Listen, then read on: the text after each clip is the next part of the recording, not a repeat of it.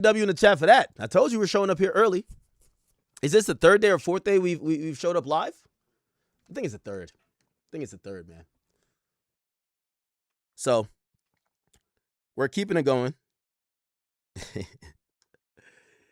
They're keeping it going. Somebody said, yeah, that was 1 hour, not 5 minutes. Now, you're right about that one.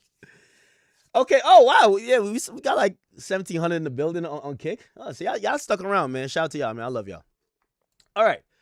Got a lot of things to talk about. Of course, if you've seen the title, we have found out the person who allegedly beat the brakes out of Future.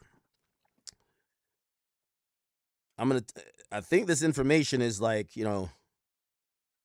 proprietary, or at least exclusive. Let's say that, right? Give me 1 second.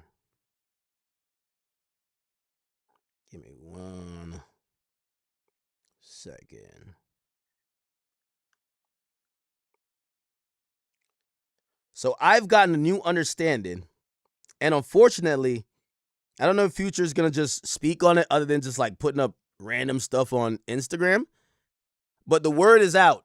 They're claiming that Future was hip-hop's pinata, at least for the West Coast, for a little bit. I know. Not Future, not our guy. I remember, you know how the story got told? I want to give you a little insight on it. I don't know if, did Wack first tell the story on our stream, or did he first tell it on Clubhouse? I can't remember what it was, right? However, I know he did come onto our stream, like years ago, or however long it was. And when he came onto our stream, I told him, I said, listen, based on how music is, we have the artists that kind of come off like they're gangsters, the ones that come off like they're killers, and the ones that come off like they're street niggas. I said, Future's a street nigga. Future's he's like a gangster. Now, he's not talking tough like he'll kill you, but he definitely popping shit. He's about the women, this and third, but Future's a street guy. I remember Wack 100 tell me back then, Future? No, he's a rapper. And I never understood like that distinction, right? I'm thinking, well, street dudes rap, right? Like, it's until we meet like a nigga like Pooh Shiesty, I've realized that, like, Meek Mill just had a song saying he's doing all type of shit. I'm like, no, you're not. Yo, Pooh Shiesty doing all that shit. You get what I'm saying? Like, we have rappers, and then we have real, actual, like, either killers or street dudes or whatever. And usually the difference is you don't know if they're removed from that lifestyle or not. That's how real whatever they're saying is. Anyway, my understanding when I said to Wack, I said, Wack, man, this guy Future, he's a street dude. Like no street dude is running from you in the airport. I actually thought that was completely fake. Wack said, well, what are you talking about? Future was in the club and they surrounded him and they almost beat the shit out of him. Like a couple nights before, or it was like whatever before then. And I was like, what? Future's a street nigga. Like, yo, he would have had the whole Atlanta there. Like, if Soulja Boy could get 150 goons up there, Future could get like 500 goons. Ain't no way that should happen. Now, I say all this to say, so breaking back down this indictment, and, I did talk to Wack offline, but Wack kind of clarified to me that he got word that this incident where Future supposedly got beat up is not even a new incident. No. Well, it's not even the incident the feds have talked about. So there's another incident. So remember, supposedly Future and Ciara are in a club. They owe some money. I don't know if it was to the Rolling 60s. Maybe that was an extortion fee. Or maybe it was a trick thing. But Rolling 60s pull up to the club. They basically tell the security for the club, hey, listen, we will fuck everybody up in here. You don't get paid enough. Let us do what we're going to do. They try to surround Future and they try to like box him in. When a Future security hop out and he gets badly beaten, he gets sent to the emergency room. That's how badly he got beaten by the Rolling 60s. And Future and Ciara slip out the building, okay? Just hightailing it through the kitchen. You get what I'm saying? Now, I can't picture Future running, but that is supposedly the story. That story is reported by blogs. Like, you can see, Future, Ciara attacked BT Awards party. Like, it's old as time, right? Gang members tried to attack Future and Ciara. Like this is real. This is from 2013. Now, keep in mind, all of these situations look like the West Coast was on Future's head. Okay, so they catch him in a club in 2013. They try to do something to him, and Wack supposedly catches him in 2014. So we're going to get to that. But it says rumors are circulating Ciara and Future plans to party after the 2013 BET Awards was ruined as gang members allegedly tried to beat the brakes out of the Tony Montana rapper. One of his security guards named Roscoe was allegedly caught up in the mess or got messed up in the melee. He was rushed to a local LA hospital. The club, the Greystone Manor, was shut down for the night following the incident, and helicopters patrolled the parking lot to make sure the area was safe. Now, Wack had told us about the story, and he basically kind of described it just like how this happened, except he gave more detail. He said, yo, they surrounded club security and everything, and basically when the gang members of LA want to do something, you have insecurity or security at the club, knowing that they live in LA, they want no sauce. So Future narrowly escapes a vicious beatdown in 2013. Now, supposedly, like for all we know this happened, and then we knew about Wack chasing him in the airport. But what was confusing is that when we went to the indictment, right? When we went to the indictment said, and let me pull up the indictment. The indictment says after Wack, hold on. Let me just give me a second. The indictment says, let's go to airport. Let's search that.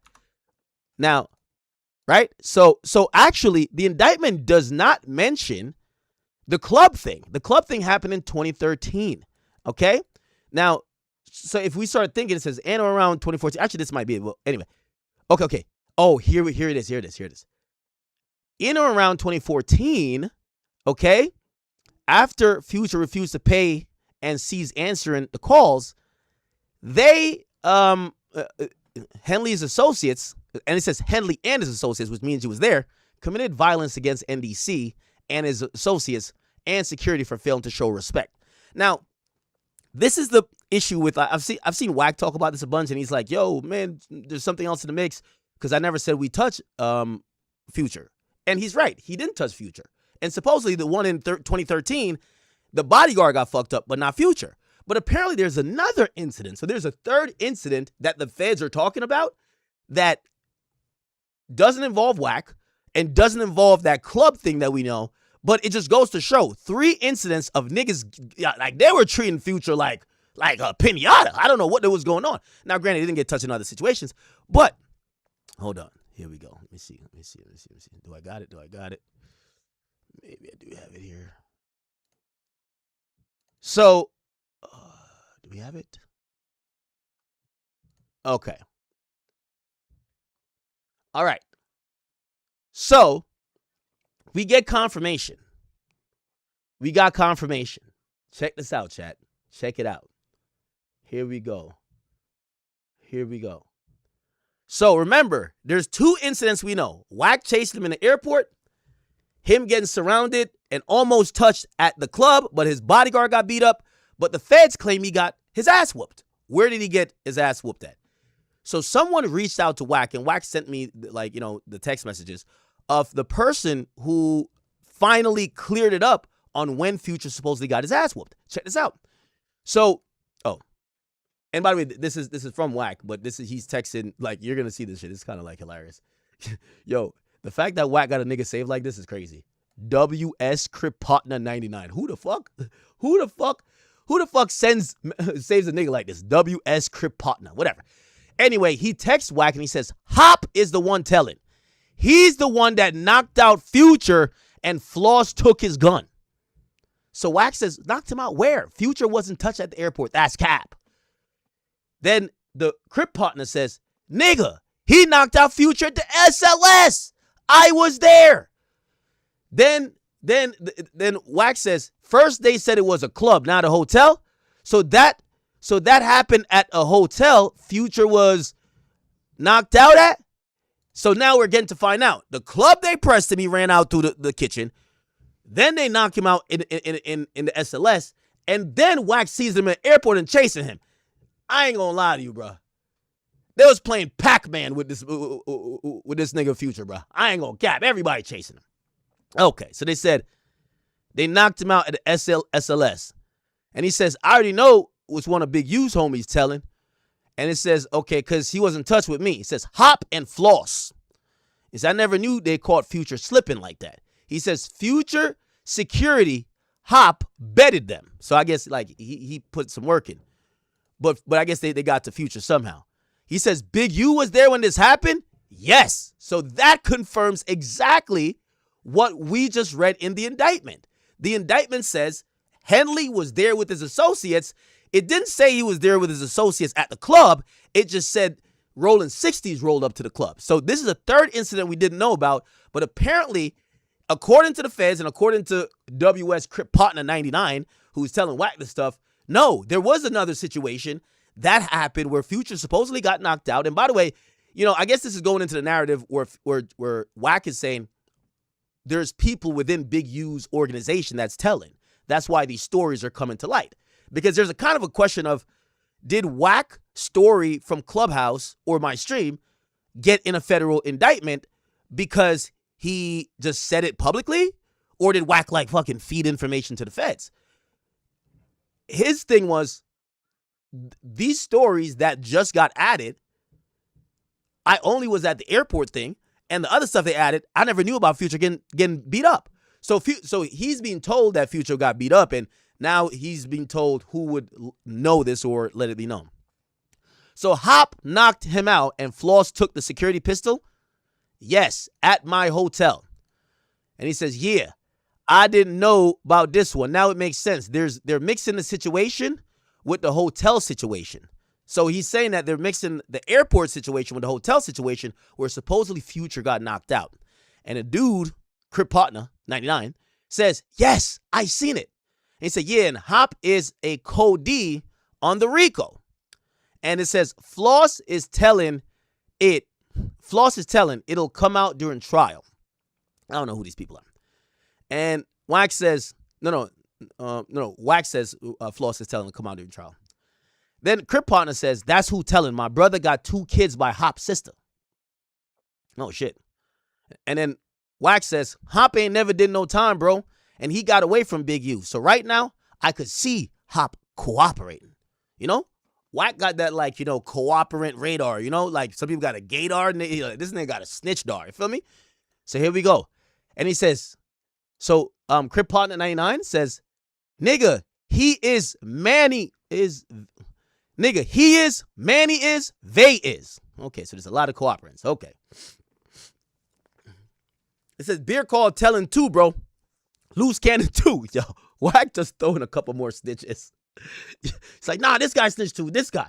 And he said, shit, all of them. About 50 more of his homies over the years. I don't know who Bear Claw is. Damn. Yo, Crip Partner 99 put a heartbroken sign. You could tell that broke him, bro. That broke his heart. Damn. I guess Bear Claw broke his heart. Fuck. They say, yo, Bear Claw told him to stop calling his phone. I think he wanted the extra witnesses. I think he wanted the extra witness tampering charges. He said, Loose Cannon. He said, we all knew Loose Cannon was going to tell. He was like, he was telling people, I bet. Chat. So we got some confirmation according to Wack's exclusive source, which is WS Crip Partner 99. Don't know what it means. They're saying, let me see who they say knocked out Future. Yes, they said Hop. Whoever Hop is. It says Hop. Hop knocked out Future at the SLS. So Hop is the one telling, but he knocked out Future at the SLS, and he betted the security and took the security gun. Damn, that's crazy. All right. Okay. So damn, I feel bad. Yo, I like Future. I'll be honest with you. If we knew this shit back in the day, bro, there's no way, you know what I mean, Future could be rapping like this, bro. No way. Which, shit, I ain't gonna lie. There's some solid shit that nobody ever heard about any of these things till now. I thought, ooh, shit. Let me get this on the screen. My leaked songs are there. Yo, where did Future never, what do you call it again? Don't Future got like a bunch of hood niggas around him? He do, right? How could this be happening to Future? Now, granted, they keep saying like it was 2013, 2014, like, it was early. Okay. So over at Act 37, okay? Over at Act 37 is supposedly Future getting beat up at the SLS by someone named Hop and his security getting his gun taken from him. There's no mystery in my history, chat. You've seen the source. The source is WS Crip Partner 99, which texted Whack the info, and Whack sent that info to me.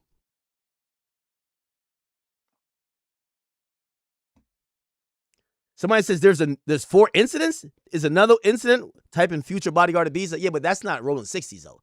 I'm talking about the rolling 60s. Look like they were terrorizing Future.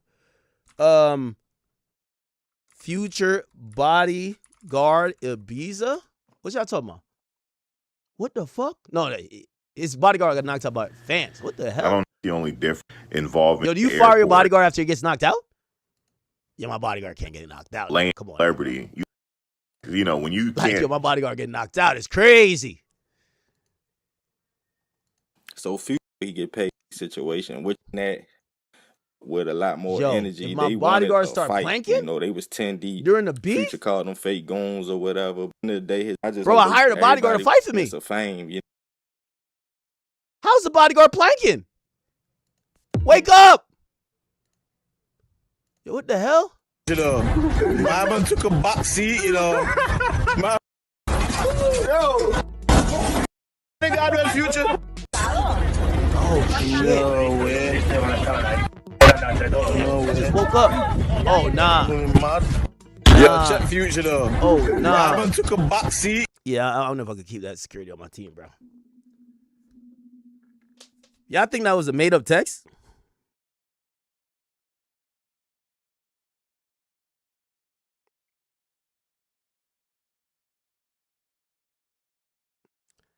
Chat, I'm going with this.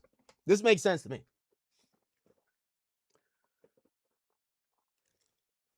That does make sense. Now, one thing I'm gonna keep it 100 with the West Coast dudes. They have been extremely, until now, they have been extremely mum about all this. Cause I ain't gonna lie to you. If some shit had happened like that with a rapper with like New York niggas is not keeping that shit on the low, man. Niggas is letting you, niggas is online in 15 minutes letting this be known. But I guess like I kind of feel like Future was being extorted because the mere fact that all of these things happen and you could tell like nobody was looking for clout. Nobody was trying to like get known for it. Whatever that happened afterwards was kept quiet until we're finding out now. Yeah, I'm pretty sure niggas had to get on the phone. Wires had to be sent. You know what I mean? Niggas had to work it out however they work it out. But it probably benefited Future because I'm telling you, if this came out, that Future got knocked out by a nigga named Hop, like in front of SLS, would be crazy.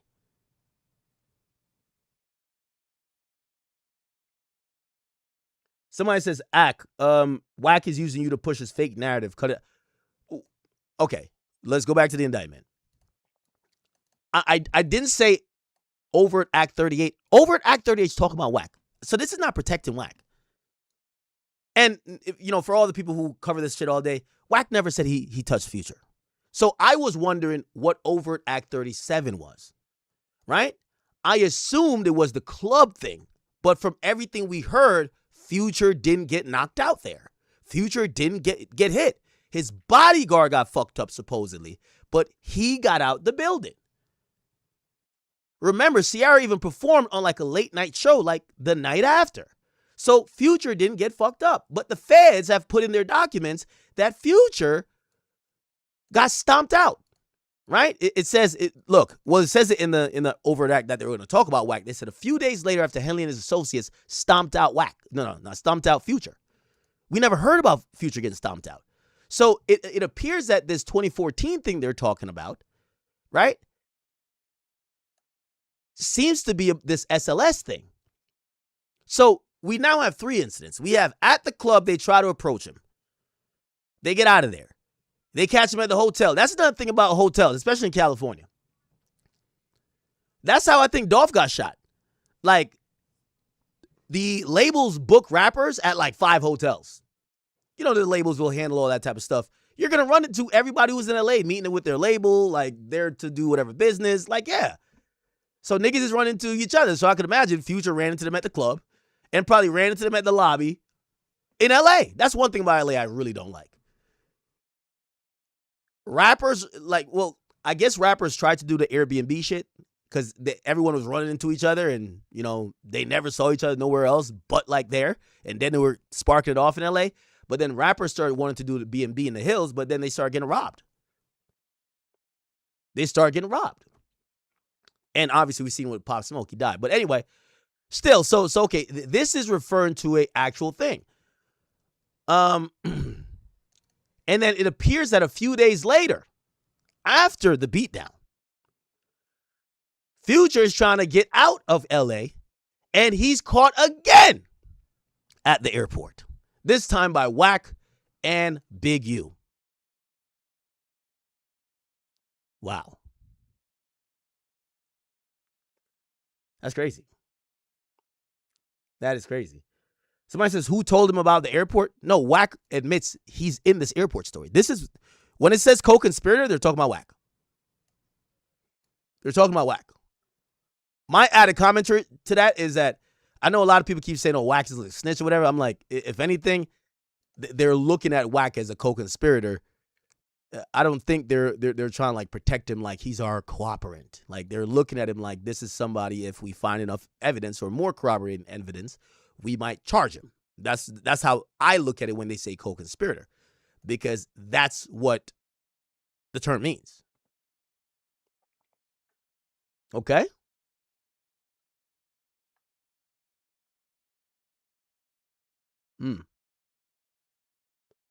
Interesting, man. Has Wack spoken about this since? You know. The thing with Future, he's so cool. He just don't got to even respond to this at all, right? Future could just ignore this shit and he'll be good. Okay, let's see. Wack on Big U being charged to kill a witness. Is it this? I'm not hearing sound. Wait, I'm not hearing sound. Hold on. Oh, it's turned down. My bad. Well, so now he's sitting in the same federal jail as Big U. Which I know Big U, so it's kind of like I get it. Two blood dudes approach him, or he approaches them, right? And they would have succeeded. The AUS. Now, I do want to say, and I know that because I was watching like some YouTubers, and the YouTubers now have like flipped. The YouTubers are mad at me. They all believe that I am allowing Wack to spread narratives, this and third. And I do want to actually just challenge y'all on that actual narrative. I think a lot of y'all YouTubers, I get it. Wack is somebody who, you know, he's a polarizing figure. But some of y'all disdain for him and dislike has just turned into like this really odd vendetta that comes across like really personal. Now, maybe deleted y'all channel. I don't know what beef he may have had with y'all. But here's a conversation I'll have, and I'm trying to be fair with it. I think also y'all are mad that Wack is smart. He is a bit smart with either avoiding whatever situations that could come about or avoiding whoever that might don't like it, whatever it is. But I will say this. There's some people who are just mad that Wack is not indicted. And then there's some people who are like, Wack has a badge, he's a rat. Then some other people are like, well, he works with the cops. And here's my thing. I think when people dislike someone, they don't matter. They have no more basis for what they think, no more theory. They'll just align with any theory that's anti-Wack. For example, right? I did talk to Dogface. I asked clear questions. Okay, so what is your theory that is going on here? Like, don't tell me, like, because don't contradict yourself, right? Are the police investigating Wack, or is Wack cooperating? And if he's cooperating, why is he putting the paperwork like this? How come there's other info that seems to not come from him? I know there's a lot of people that really think that, oh, okay, now Wack, you let Wack say whatever. But I watch a lot of you guys' videos, and I don't see y'all stick to one point. Y'all go to any argument that is anti-Wack. And after that is like, it loses logic for me. So if it's that, yo, Wack is a mob boss, or he's a snitch, or he's scared of this. And the thing is, y'all will agree with the point and show some proof, and then go with a whole different theory that counteracts your first theory. I've yet to see anyone that has a clear, concise theory about Wack that sticks to it. One minute he's a cop, the next minute he should be locked up, the next minute is that, next minute he's the one who told on this, next minute is that. It's like, it's so contradictory where you're going to think, obviously, Wack is a personality, but you're going to think people are defending him. It's just that it gets to a point where I know niggas just want to see the nigga take a loss. Literally. People just want him to take a loss. Right? It's like a humbling thing. Like, you want him to take a loss. Like, put it like this. All of the people who are saying that Wack is a snitch or Wack is working with the police, if Wack got indicted today and it was seen that he was never, ever cooperating, and actually they were investigating him, not one of those people who hate him would be like, you know what? I was wrong this whole time. Wack was not cooperating. Wack was just evading the police. Not one of them would say they were wrong. You know what they would say? Finally, they got him. That's the thing. It's just hatred for the dude, and I get it. Wack has been on a winning streak, and I keep telling y'all, Wack is smarter than every street nigga in L.A. combined.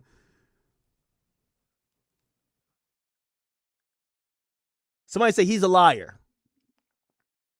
Now, if there's obvious lies, we could definitely talk about it. I will say, I think Wack, I'm going to give him the slight benefit of the doubt. He definitely misremembered that he did say stunner publicly when he said the phone thing with Future. He did say Stunner was on the phone. He said the voice he heard on the phone was Stunner. Stunner said, I'm like, you busy? He said, I don't want you to be busy, whatever. Yes. And I think he came back later and be like, nah, I never said a name. I think that had to be misremembered because it's on audio, right? But anyway. Somebody said co-conspirator 2 in Lil Durk Case is a suspect and cooperating. You know that act is the same thing.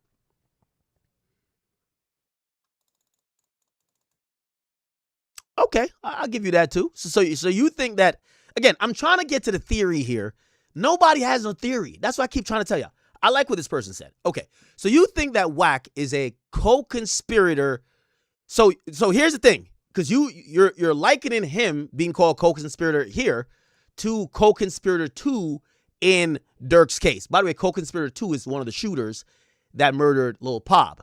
He was never in the indictment. Actually, he's not even named. But he's called and referred to consistently as co-conspirator 2. Now, I'll tell you one difference. First of all, they just say a co-conspirator. They're not saying co-conspirator 1 or 2.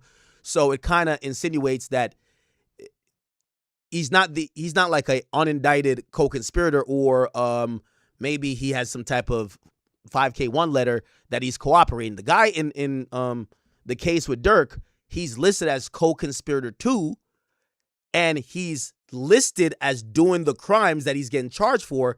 From all we see here, and this is the thing I think frustrates everyone who doesn't like Wack, is that, okay, this is an overt act. Possibly there could be charges related to this, but there is no mention yet of them saying co-conspirator outside of an overt act. Co-conspirator, first of all, they don't give him a number. Co-conspirator 1, 2, or 3, or whatever denomination they want to give, did these crimes. Keep in mind this overt act, right? This overt act. It's not necessarily a crime. It could be criminal, but it's not necessarily a crime. Overt acts sometimes aren't crimes. I've always used the example: you go to the store to get duct tape and rope, to then go to wherever to kidnap and tie up somebody. The act of you going to the store to get those items isn't a crime. So that would be an overt act, but those acts support, it's listed in furtherance of the conspiracy. So, even if I'm going with what you said, sir, here's my thing for everybody who, and I get it, there's a lot of people. Like, I'm not going to lie to you, when I'm on YouTube and I like listen to Wack, I'll type his name in, and there's like 5,000 dudes. It's like 5,000 dudes, and like they all have the same thing. Wack's a snitch. He's working for the feds, blah, blah. And I'll listen to them for like 10, 15 minutes. I'm outside building and shit. And then I'll always like kind of just watch them jump from point to point. And my takeaway is usually, oh, they don't like him. That's it. Because I'm telling you that there is nothing consistent with what they accuse him of and then what actually happens. Okay, Wack is the snitch who then plays the federal recording of the police, who then gets online and obstructs justice, because technically that's almost what he did when he got online and said, Big U, they're coming. Yeah, that's called obstruction of justice. You think they're going to give a snitch? Okay, first of all, why is he snitching, right? Unless you think this is some Whitey Bulger shit, right? Why is he snitching? All right, so if he's snitching, maybe he caught a charge, nobody knows about it. He's indicted, nobody knows about it. Everything is sealed. And he's working with the police not to go to jail, right? Okay, he gets online and he fucking warns everybody in the world that an indictment is coming. You just obstructed justice. No, you just go to jail at that point, right? Like, the snitch can't, like, fuck up the investigation. So, like, this is where I'm always struggling to kind of figure out, like, people's, like, solid opinion on what they think of Wack. Here's another thing. I see a lot of street dudes say, you know what? Wack knows too much. I'm not going to lie to you. Wack is very intelligent. Wack, maybe because he has personal reasons, Wack knows the indictment back and front. He knows it better than me, Trap Lord Ross, Flacco, anybody. He also knows the people. When I hear all these other guys talk, I don't hear them that much in depth with it. And when Wack brings something to online, now the story he should I definitely think he should have never brought the story to online. Like the one about Future, yeah, I think that was dumb in my opinion. But a lot of times when he's talking paperwork stuff that he'll bring something to light is because he literally read I don't know if it's because of his like team or whatever the case is. He really just read the fucking indictment and he's putting pieces together. It's not like he has some secret information. Even when he did say, yo, they're coming for Big U, where did he get the info from? Not the cops. If he was a snitch for the cops, as soon as he said that, they're locking him up. You're fucking up our investigation. Okay, you know where he got that information from? From the mother of the deceased victim. RW, the rapper. The mother told Wack. Wack had loose cannon on the phone and they recorded it. So it's hard for me to believe he's telling when he's warning niggas that shit is gonna happen. Like, so I understand people don't like Wack. I will say I won't say everything he does publicly online is, and I think that's a valid critique. Like, if you're a street dude, right? There's some rules for the street dudes. If you're street dudes, you shouldn't talk about open cases or you shouldn't talk about whatever. That's like some street, like, we always hear people say that. Yeah, I ain't gonna lie. Wack definitely gonna talk about your case. 100%. And I think, if you believe in the rules, you could or should frown at Wack to be like, why are you talking about all this shit? But here's the thing, too. This is why when his name get kind of brought up in this, people are going to talk about it. But for the people who have these really aggressive theories that, yo, Wack is a informant, he's this. Like, you know how many hours, like, because I'm idling, I'm like building stuff outside. So I type his name in and their stuff come up. And I watch all these guys, like they're breaking stuff. They're like, he's CS2 back. Bro, I like listened to that for like months and no one ever cracked the case. What? No one ever like dead to rights say he is that. Like, what?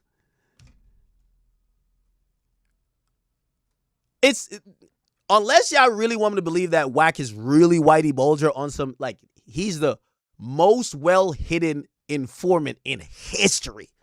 In history. Because all of this paperwork eventually comes out. You look, They never mentioned Gucci's name in the thing, but we could connect it. Oh, you know what I mean? RD, okay, Roger Davis, okay. We could connect. Future's name is not mentioned, but NDC, we could kind of figure shit out. Oh, shit. Oh, we know co-conspirator. We know that Wack was there. Wack told the story. We could figure shit out. How everybody got these snitch allegations about Wack, but not one person could detail it from start to end how 100% Wack is snitching. I think they don't like how Wack moves online. Because Wack don't move like a traditional street nigga.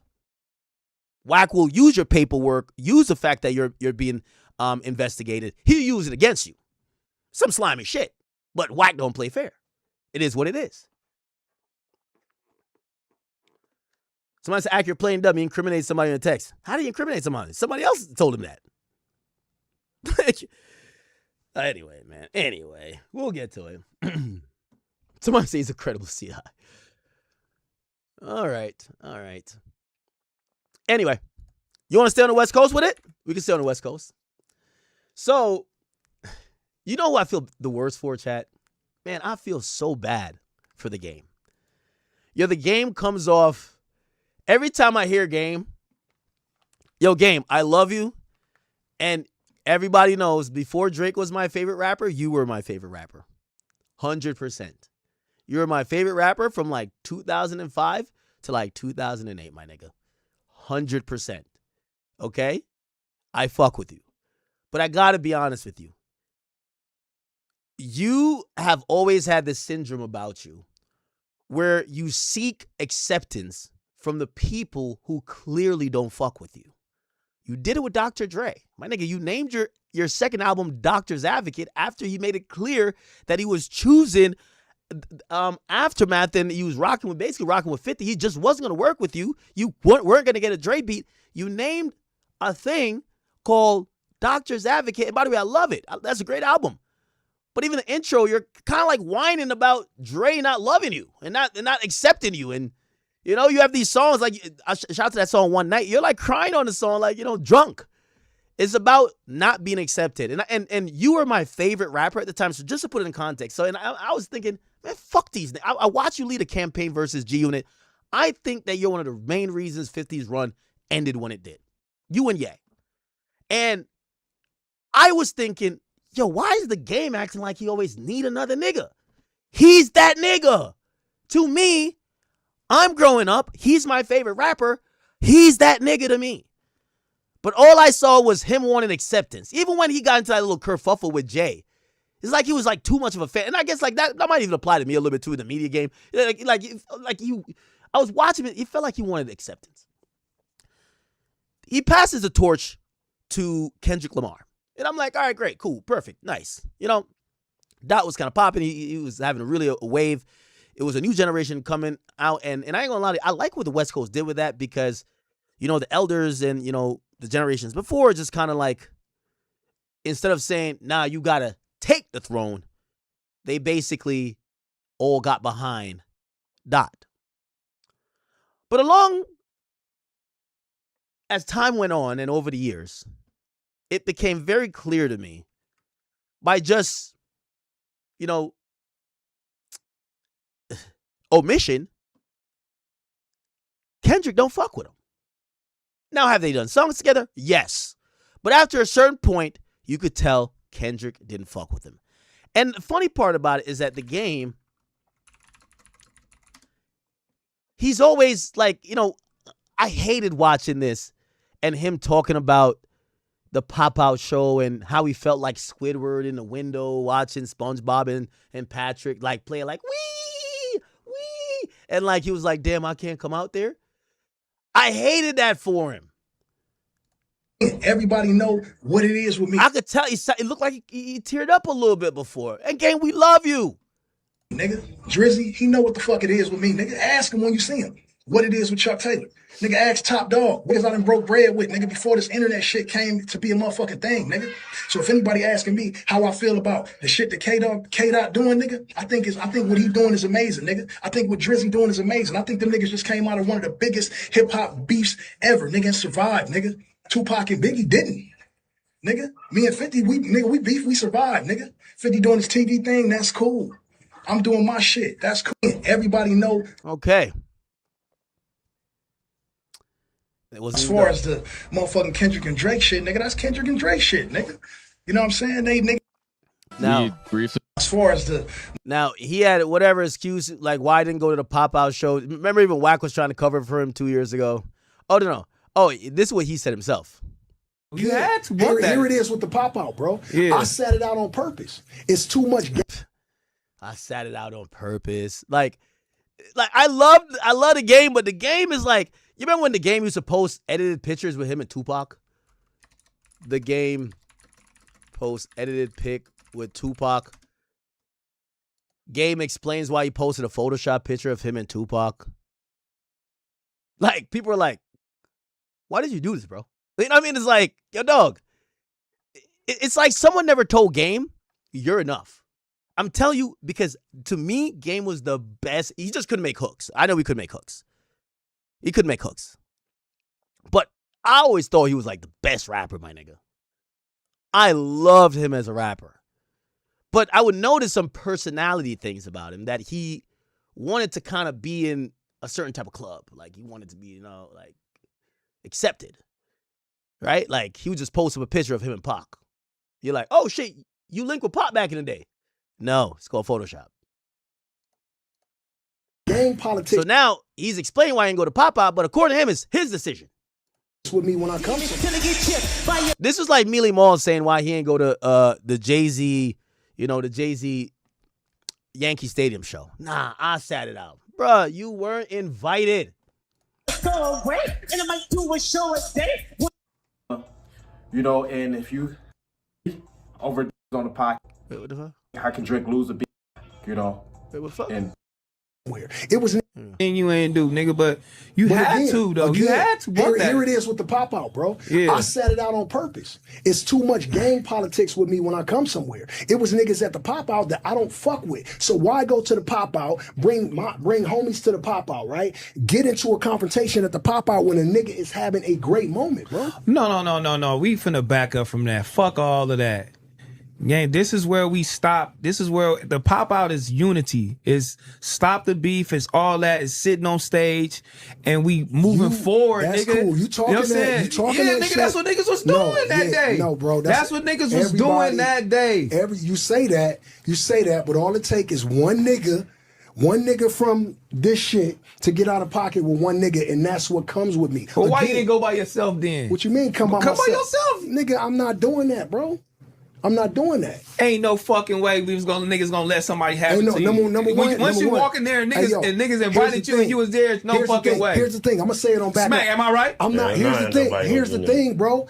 Y'all niggas are like, the thing that you saying and you saying right now is like, don't let nothing happen to me. Nigga, I ain't gonna let nothing happen to me, number one. And number two, just so everybody see it, so it's said.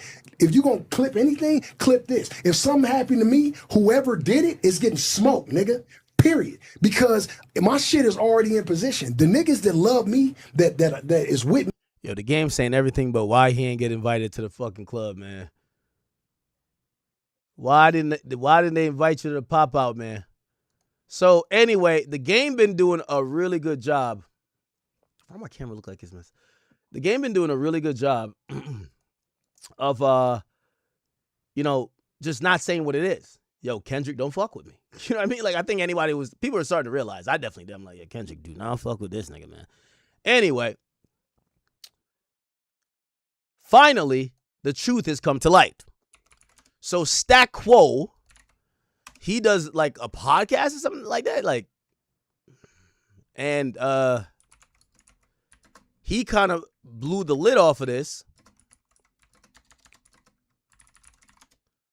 when he explained why the game was not invited, or why the game does not talk to Kendrick. Apparently, Kendrick does not talk to the game anymore. Okay? Now, mid-podcast, okay? Mid-podcast. Hold on. Oh, let me play this first. Believe that. I am the person that calls him whenever he does something crazy. I'm the dude that call loyal, no. So, and by the way, apparently Kendrick treats all of the West Coast dudes like they're like bums. Like, no one has his phone number. No one could talk to him. They got to talk to 5 different people. And apparently the game throws a fit. Like, why can't I just talk to him? Tell him to call me. Like, Kendrick is sitting on such a pedestal. He refuses to talk to these guys directly. So they got to talk to 5 middlemen to talk to Kendrick. You get what I'm saying? Like, and I ain't gonna lie to you, I respect Kendrick for that. Because nobody goes harder for Kendrick than the niggas he ignore. The niggas that can't call him on the phone go dumb hard for Kendrick. I gotta respect it. Here we go. I'm the dude that call him and be like, bro, what are you doing? I'm the guy. I'm the guy. And I don't know if I've told y'all this. But fuck it. You know what? I'm gonna say something on here. Fuck it. I'm gonna just say Speak your something. mind. I'm gonna speak it. Because he would say it. When Kendrick said, I see dead people on the beginning of what song was that? Not like us. When he said that in the beginning of the song, we did a song where Game said that in the beginning. Dre did the beat. One Blood. No, not One Blood. It's another song. Yes, the other. It was One Blood, right? Oh, then we did another song where we said that. Game thought Kendrick was subliminally dissing him. I spoke to Game for over an hour. I told Top Dog this. This is a fact. I spoke to him for over an hour, convincing him that Kendrick was not dissing him. When Kendrick did that one shit where he...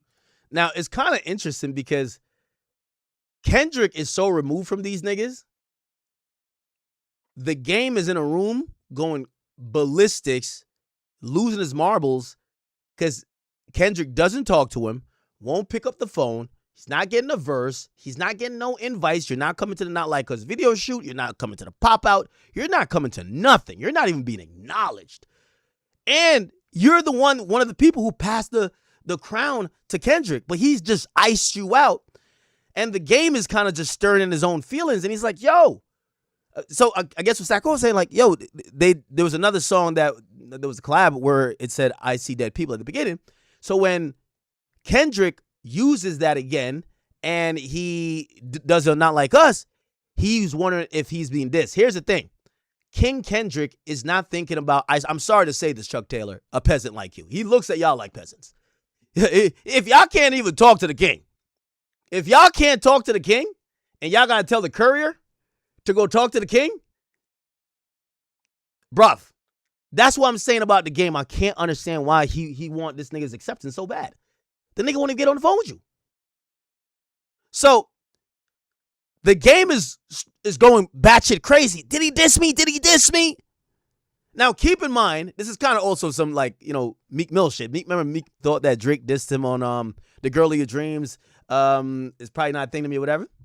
That was on the Rico song they did. But the Game is furious. But the Game don't got his number. He probably tried to DM. He probably in the request thing still. You know what I mean? Like, damn. So anyway, he calls this guy and he's freaking out. Yo, did Kendrick diss me?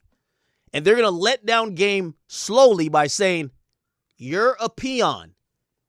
Kendrick does not think about you at all.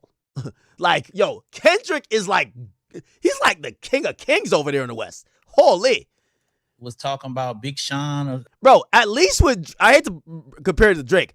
At least with Drake, Flacco could DM him, Adam could DM him, Vlad could DM him. Well, I don't know about Vlad. Well, Joe used to be able to. Anybody could just ask him a question. Yo, bro, is this happen? Just answer it, bro. Kendrick does not even talk to his peers. Fuck media. He doesn't talk to his peers. I like that. They're undeserving. All that shit. Game asked me, was he dissing him in that song? What, Element? The Heart. Oh, The Heart, okay. I went and talked to Kendrick about it. Kendrick was like, man, I would never diss him. What is he talking about? I told Chuck this. And I reminded him that on that conversation. I said, dog, these niggas fuck with you. Like, chill out. This is real. But in his mind, he like, his niggas throwing shots at me. So this is what I'm trying to tell y'all, conversations that me and this man be having. This is real shit. I am his conscience. I be stopping him. But guess what? I had that conversation. Then he started dissing Rick Ross. Right. Right. Yeah. So last time I seen him, what was that? When we was at the Will.i.am thing. Okay. So and Kendrick probably even more don't like Game because remember during the battle, the Game, remember Drake is getting like 20v1 and Game starts dissing Ross, right? And I guess people are like, oh, shit, so you're kind of on Drake's team if we're breaking with you're either going to be going at Kendrick or going at Drake, and you're here going at someone that's going at Drake. So when we went to that thing at FYI, Visionaries. remember that? Yeah, Visionaries. Me and him arguing in the bathroom. It's a whole thing going on in the outside. And this whole conference going on. And he said, you the reason that I diss Rick Ross. I said, yeah, nigga, you weren't supposed to diss nobody. I told you not to say nothing. Well, you told me not to say nothing about Kendrick. I said, because he wasn't dissing you. Man, fuck it.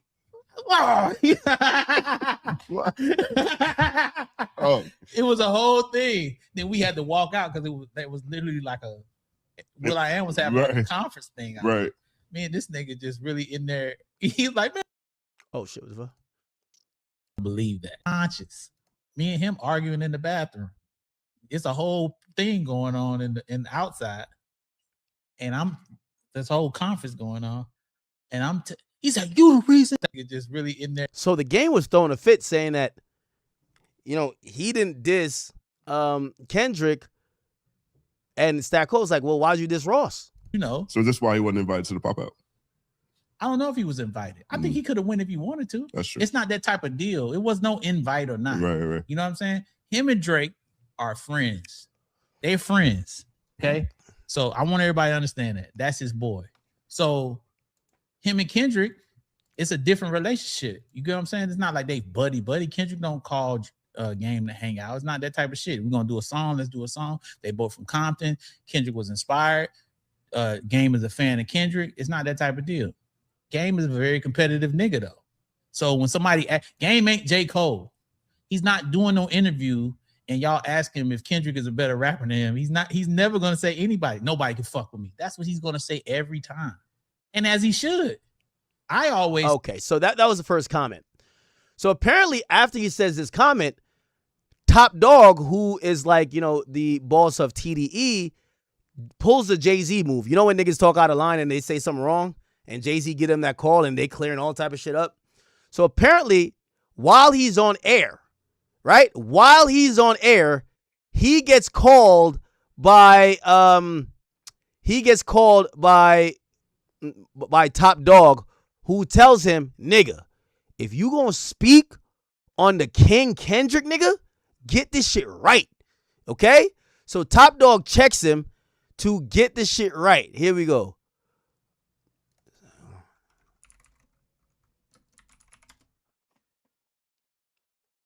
And he called him mid-podcast. It's laughs and it's jokes, but as we can see here. Yes. So he's muted, but Top Dog is on the phone. So Top Dog is issuing a check-in instantly. Some Jay-Z shit. Feel me? Yo, look at the panic in his face. Shout out to Kendrick and Top Dog, man. He got these niggas in shambles. One nigga, they don't pick up his calls. The other nigga, they call him live, check it. Nigga, what you talking about, nigga?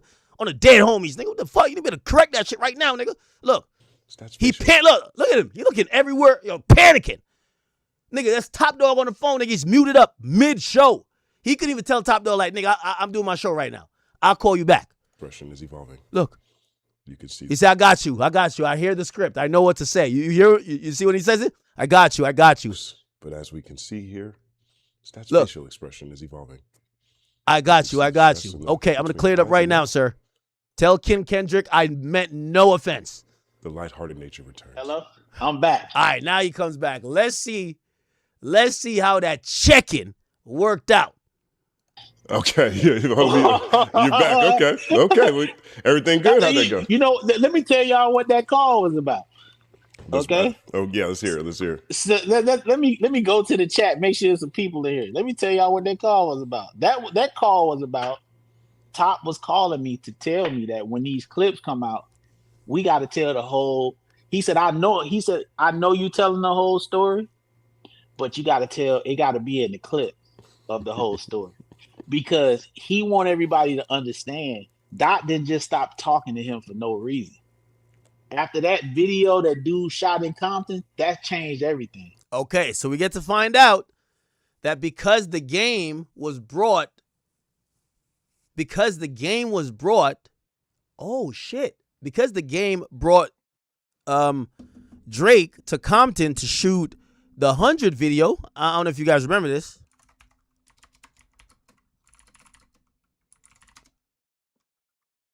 So because of this, Johnny. Think about the beef like we can pass these. Yo, and also a part of the rapping, he also says niggas wanted me to set him up. Fucked up. Y'all better Here we not go. come out of town, nigga like Biggie heard about the shit with Dick. Our teachers ain't testing us. See, I know how. Here we go. Run up on you at your granny. Energy off, you finicky. I rush you niggas. Just walk around the crib. Wait. Lay niggas be the crazy. Y'all No, better. I think it's the second verse. Said that was my real nigga. Held a nigga. Is it here? My goes down. Real nigga shit. Okay. These niggas do some shady shit. Niggas will run up on you. Real nigga. I never learned how to be. Wait, I thought there was anyway, he did do an interview where he said apparently niggas wanted to like pull up on Drake when he was out there, and he made sure it didn't happen. The game talks about Drake Compton. And I remember he said niggas wanted to try some shit. Am I tripping? Look, on Drake almost getting set up. No. This is during the beef.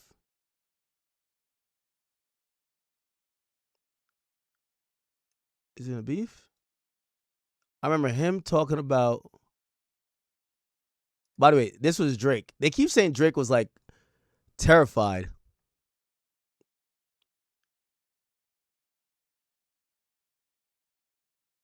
Let's see. I remember the game talked about it.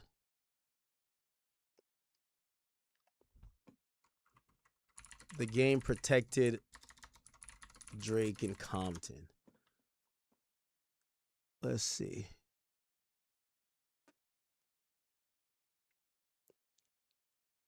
I remember. Oh, Wack did talk about it too. All right, we'll get to that too.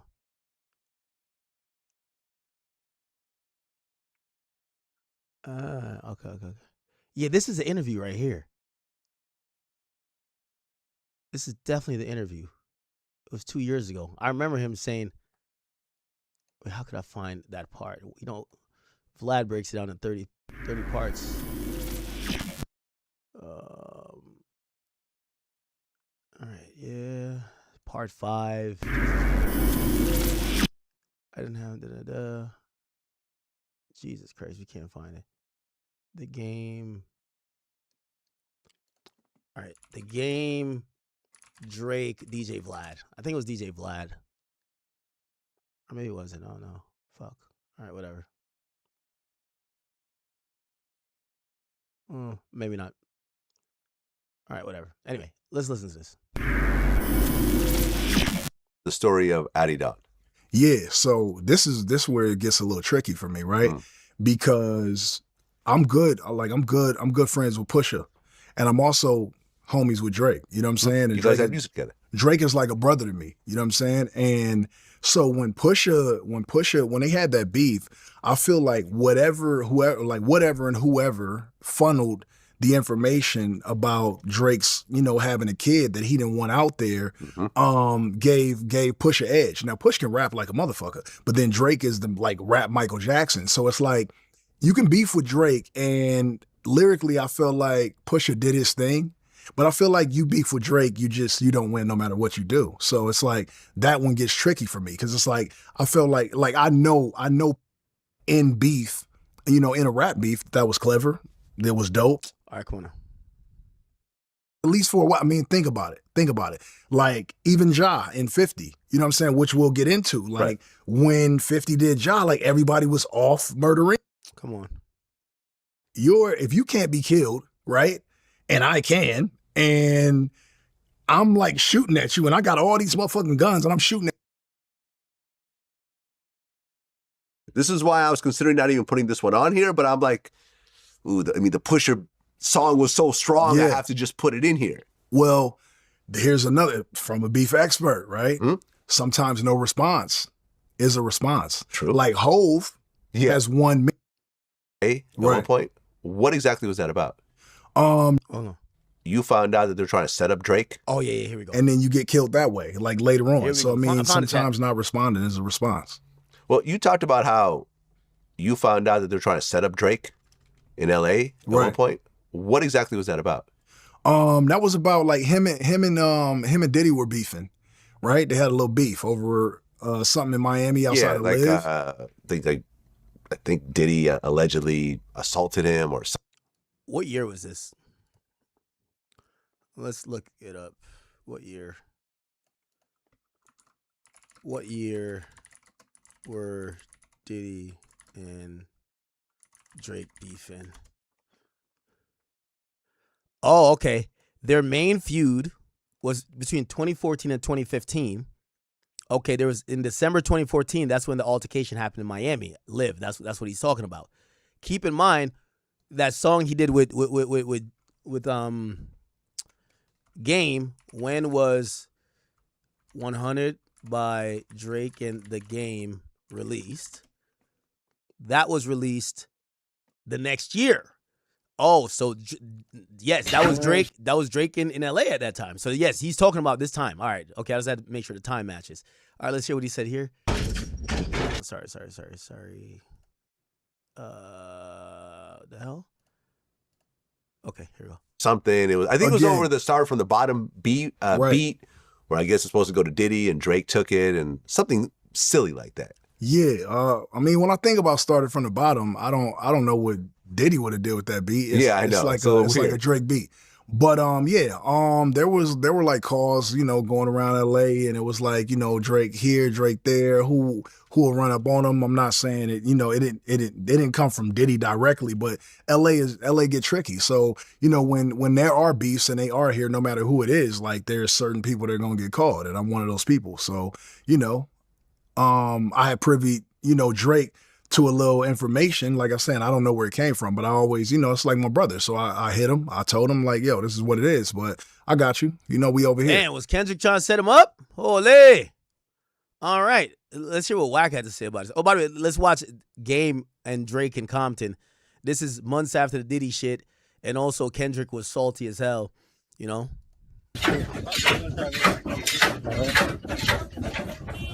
Drake don't look scared.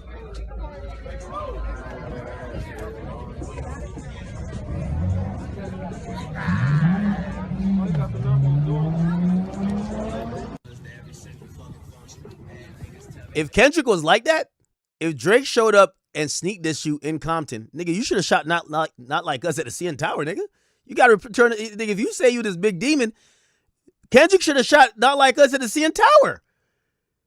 Yo, he came to your city dissing you up in the song and shit like that. I could have all of your fans and all of your accomplishments, da-da-da-da-da. Like, yo, if I still chilled and been on some concert shit.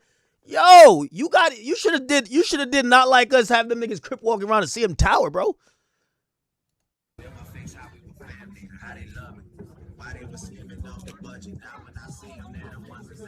Nah, Drake's still up then. If Drake shot his diss song in that nigga's hood, Drake's still up. I'm sorry. Not like us was dope though, but come on, bro. Yo, if I'm mute, refresh. Tell niggas to refresh.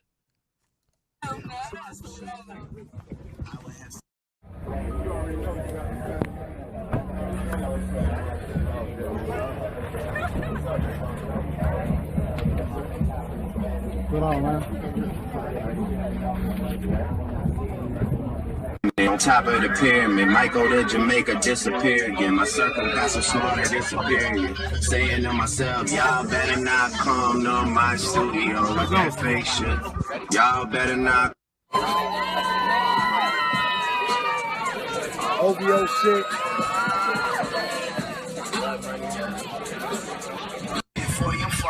Y'all better not come to my studio with that fake shit. Nah, you look comfortable to me.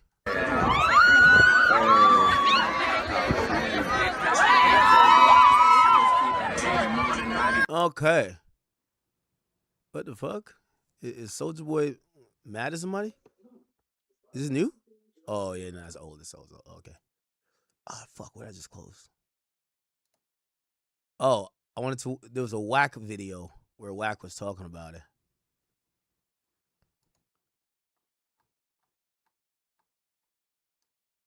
So they said if it was anybody in LA that was gonna try to do something at Drake, it would have been Diddy.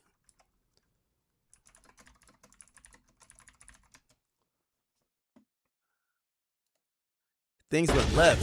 Let's hear this. Stunner cleared it for me, didn't charge me. Drake didn't charge for the verse. Drake actually brought this film crew to film it for us. That's what he wanted to do. We was on the famous Brazil and Wilmington shooting it, in the canal. We had to move blocks. And when we move blocks, we send the little homies to do what they need to do. What that mean? Drake kind of seen some activity and, shit. He did what a motherfucker you supposed to do. He got out of there. What? So we sent somebody to get him. Bro, it's cool. That ain't for you. That's for us. Because, we seen shit going on. But, we moving blocks. We not just going to hit the block without the block being right. So we had to make sure the homies, went and cleared the block. He came back and we finished the video. Wait, what are you talking about? What do you mean hit the block? Like how? Like what do you mean you got to hit the block right?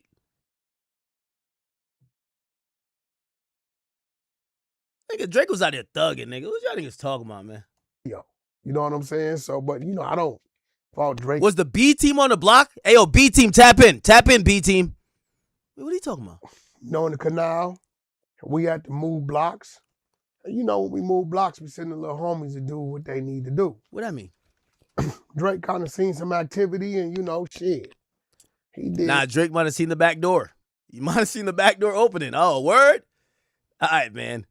Before you hit the back door, he's gonna leave out the front door. What a motherfucker you supposed to do. He got out of there.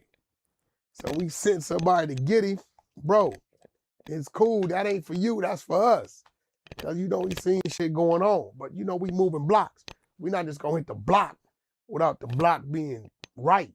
So we had to make sure the homies, went and cleared the block. He came back and we finished the video. You know what I'm saying? So, but, I don't fault Drake for that. Man, that shit normal to us. We talking like, shit, 2015 maybe? That shit ain't normal for Drake. Drake maybe had been in the game, 5 years, 6 years or something. So, I don't hold that against him. Was that his first time in Compton? First time with us. With Game, I know, I don't know if he had been there prior to. I hadn't seen him shoot nothing, do nothing with nobody else from Compton. Oh, I thought you mean shoot. I'm like, what? I know he had been on, I know Kendrick had went on tour with him, but I don't know if that happened. I don't know if they even, does Kendrick and Drake have songs together? I think they do in the early years. Yeah, when he first went on tour, maybe, but I don't know. But Drake is Drake. I feel he's still one of the top dudes. He's still out streaming. He lost that war with Kendrick, I feel, in the long run. And shit, he's still up. I believe Kendrick leveled him out. Cause Drake been climbing. But rocket climbing. I think Kendrick did this with him. And he's doing this. That don't stop him from turning that going up. What he didn't do is the rocket ain't came down. It ain't on his way down. I think Kendrick leveled him out. First time we seen Drake take an L. All right. Or something else. I can see. So now we're back to Stat Quo, and Stat Quo gets called by Top Dog where Top Dog demands he clear up the story and remind people that Game disrespected by bringing Drake to Compton. Niggas got to check in with Kendrick, huh? Holy shit. The 100 video. The 100 video. And I had spoke about that and remember I said that I told Wack and Game about that. And Top thing is like, hey, that gotta be it. It don't need to be perceived that Dot just stopped talking to Kendrick out of nowhere. I mean, Kendrick stopped talking. Yo, that's absurd. Yo, is Kendrick that fucking powerful on the West Coast that the Game can't bring somebody to his own hood? Ain't that the Game's hood? The Game can't bring somebody to his own hood without Kendrick permission. This is some crazy shit going on, man. Yo, Kendrick might really be king like that. God damn.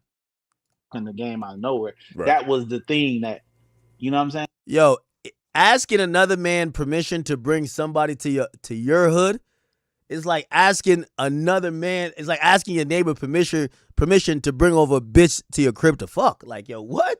Yo, what's going on? Like, That's how Kendrick is rocking? Yo, Kendrick, I'm starting to appreciate you more and more. That did it. And he reminded me that some of the younger guys, when they shot that J-Rock video, they went over to Game's house to do that part. And Game had when he put that mask on, he said that the label or somebody said he couldn't show his face. But 2 weeks later, he did a Hurricane Chris video. Okay. You know what I'm saying? So Right.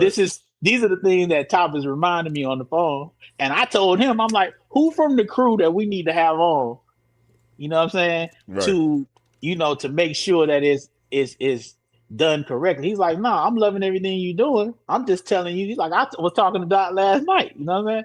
I was like, man, let him know it's all love. But he's like, I love everything you're doing. You telling the truth.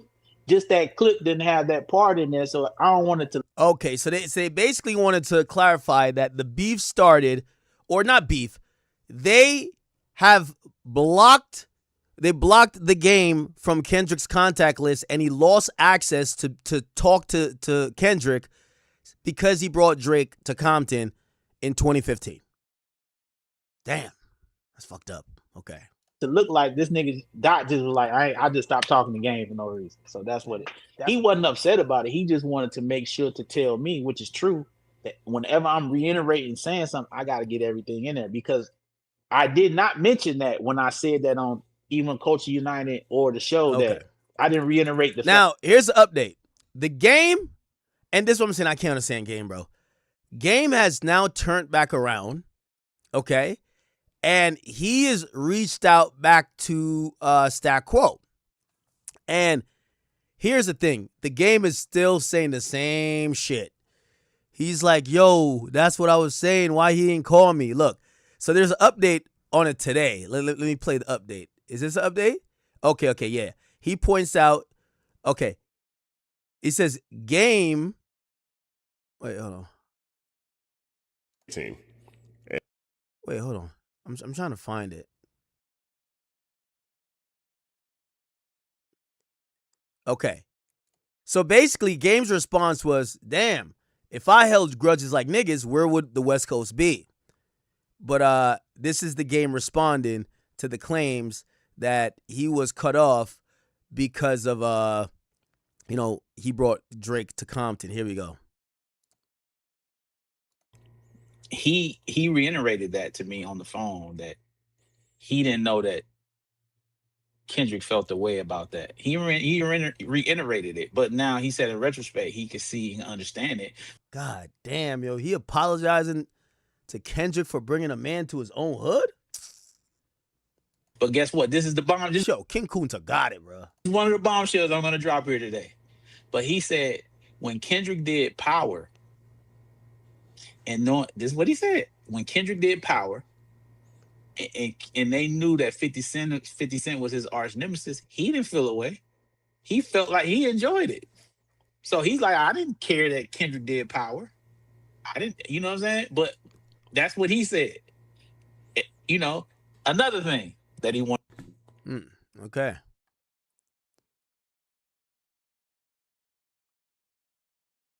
Okay. And then this is TDE Keem. I think he's like, I don't know what these niggas do, bro. This narrative. I don't know if nobody came with this narrative. He's like one of like the weed carriers for like TD or some shit. I don't know, bro. I really don't know what these niggas do, bro. I'm gonna lie to you. Either that or he manages like Schoolboy Q. Is this the guy that manages Schoolboy Q? He's either the weed carrier or he manages. Like, bro, these niggas just have TD in their name. We have no fucking idea what they do, bro. He don't look like a shooter, so I don't know. So I think he's either the manager of Schoolboy Q or a weed carrier. Who knows? All right, let's hear what he's gonna add some details. Narrative. My boy ain't appreciate that, and he was popping up on Dr. Dre now. That's how I see it. He trying to pop up. Trying to get a couple records clear, trying to see what's up. Because this also what Stat Quo said too. He said that the Game would have had his career actually. Oh.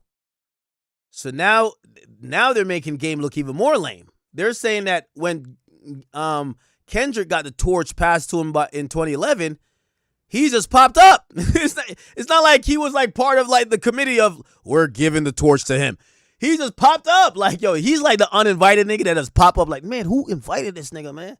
Oh, shit, because he's in the pictures. This is Kendrick right here. He's in the picture, but they're saying he just popped up, bro. This is crazy, bro. Content. Oh, so I'm telling them, tell somebody steal this narrative. I don't know if nobody came with this narrative.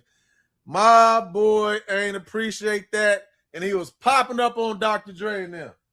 That's how I see it. He trying to pop up. He trying to pop up. Trying to get a couple records cleared, trying to see what's up. Yo, why they treating the game like he a bum, bro? Like, you know that one nigga that always around, you be like, yo, bro, who invited this nigga, man? Because this also what Statco said, too. He said that the game would have had his career, actually. And Stat has some records, you know. Stat has some records for sure. But what's that one record he had? He was like, I think he was like, all right, nigga, speak quickly, bro. Do. All right, nigga. Dre. Come on, nigga. I know you like that freestyle. I know you like this shit. You like this hot shit I'm spitting. He said they wasn't letting him in the studio. He wasn't coming around. They wasn't fucking with it. They said Dre planned on shelving game. This was Stat Quo said, don't even get at me. There's nothing to get at me about. I'm just listening. We just trying to put the little pieces to the truth and the details. That's crazy being there that night. I didn't know it was that legendary and still would be a factor this many years later. Shout out big time in front of the congregation. No, it was a legendary night. I for sure, like I was in the building too. I'm on that stage too. Go look in the cut. But powerful ass night for real. Like I thought that was beautiful. I thought it was beautiful. I'm around my big dogs. All my big dogs fucking with it. They feeling this shit. They crowning me passing the torch. But I don't think everybody was on board. Just showed up. They talking about the game like he a bum ass nigga, man. Yo, this is crazy. Would have looked crazy. And then you got to think about it too, though. So, right, like, this is Stats words again. I'm acting like act due to chilling with Moni. I'm just taking all Stat shit and adding it to my shit. I don't know what you're talking about. Yo, that's crazy.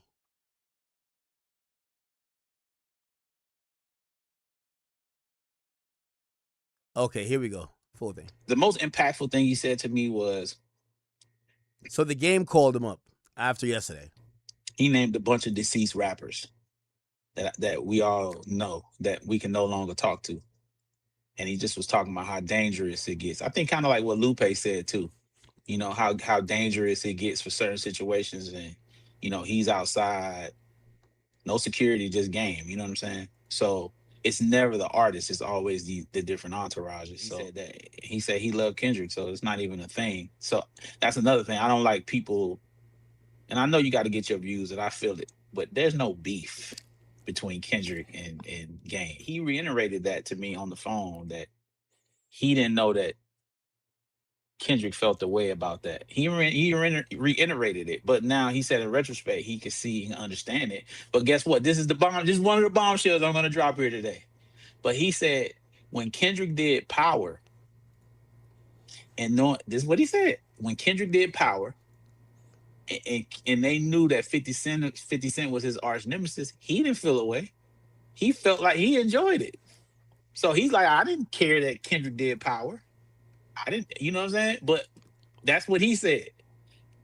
You know, another thing that he wanted me to put out here, since I'm going down. The hoodie that he wore in the J-Rock video, the reason he zipped it up is because he got $10,000 to wear it. So that's why he was wearing that shirt.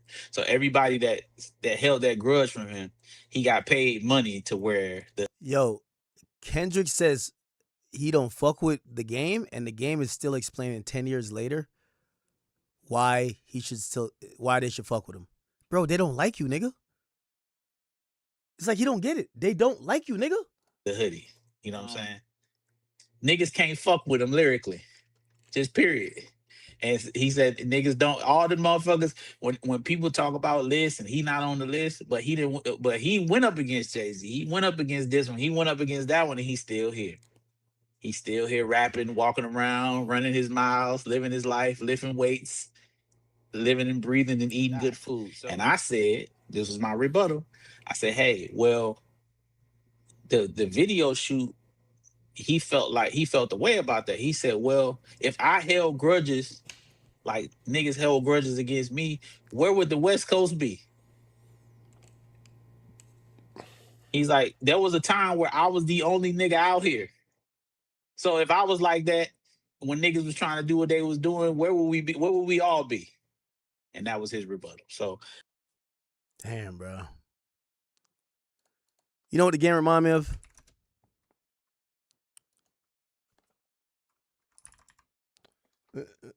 See Drake owning his own label. Does anyone know what clip? Let me see if y'all know what clip I'm about to play.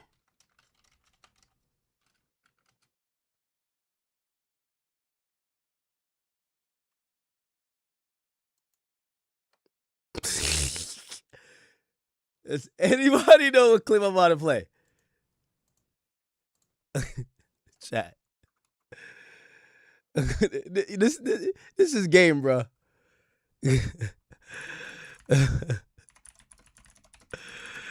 Bruh, this is game, dog. I love game, but this is him. Daddy out. What's up? So this Kendrick right here. Like, oh shit. The fuck? Nigga, I told you to get packed. Not that quickly. Will, I'm glad you're here.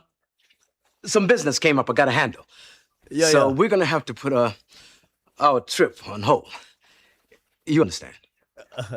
Yeah, that's cool. That's cool. Just for a couple of weeks. I understand. You'll be at the next pop out. Pop out 2.0, okay? Maybe a little longer. Yeah, whatever. Look, I'll call you next week and we'll iron out the details. Okay? Yeah. It was great seeing you, son. You too, Lou.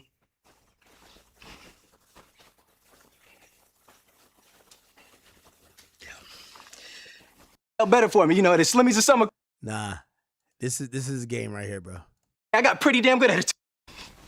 13 great birthdays without him. He never even sent me a damn card. The hell with him! Oh shit. Oh nah. Nah, this is the game right here. When it comes to Kendrick. I ain't need him then and I don't need him now. Will. Nah, you know what, Uncle Phil? I'm gonna get through college without him. I'm gonna get a great job without him. I'm gonna marry me a beautiful honey, and I'm having me a whole bunch of kids. I'm gonna be a better father than he ever was. And I sure as hell don't need him for that, because ain't a damn thing he could ever teach me about how to love my kids. Nah, this is the game right here. Game, I love you, but I'm sorry. Yo, it's like this nigga been telling you fuck you for like 10 years, and you still like, man, oh, why you don't like me again? Like, nigga, he don't fuck with you. This is game right here. How come he don't want me, man?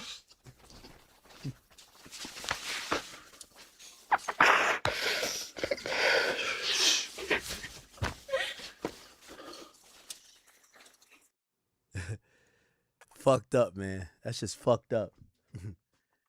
That shit fucked up, man. Oh, man, bro. All right, I'm done with this topic, bro. I'm done with this topic. Okay.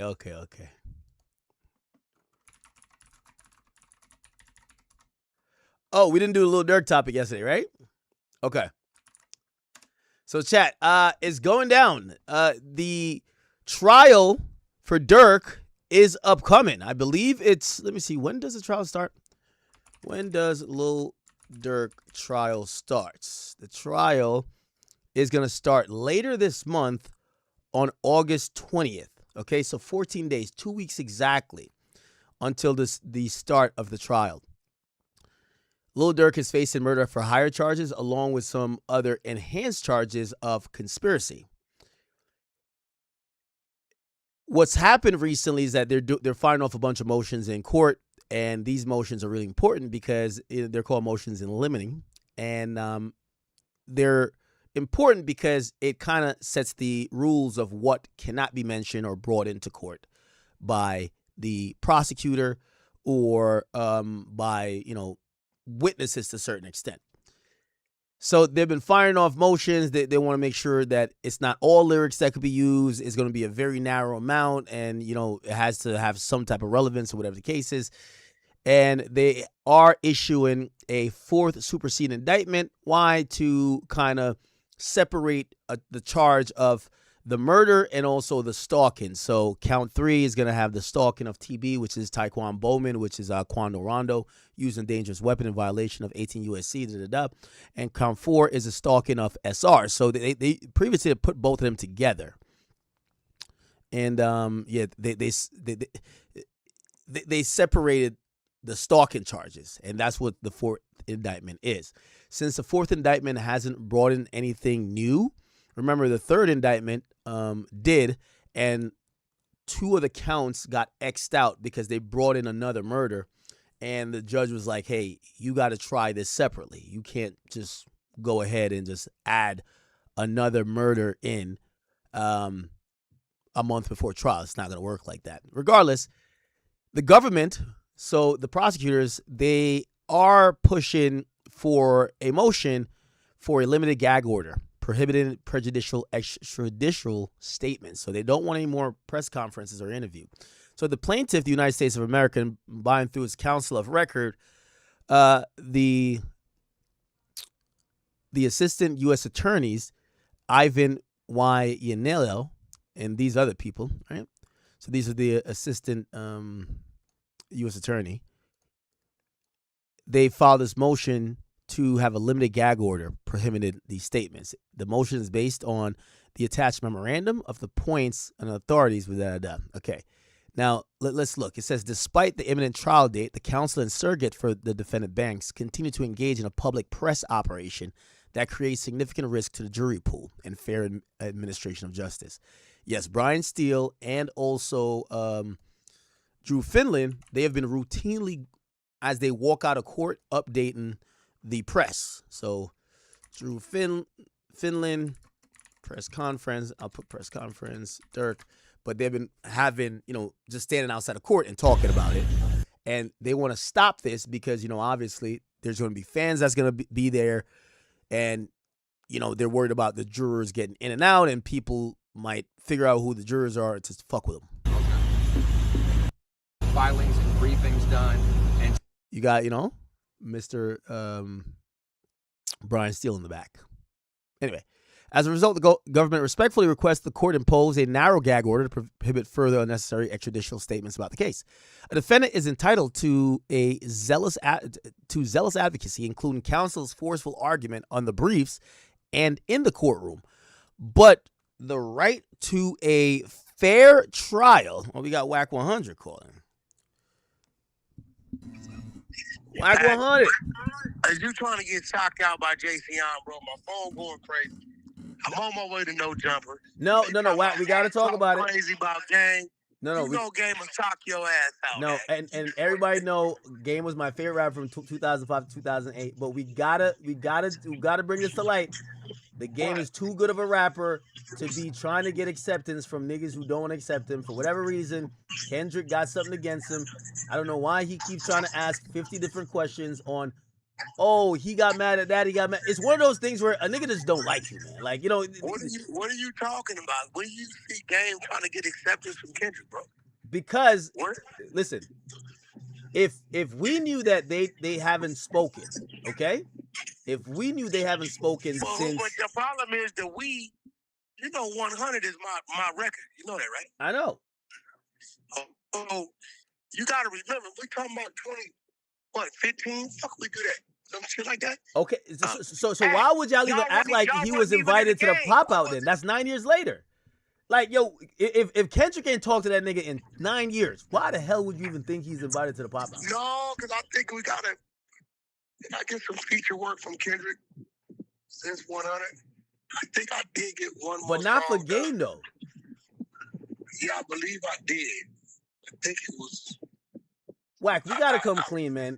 Kendrick, for whatever reason, he don't fuck with Game, bro. I think here goes the problem, right? The problem Whack, is this you is the don't only know topic Kendrick. you don't keep it 100 on. You're not keeping it 100 on this topic. Listen, here goes the problem. You don't know Kendrick. right? So Top Dog Kendrick's just one of called in to clarify. Basically, we don't fuck with that nigga. We ain't done it in 10 my years. name. Listen. You didn't hear what Stat Quo said? What you say? When I talked to Wack. You think I don't know what the fuck on you? Nigga, I've been the fuse box to all of it anyway. It never goes anywhere because it's a whacking top that's right there. Okay. Right?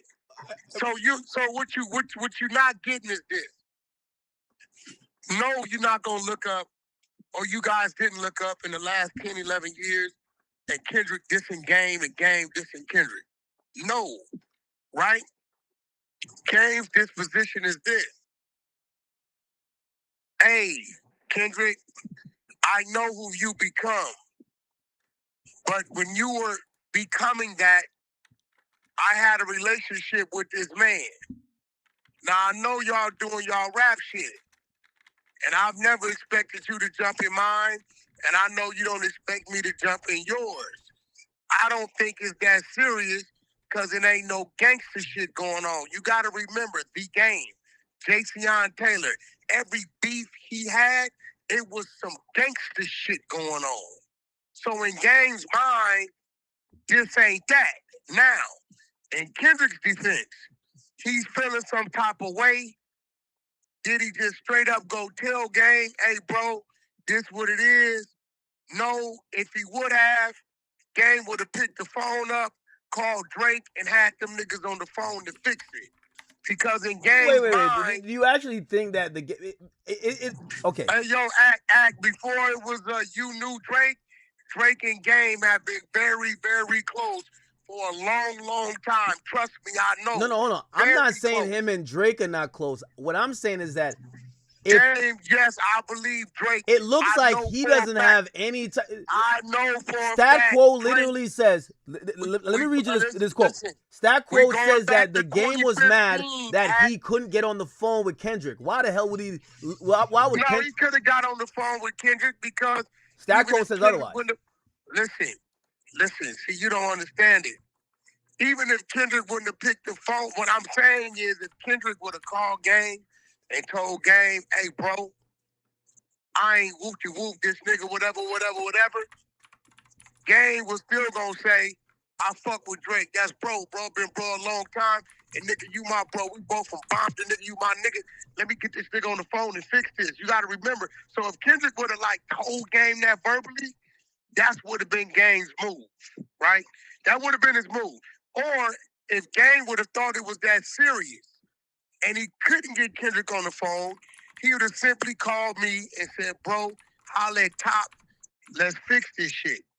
I don't think Game took none of that shit serious as a real situation because it was never that kind of beef. Now, I can't tell Kendrick how to feel and how to move, but in Game's mind, remember, he helped Kendrick. He helped a lot of dudes. Kendrick, J-Rock, Top ain't gonna take that from him. We know that. Bro could keep it gangster, right? So he feels like I'm big bro to these cats. So if y'all got some rap shit, some little sub shit going on, in Game head, it ain't serious. Ain't no bodies fell. Ain't nobody been shot. Ain't nobody bitch got fucked. This how Game gonna look at it. Game, when it come to Game and it being a problem, he come from it being a problem or it's not a problem. You get what I'm saying? You know, I get that, but you don't I feel like there's an entitlement or a power dynamic. How could Kendrick feel a way about Game bringing Drake to his hood? It's not like he brought him to Kendrick's crib. Because Kendrick is from Compton. So niggas got to check in with Kendrick then. So Game got to check niggas in with Kendrick. Kendrick listen, I think the only thing is, if Kendrick would have put a call in, hey, bro, woo, okay, bam. But again, if that call would have went in, I'm telling you, I know Game. Wait. So you think that Kendrick, if he had put a call in, he could have stopped Drake from beating Compton? No, if he would have put a call in, Game would have just fixed it. I don't think Kendrick was trying to fix it. Kendrick's a natural born hater. He told you. I mean, but what I'm trying to tell you is, Kendrick is not the type of dude unless you're. It's probably 3-4 dudes who know what Kendrick thinking, who he gonna express that to, right? Other than that, you don't really hear or see Kendrick unless he's going at a nigga on the track. So I honestly can say I know because when we had the conversation about doing the video in Game's neighborhood, it was never a man, you think this going? Because if that would have came up, I'm obligated to get on the line with Top. I didn't listen. I didn't know it was a fucking problem like that. Well, let me ask. I'm telling you, I didn't know. So you had no. So when you saw, oh my mama, bro, I had no idea, bro. Look. So you thought that Kendrick was cool with Game?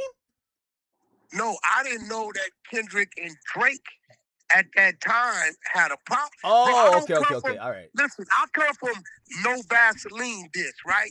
I come from that shit where nigga, bitch, you's a bitch, your mama's a bitch, fuck your hood, your dead homies, nigga, we shot your nigga last month and it's up. Okay, that's where I come from. Now I know it's a problem. Okay. I don't come from a nigga saying little subs and I don't know what the fuck niggas talking about a backpack, conscious, and nigga ain't no names being mentioned. Game gonna come from that. When Game go at a nigga, he mentioned a nigga 500 ways. No, you're right. Hold on. So you're saying that when y'all did the video in Compton, Top or Kendrick never called you and be like, yo, why you got this fuck nigga over here, man? You know this nigga dissing me, right? Because if they would have called, we'd have had to address it. Look, bro, that's my G homie. I don't call too many niggas my G homie. I'm never gonna disregard Top if he's feeling some kind of way. If I'm mad about something, I tell him, he not gonna do. He gonna. Okay, Wack, come holler. What's happening? Right? I'm never. No, if that call would have came in, fuck no, we would.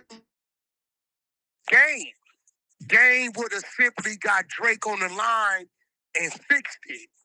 I'm telling you. No, I think he could get Drake on the line. I really don't think Kendrick respected him. Nah, you gotta remember, it ain't about that because Wack is there, so I can always get Top. Didn't I have you on the line with Top, nigga? Yeah. Okay, so we not going that, whether they want to pick up or not, me and Top gonna always honor one another, bro. Okay. Now we'll tell each other how we feel about it, but we're never gonna just look a motherfucking call or a text, right? I'm telling you, bro, I didn't know. I didn't fucking know. Okay, did the Game not know though? Because I felt like he kind of know. I don't believe he knew. I don't see when he was not at the pop-out show and he went on live. I felt like he kind of knew, like, yo, bro, they're putting you on the side with Drake, bro. Come on now. No, I don't. No, well, listen, that's a different thing, though. So now, if you go to the pop-out show era, it's a total different thing going on now because now I can say, okay, K-Dot looked at him going at Rick Ross as defense of Drake. And now you know it's a problem. You get what I'm saying?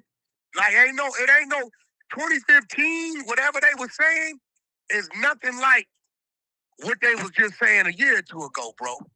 Like, I can't tell you I didn't know it was a problem a year or two ago when they started doing what they was doing, right? So, but even with that, I think Game was kind of like on some, I'm not getting into this shit. I love both you niggas. But check this out, Ross. You side busting. So what's happening with you, nigga? So Stackquo said that the Game thought that Kendrick and here's my thing. Why don't y'all just blame Kendrick for kind of being like, he's kind of like a fuck nigga. Like, if your man, if you can't pick up the phone to call your man to be like, yo, bro, are you dissing me? And you're like, Stackquo said the Game was panicking, like he thought Kendrick was dissing him on Not Like Us because he can't get on the phone with him. Like, yo, the dude treats y'all like y'all are her. Like, he treats y'all like y'all a peon. I didn't hear nothing. I didn't hear nothing Not Like Us. I think Stat might have been wrong on that. Well, he said the Game called him. Hold on, nigga. Hold the fuck up. You know this Wack you talking to. Nigga, I just get Stat on the motherfucking phone, nigga. What's the fucking problem? Hold up. Let's go. My disposition is that the Game been getting treated like the side chick, man. Like, you know the one you don't really care about them type shit. You know what I mean? Like this motherfucking shit. No, fuck all that Stat. You want some of this motherfucking shit we do? God damn it, you started the fire, now you in it. God damn it. We live on motherfucking Academics. I'm getting attacked because you done said some shit that I ain't never said around this motherfucker, and now I'm getting attacked. So stand close. Because fuck kind of I didn't think I was going to ever rub off on you. You have always been the peace. You've always been whack, calm your ass down, but you done fucked around and jumped in the whack car and started a fire. Do we have Stat on the line? Hold on. Where you go? Hold on. Oh, you got off the line, man. He got to go ask Kendrick to see if he could be on the line with us. Yo, Stat. Yes, sir. You done started a motherfucking fire. For 20 years, you tell Wack, calm down. Wack, could you calm down, bro? I'm your brother, Wack. I love you. Calm down. And when I go to sleep and wake up, and your black ass has started a Wack fire, and I'm getting attacked. We live on Academics. Now, you wanted this shit? First of all, chat. First of all, let's let people know where you at. Right? Stat got a fucking YouTube channel. Stat, tell me the name of the YouTube channel. Third Verse Podcast. I already got whacked. I talked to Chuck this morning. We good. No, fuck that, Chuck. We got Academics, big waterhead ass. No. I'm gonna be honest with you. With 30,000 people on the motherfucking phone. No, I had some questions about the conversation because I don't know.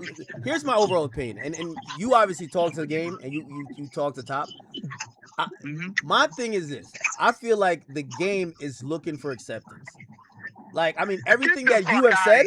No, everything you have said, Stat, in terms of, yo, damn, I just want his number. I'm like, damn, the game can't get on the phone with this nigga? Like, what the hell's going on? Wait, first of all, First of all, slow down. What is this nigga talking about Chuck looking for acceptance? Nigga, we not doing none of that. Yeah, but if I'm complaining about not being able to talk to a man directly because I can't get on the phone. About shit. No. What he is not complaining. It's just trying to understand. It's the same way. Okay, so Dr. Dre is just kind of the same way. You know what I mean? So it's kind of understanding. You trying to understand how somebody is. You know what I mean? So it's not a like trying to. You're not like trying to kiss up. You know, like that. I'm telling this nigga when you called me. Now, Stat, you know I come from when niggas is dissing. It's dissing. We come from it's a war. Shit finna fall. So when you called me, I said, bro, what you mean they don't get along? I had no fucking idea. Yes, because yeah. Wack, Wack can concur. I told him, and I told Chuck around the time that this happened. This song 100 is on the album that I A&R with Wack. So Wack had no clue, and that story about Drake running in Compton, Wack was on the phone. He'll tell you. That's a fact. On Par Road, that out. Wait, I had to what? go chase him down. Yeah, I had to chase him down. Nobody was running. All right, hold on. Let's not throw some extras in the mix now. Listen to me. Yo, listen to me. First of all, let me clear this up. We ain't talking about like a scary run. You would have ran too. Yeah. Listen to me, niggas. We on the block. We in the heart of Compton. So we got Drake over there, and he's our responsibility. So when we switching blocks, we got a team that's moving to clear to make sure the block is straight. Drake ain't understanding this shit. So when he see what's going on to make sure the block is straight, the nigga jumped in the SUVs and got on the gas because shit he saw, he might have thought it was a problem, which it was just protocol to sweep the block. So we just had to catch him, and he came back. Like, there's nobody it wasn't like somebody trying to do nothing to him, but he seen some shit. He got a few white, because actually Drake wouldn't let us shoot the video. Remember, he paid his camera crew to do his that. Yeah, his camera crew shot the video. Yeah, but I just want you to know something, and Wack will tell you this. I'm not tough. I ain't gangster. None of that. So I don't go to them areas either. So I'm not trying to criticize Drake. You know what I'm saying? I'm gonna be honest. He did what he's supposed to do. That ain't no sub at Drake. I'm telling you. I want to say this live on air. Boy Wonder, who is Drake's main producer, that's literally like my brother. He was at DJ's wedding. That's like Boy Wonder's my family. I love him dearly. You know what I'm saying? So I don't get involved in that. Of course, my alliances is over here with Kendrick and Top, and because I live in LA and Act. I'm the one. You remember y'all had an interview, and Wag was like, only one nigga called me from Atlanta when I said that Drake was winning this battle. I'm the nigga that called Wag. That's a fact and got on me. I'm the nigga that called him. I'm the nigga that called him. I'm not even talking about Drake. I'm really talking about the game, because I feel like it's just time for Game to smell the roses. Like, yo, if Game gotta call you stat to like get some translation of how Kendrick feels, and he thought he got dissed on Not Like Us. Yo, Act, you gonna stop trying to downplay Game, bro. Cut that shit out. No, but that's how he acts publicly, though. No, that ain't how he acts like Game and slap the shit out of you publicly. No, publicly. Hold up. Academics. Yeah. That's my academics. Listen, that is my friend in real life. And what I'm learning because I'm doing content now, right? Yeah. When he called me, that's my friend. So he confides in me in a way that he don't confide in anybody. So first of all, I don't feel like he was confiding in me, talking about he was trying to kiss up. This nigga can't walk down the street without a crowd of people coming around him. He's a king in his own right. He was the only shit moving in the West Coast. You get what I'm saying? He is Game. He is the Game. It's not that type of party. He got love for Dot. So it was just asking a question. It was never, maybe my delivery got you feeling. It's not that type of party. Hey, can I ask you a question then? Okay, Yes, sir. It's clear that he has love for Dot. Does Dot have any love for him? Because it appears like absolutely he got love for Game. Absolutely, because if he didn't, he would say it. The fact that you never heard K-Dot diss Game is letting you know he got love for Game. I mean, I'm not sure if he's getting the invites to, like the traditional West Coast things that Dot be like doing. Wait, hold on. First of all, let me clear this like this. This the West Coast. The Game don't need no invite nowhere. If he want to go, he gonna go, and they gonna let him right the fuck in. He don't need no invite nowhere, bro. And the thing of it is, they gonna be happy that he showed up. So that's the thing. Like, niggas, I don't know what the perception is outside of LA. Niggas got love for Chuck. You know what I'm saying? No, of course. Listen, I even like the Game. Here's the thing. When you clarified, and I think that's now why it's kind of like in this news cycle at this point, that of course Kendrick has had an issue, or there's a lack of communication ever since that 100 video. It became very apparent to me because, of course, Kendrick's never spoken on this, right? We've heard the Game talk about the pop out or even mention Kendrick, but he's always been pretty neutral and pretty, like, he's shown love. But when I saw Top even call you to clarify the issue, it kind of made it sound to me like, I'm not saying Kendrick hates him, but Kendrick just don't fuck with him. Like, that's just what it is. But this is. Then I heard TDE Keem said, he was kind of describing the Game as kind of like a guy who just pop up on some other stuff, and it felt like it was almost like I don't think it's hate. What did I just tell you? If Game wants to go somewhere, he just go. Ain't nobody gonna kill Game. I think you have to.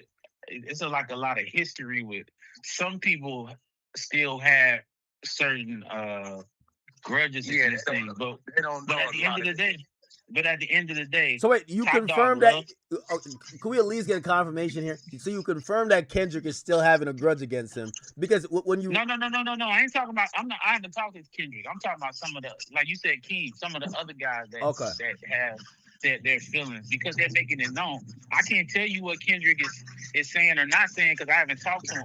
But you did talk to Game, and Game's words to you, at least how you said it. I don't believe Kendrick even had a conversation. Well, exactly. I haven't talked to Kendrick, and I know he ain't got a problem with me. So yeah, I ain't got no. So you did say, according to what the Game said, he said, if I was supposed to have grudges with niggas, where would the West Coast be?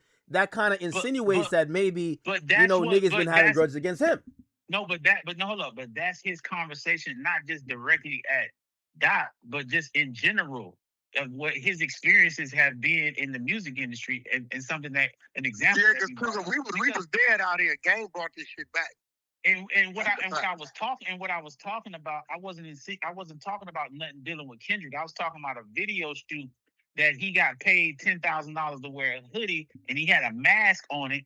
And so a lot of the guys had a problem with it because he had that mask on at a J-Rock video shoot. It wasn't even a Kendrick conversation. It was just a surrounding it because it's the crew. You know what I'm saying? So well, he did Tiger the same way. So Game clarified that with me this morning. He wanted me to let people know. It's not that he didn't want to show his face. He got paid $10,000, and that was something that Top didn't know, because that's something that Top reminded me about when we had a conversation. Top didn't know that.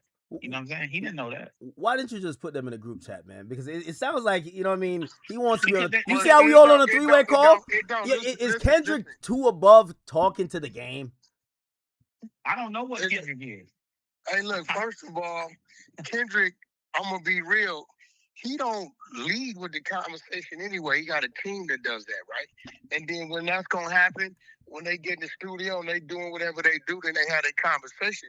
Now, the reason why the world probably never knew it was a problem, because there's always a fuse box in the middle. Regardless of what was going on, especially back then, that was whack shit, right? So you attack him, you attacking me. Top ain't gonna do me like that, like I ain't gonna do him like that. It might be a conversation. Me and Top had many conversations. Me and Top and Stat has had many conversations. I've had many conversations with the game. I can't stop Kendrick from feeling the way he feel, but I honestly believe, I know for a fact, I didn't know it was no fucking type of beef going on, because where I come from, nigga, you say it's on and we know it's on. I don't think Game thought whatever was going on was that serious. Stat, have you asked Kendrick why he won't pick up the phone? It ain't nothing serious to even be going. It ain't even nothing serious. That's what I'm saying.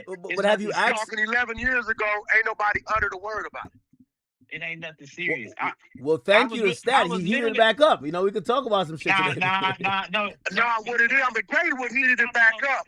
It's just not fuck that, Stat. Let's just bro. This Third Verse podcast, it's on the YouTube. Y'all think this is some shit. Y'all just ain't knowing it's over there. Stat and DJ, which is Jimmy Iovine's nephew, and the other brother, what's the other brother named, Stat? Justin Hunt. Justin Hunt. They over there exposing all kind of niggas. These niggas, do you know the shit they know amongst them? Like, bro, this shit's crazy. No, hold on. I appreciate it. I appreciate that. Number one, I'm glad that after, you know, by the way, that was kind of crazy. Top called you mid-podcast? Like, he gave you one of those Jay-Z check-ins. That was crazy. Well, he didn't know that I was doing a podcast. That's like Top is family. I thought he was like watching at the time. Nah. We was reviewing a concert. We was doing an Eminem concert or whatever. He didn't even know I was on. He just called me randomly because I guess somebody had reached out to him. But I just want to say this to you, Act. First of all, great deal of respect for what you do. Congratulations on your success. Thank you. You know, and how you get out. But there's no beef between Game and Kendrick Lamar. It's love. It's family. Okay. You think it's reciprocal love? Hold on. Let me say this. The only reason why I even said what I said initially, I want to say this on your shit, is because I'm watching people have so many negative things to say about Game and his legacy. And at the end of the day, Wack will tell you this. I am tied to his music just as Wack is, because he allowed me to work with Game for a significant period of time. And so I was trying to give some people some insight on his mind, because people just think this nigga just out here randomly just doing wild shit. This is a good dude. I love that dude. And so there's no beef. And that's the only reason I was trying to bring some light to it, because now that I'm in this world and I'm watching comments, niggas really be shitting on my man. And I love that dude.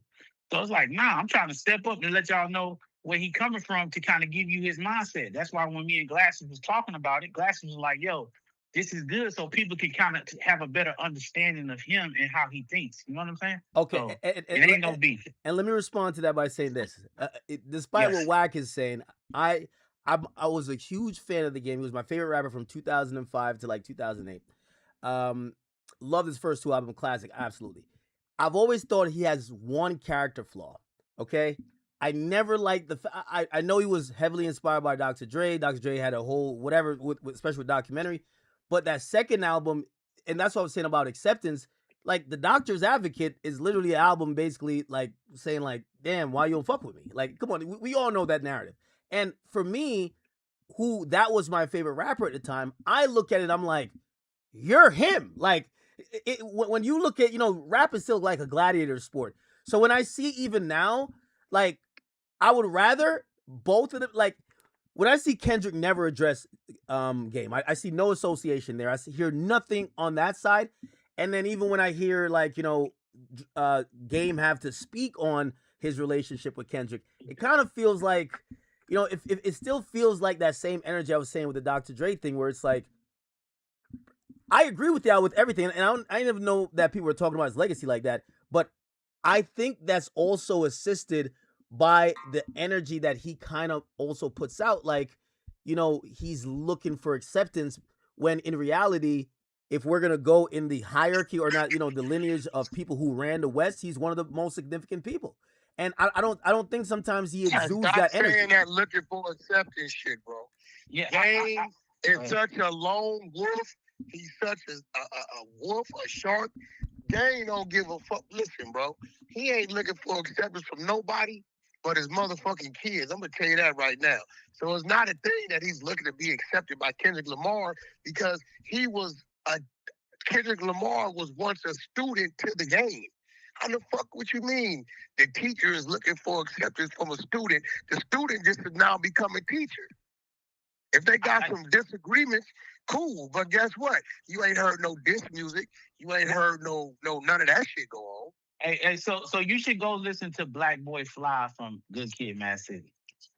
Kendrick already spoke about how he feels about Game on that whole song, because he talked about how much admiration and respect he got for him. So I think when you're looking for him to say something, but he already said it. You know what I'm saying? But he said it before that moment, right? He said it before 2015, and I'm also like, maybe you could give me some insight. Wack says he didn't know, because Wack was looking for like no Vaseline type of disses.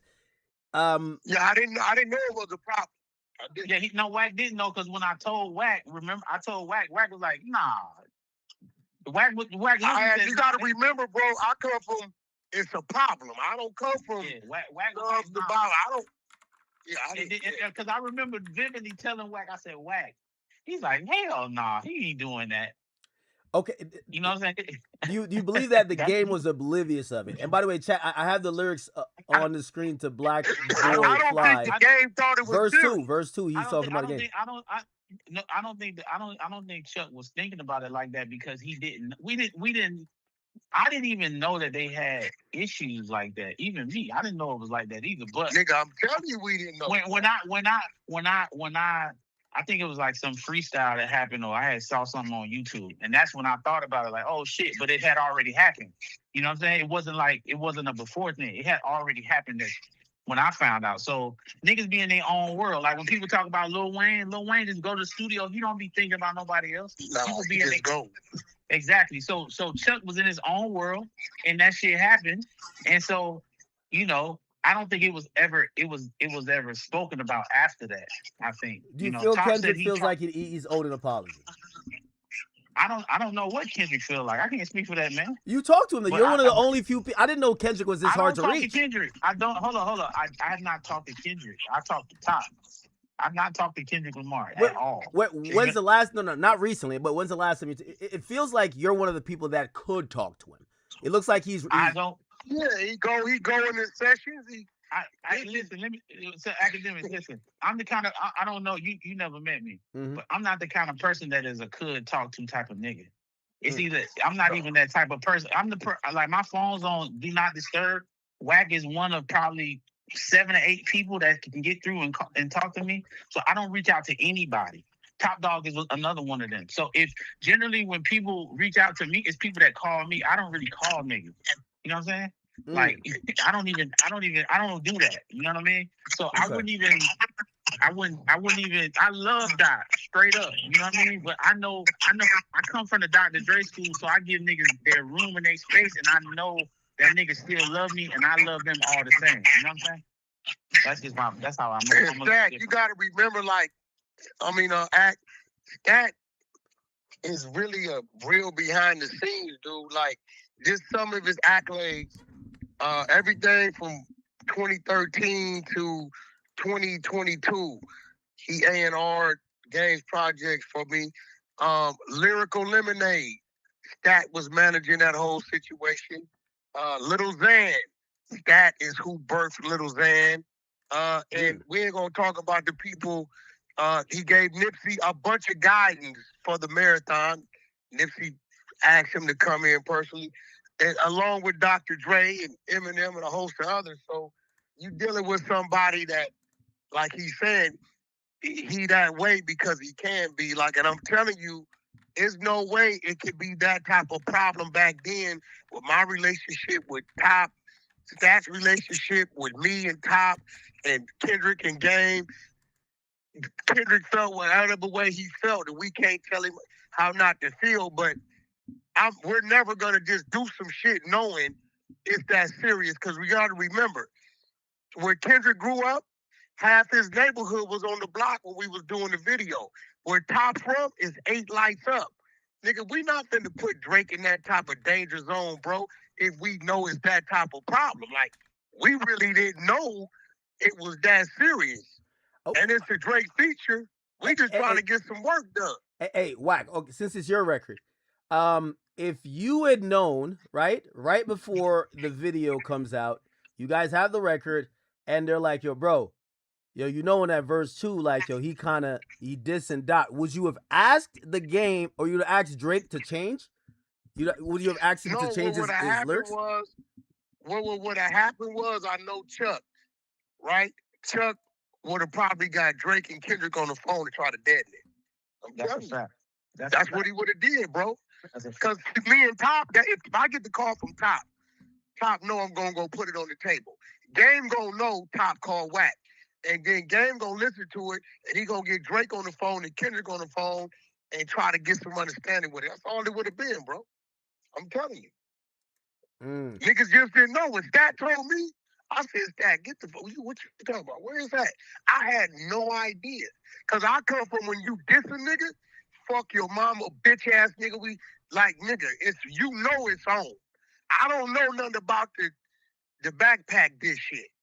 I didn't know with Drake, you know, now they playing it. I'm like, okay, I hear it now. But Drake never mentioned the nigga name.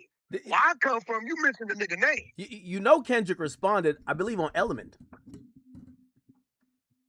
Bro, like I'm telling you, I heard that on your show.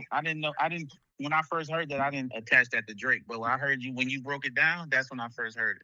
Yeah, they've been like silently going at it for years. Like it's kind of like interesting. These niggas is shallow dissing.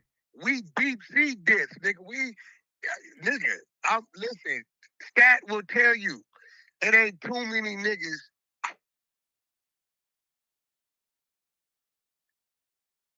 Hello? Yeah, I think he got cut off. But yeah, no. Game feels the same way that we just go disregard. We wouldn't have did it like that. Hey, by the way, I do want to. I want to give this one credit and not a critique, but actually an encouragement. Stat, I like this, and maybe with this, you know, obviously you're now on the stream kind of explaining some stuff. Maybe you're like, you know what, I'm about to keep personal. Do not keep those personal conversations to yourself. It's important to bring that shit to light that we can have some discourse. So I'm glad you said all that shit because we could get to the bottom of it. Y'all gotta go look at that fucking Third Verse podcast act. He been doing this shit for like the last 6 months, exposing all kind of shit, bro. Well, you know that French Montana shit that came from our channel, then people just ran with it. Wait, which French Montana thing? That he stole that song. That he stole Unforgettable. Yes, because DJ was managing Mike Will at the time, and so we was firsthand. We knew that he stole the song because the only reason we spoke about it because when he went on Drink Champs, he said he didn't make money from that song. And I come from an era as a rapper where we would get on people's songs and steal them and put them out. And so his whole career, that's still the biggest record. I love French. I think he's amazing. So we actually talked about that, and then so other people picked it up. Beginning of trying to build something, you don't really get that acknowledgement. But, you know, we starting off, man, we smart. Yo, where did you say, Scott? You come from an era what? When we was stealing niggas' songs, like a nigga do a song, we'll get on it and put it out. You know, I had a song with Tupac. Yeah. Shout out to Osby. Go ahead. So exactly, we had a we got a nigga deal at Interscope with a Kanye song. You know what I'm saying? So that's exactly what. So we come from that era. So I didn't have a problem with French doing it, but it was just the fact that he said he never got paid. When nigga, you've been touring all over the world. That's still the biggest song you've ever been a part of, and then you didn't have nothing to do with writing any of it. As far as like the niggas only know the hook. You know what I'm saying? Like that's it. Yeah. And that's respect. I love French, and I love what him and Max B doing, and I think they are dope. And they shout out to New York City. That was something that we spoke about, and people kind of like really got on that story or whatever, because it was a big deal for us. And Mike Will spoke about it because at the time, you know, that was supposed to be Sway's record for his album to come out with, and French. You know, he leaked that shit, and that shit took the fuck off, and it was like you couldn't stop it at that point, you know? It ain't like how it is now. You can just shut a song down. That wasn't how it was back in the days. You know that act. Yeah, You know, it's different. absolutely. With the French thing, I felt like a lot of people kind of knew the story, but you guys heated it back up because it now made everybody had to respond to it. And, of course, he went to say he ain't gonna make no money off of it, which is like, yo, if you did one of those, like, you know, French does this a lot. Like, Bobby Shmurda gets the song, he just puts a remix over it, you know? Like, yes. Imagine saying, because there's a very popular version of Hot Nigga with French on it, but I'm pretty sure Bobby didn't even approve it. He just like sent it to a DJ Hot 97 and they played it. Yeah, if he later came out and be like, man, yeah, I know my version's hot too, but I ain't get paid, it would be like, bro, you're probably performing at shows. Yeah, it's crazy that you're even saying that. Yo, Ack, you know what I would love to see though, bro? What? Next time you're on the West, I would love to see you go sit down with DJ and Stat and his other man at third verse, bro. Y'all can have a... He don't even gotta sit down. He can do a. Nah, he need to come in. Nah, he need to come in. Well, I'm pulling up to No Jumper in a couple months, so you know. Okay, I'm gonna line it up. He need to come in, Stat, cause y'all, his point of view of shit and how you come and what your other man add, that shit's gonna be crazy. Well, he know who Justin is, cause he know who Justin. Yeah, I know. Mm-hmm. It's gonna be crazy, bro. I love to see that. Do that one for me, bro. Stat my brother, you my brother. I love to see that. Hey, again, also I like how transparent you are, Stat. Keep it like that, and you know, obviously we'll do something for sure. You know what I mean? Oh, absolutely. And also, absolutely, you'll be calling me You'll be calling me again soon because this shit is every week. I just be. You know, I've been a fly on the wall for a very long time. I'm glad he's doing what he's doing. I've been trying to get his ass out that shell because he knows some shit. Well, I like people like that because there's been so much stuff that happened over time. You need the hip hop historians to kind of like give the context because everything happening now ain't new, or you know, there's probably a long history or there's connectivity throughout the past, and a lot of times, you know, for somebody like me, I wasn't there. You know what I mean? That's just what it is. So, you know. But I want to say this on your platform, and Wack, please allow me to say this, and everybody that's listening. I want to kill if I can. I don't know if I have the power to, but I want to kill anybody saying that there's a beef amongst Kendrick and Game. I don't want any of that shit happening. I don't want anybody put. I know people you gonna say what you say on your content. I respect it. Get your views. There's no beef. There's absolutely respect and love, and I would like for it to stop. Honestly, when Top hit me, had I known that it was just even gonna trickle to that, because when that shit came out, when we put the little YouTube video up, we did that shit 2 weeks ago.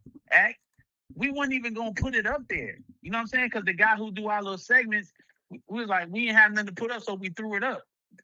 We be talking for 3-4 hours, and honestly, dog, like Wack will tell you, we be saying so much shit. You know what I mean? Like, we be saying so much shit. You know, DJs people own Complex. That's a whole nother thing. You know what I mean? A whole nother conversation. That's a whole nother complex. Bro, y'all go check Third Verse out, bro, on the YouTube channel. Them niggas been saying some shit over there, bro. Like, the history of that. DJ, put it like this. DJ is one of the guys that discovered Eminem. Scat was tied to Eminem and Dre. When Game went to Dre's side, Stat was on Eminem's side. Stat Atlanta. Y'all go check it out. What, It's that quote. DJ A&R the documentary, A&R Get Rich or Die Trying. Right. Jimmy Iovine's nephew. He currently manages Mike Will still. And what business partners? He manages Keisha Cole. But he at one point he had Boy Wonder. He had all the Toronto producers, all of them. T-Minus. He was managing. He had Hit Boy all at the same time. You know what I'm saying? So he put Forever together. He was managing YG. You know what I mean? He's probably responsible about 100, 200 million records sold. So we have a lot of experience in the music industry, and we just we just say what we want to say because niggas can't really fuck with us on no level. You can't discredit what we got to say. It's the truth. You know what I mean? You can't stop them. You can't close the doors. The politics around them in the industry is crazy. The politics in these streets is even crazier, right? So it's a free fall with them. What act? I don't want nothing to do with no streets. You know what I'm saying? Yeah, well, I mean, at the end of the day, ain't nobody, whatever they say, he don't even tell me shit. I find out. We ain't going for it on no side. So I don't want no problems. I want to put this out here to the world. Nothing about me streets, but I know, and I try to hide anything from the people that love me that do that shit. Shout out to Five. I don't want niggas to know nothing because I don't want no problems. Shout out to Top. I don't want no problems with nobody. And like I said, with this shit right here, everybody listening in the world, please just relax. It's not a big deal. Everybody loves each other.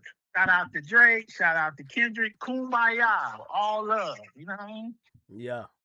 All right, when you get in town, I'm going to line that up, bro. For sure. All right, bet. For sure. Yo, do your thing, man. I appreciate you, Act. I appreciate you. All right, love, bro. Okay. All right. Got that in. Okay. I think we go back to the Durk thing. Back to what we were talking about with Durk. So Durk, the government wants a motion to put in a gag order. No more talking outside the courtroom. No more interviews. No more things to try to prejudice the trial or taint the jury pool, or no more, constant statements around the courthouse that could potentially influence potential jurors. Anyway, it says the defendant is entitled to zealous advocacy, including counsel's forceful arguments on the briefs and in the courtroom. But the right to a fair trial does not include litigation through prejudicial and extrajudicial statements on the eve of and during trial. As this court previously recognized in separate case, the flurry of publicity on the eve of the trial threatens to create a circus-like environment that would deprive the parties of their right to a fair trial. Until now, the government has declined to seek judicial intervention. Despite the defense's repeated inflammatory public comments, the government twice inquired whether the defense counsel would agree to a limited order prohibiting the parties from making extrajudicial statements that could prejudice the jury. Defense counsel declined, and the government respectfully submits that the court should now intervene and ensure a fair trial. Okay, they continue to say trials have a affirmative constitutional duty to minimize the effects of prejudicial pretrial publicity, and it says a limited gag order is necessary to ensure a fair trial. From the inception of this case, defendant Banks has attempted to use his influence and media access to influence public opinion about the strength of the case and at times to malign the government. For example, the defendant used a social media account with nearly 50 million followers to publicize his first motion to dismiss the first superseding indictment. By the way, they're saying that this message here by Durk, which was an update, check this out. Call from Who You Depend On. Oh, no, this was a song. Yeah, I just want to give y'all just an update on my mind state. I just been reading to get into these books, just working on my patience. I've been reading Pawns in the Game by William Gackar, Huey P. Newton, Fred Hampton, Elaine Brown, just all the revolutionaries, who've been through something and stand for something that a lot of people don't know of or forgot about. And I just been, it's just been sitting on my heart lately to just save the generation, bro. Save these kids. They don't deserve it. I'm just tired of being a pawn for the culture. entertaining and being ignorant. You know what I'm saying? I want to change the world around to being positive. I want to start with saying, like, when it comes to support, I'd be cool because, when Jay-Z went through his situation, he the people's champ. They turned their back on him. Even Drake and Kendrick, you know what I'm saying? So I'm gonna be the first one to just do it, you know what I'm saying? And not saying the first one to do it, but, for these kids, we got to be their heroes. You know what I'm saying? They got to look up to us in a positive way. You know what I'm saying? And a lot of people ain't gonna like it. If you can't make money off of it, they ain't gonna like it. So I'm gonna be the first one to do it. The revolutionary. Yeah, I just want to give y'all an update on. Then he did another one. This indictment is a lipstick on a pig. For nearly 2 years now, the federal prosecutors have desperately tried to fend off challenges to a very weak case. Now, just 2 months before trial, that Durk Banks is demanded at every turn. They pull this pathetic pivot, recycling old accusations. Okay, so he had shared it with Drew Finland. So this was a joint post, if you don't know. It's a joint post, but nevertheless, he also said whatever in his caption, even though it's a statement from his attorney. So they're saying that he's using the 50 million fans to try to sway the case, okay? Or sway the perception of the case. What's up, bro? Our energy, our relationship, what we came from, what we did, you family. I appreciate you for everything too, bro, because he was telling you what you was doing. I told him, I said, man, you do this every year, man. It's regular for us, man, the hero. Yeah, for sure. This trade, I wanted to make it something special, so we could show the rest of the world, like, shit, outside the music, it's big on us to take care of our community, take care of the youngest, and, try and guide them the real way. That's why it's touching for me, man. That you want to do it with us is like, it's big for me, bro. For the kids to see that we doing it together, that's all that matters. The man up above is real, We ain't even gonna let the enemy distract us, man. Because at the end of the day, it's all on his time. And so while we here, we just gotta play our part. The dope thing is, I'm excited because, bro, we finna give at least 400 kids brand new tablets, computer tablets, on top of other stuff, on behalf of myself and OTF, we gonna get out here and bless them.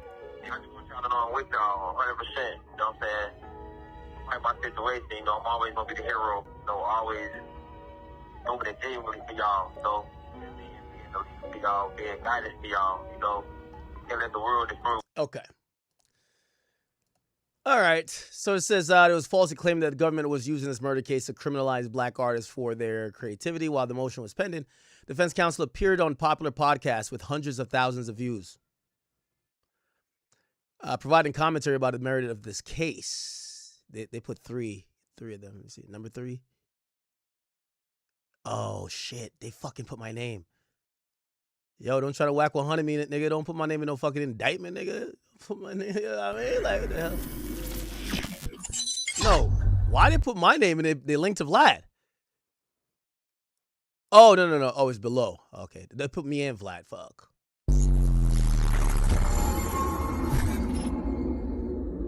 Okay. All right. Anyway.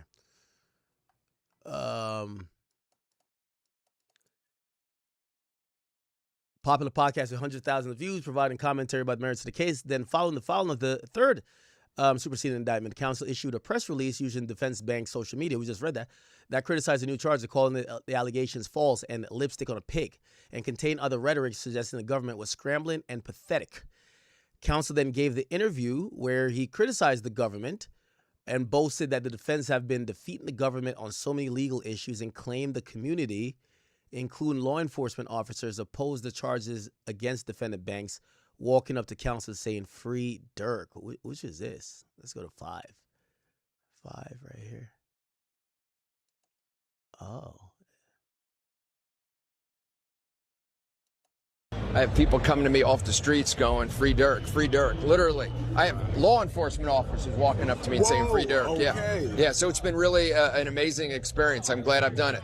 Durk comes from Chicago. He's self-made. He was a Grammy Award winner. He was deeply involved in community service right here in your city. Okay, he had local politicians supporting him. He had people in the community supporting him, and they brought this case against him. And we have been defeating them on so many legal issues. What is the likelihood good that this turns out in Durk's favor. Everybody that I've fought for years and years and years, everybody that knows I'm 24/7, man. You call me 3 a.m, I'm at the police station. So that's not me, because I'm in it to win it, and we're going to win it. I have people coming to me off the streets going. Drew Finland, the $1 billion attorney. He's definitely, very confident. Okay. On June 26th, in light of these and other publicly disseminated statements, the government proposed a joint gag order, to which the defendants disagreed.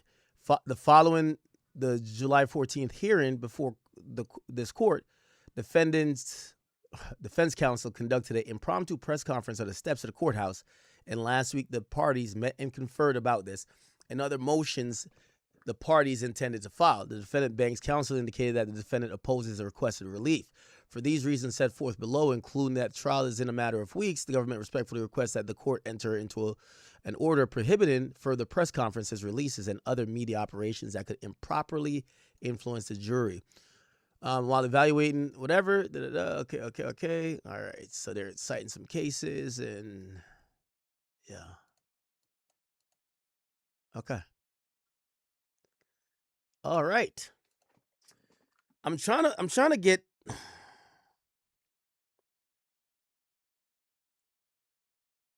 where's my guy? What's the dirt? He dropped a banger of a video, but I don't know if it's out yet.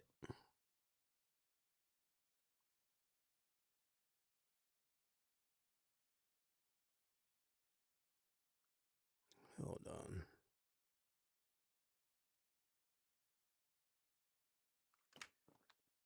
Banger of a video. It is out. Okay. No, it's not out yet, actually. Anyway, let's go to Lil Boosie. Now, Lil Boosie is mad at YouTubers and online personalities. He claims they're doing the job of the police, and he's wondering why they're doing YouTube instead of just signing up for the police force. Listen to him.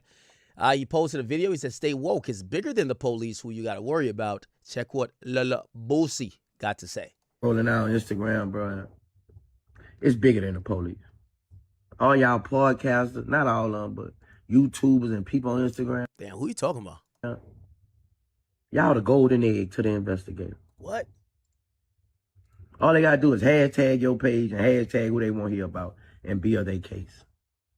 Y'all go into depth, into detail, saying names, saying stuff about crimes. Like, it's sad, bro. And why is the question? The people y'all doing this trying to harm never harm you a day in their life. Y'all never had words. They don't even know you. The people you doing this for, they don't know you neither. They don't give a fuck about it. If they family won a silver suit, you wouldn't get shit. You wouldn't get $1. So why is the question? Do it make you sleep better at night? Like,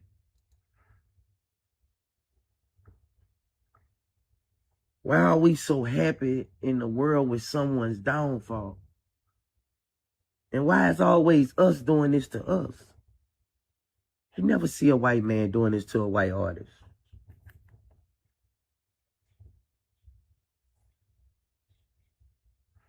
Why is you trying to solve a crime on the internet? If they didn't have social media, it seemed like that would be y'all job. I mean, go get a job as a detective. They're hiring. You just getting it out. These niggas just getting it out. Like, but I won't know why. Do it make you sleep better at night? Like, even you interviewers, like, why ask somebody a question they can get them murdered? Why ask somebody a question they can get them 50 years to life in prison?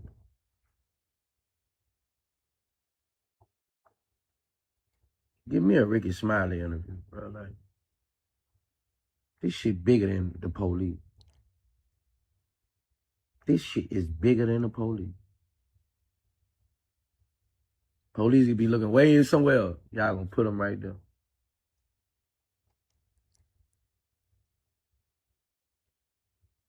It's sad. It really is, bro. And the question is, why?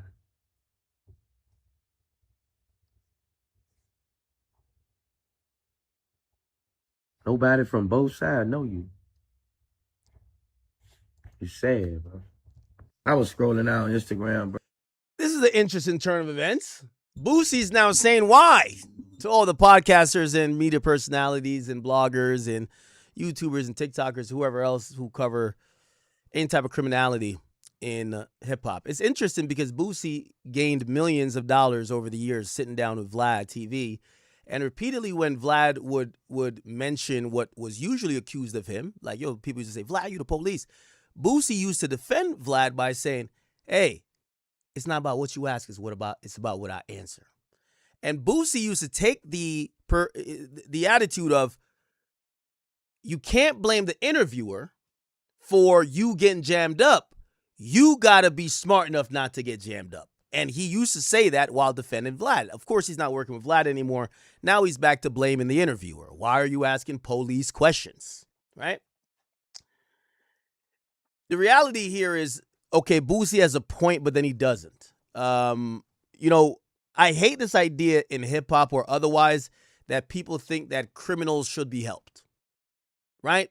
So you have niggas doing crime, already trying to ruin the society, doing whatever, but you got to help them in their criminality, right? You have to help conceal them. Keep in mind, for the majority of what I see, and maybe you guys see something else, for the majority of what I see online, it's dudes who are doing crime in plain sight. Dudes who are breaking a law and allowing it for someone in East Bumblefuck to literally solve the crime by looking at publicly available things. Criminals now want people to turn off their brain and not to look at the obvious. How about become better criminals? How about that one? Now, I'll give him a little bit of understanding, because I do think these days with media, there's a lot of speculative stuff, right? Like, yo, YG's about to be locked up for the RICO tomorrow. Like, okay, we might need to calm it down a bit, because sometimes that could put people in danger. That's a fact. I agree with that. Right? Like, so some of the stuff, obviously, we're all consuming content, or we're seeing stuff publicly, but we have to make sure we're not making these overt statements like, yo, so-and-so got this person killed. Like, gotta calm that down a bit, because you could put someone in the crosshairs of someone else who cares about whatever topic y'all are talking about. I get it. But I just vehemently disagree with Boosie, where he's saying that social media needs to stop doing the police's job. It's the same type of rhetoric that criminals use when they're amongst the community. This idea of snitching only should apply to people who do crime. It's a code that really originates from, even some mob mafia type of stuff, but it was a code held by the people within those criminal organizations. What happens now is that you have criminals who embed themselves in the community, and they put their morals or their codes that's only existing to protect them.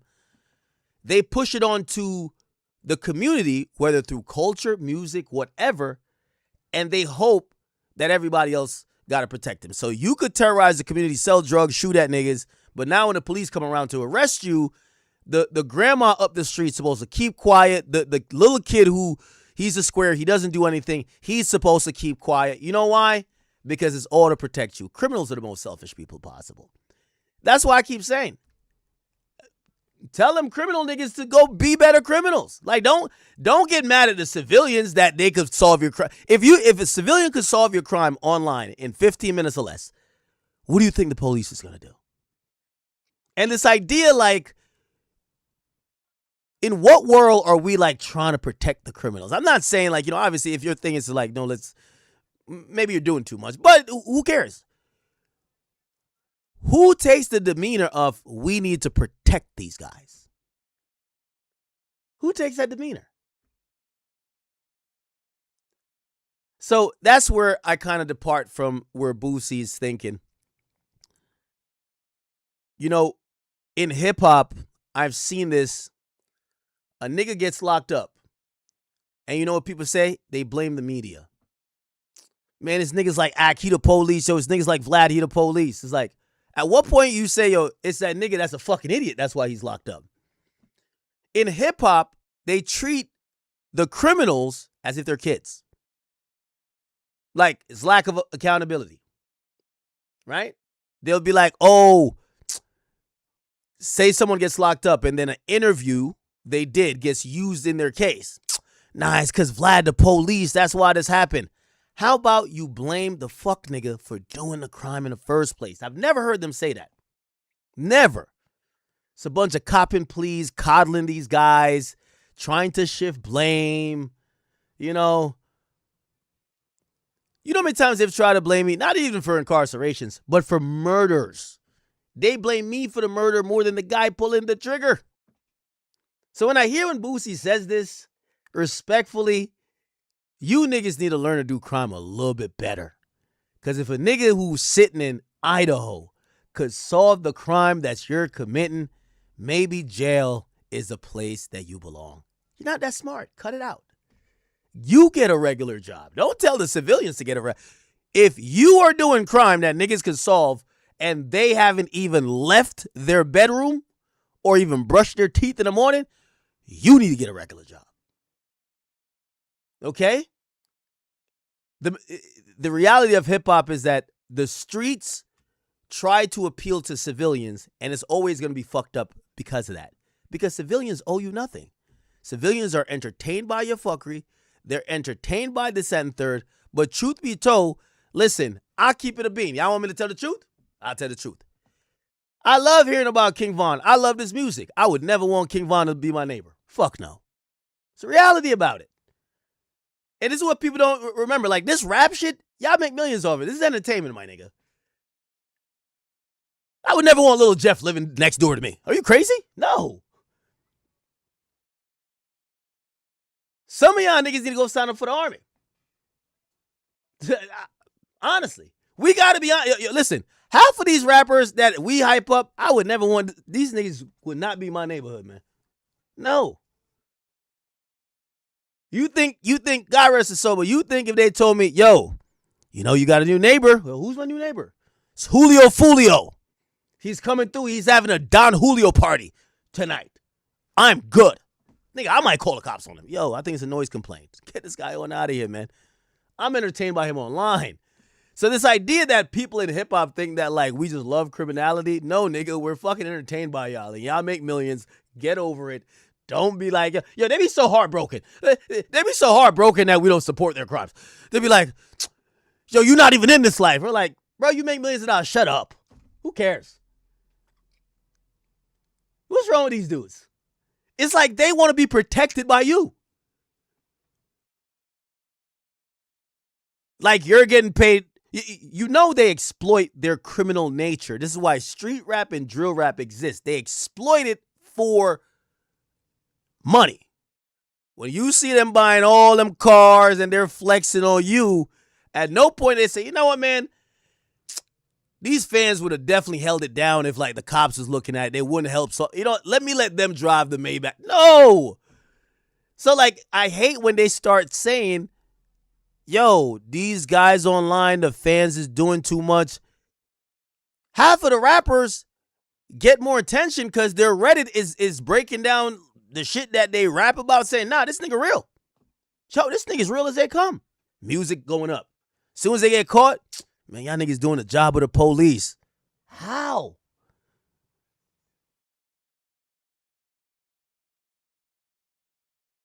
These guys act like they're civilized people, man. I wouldn't want to live next to Meek Mill.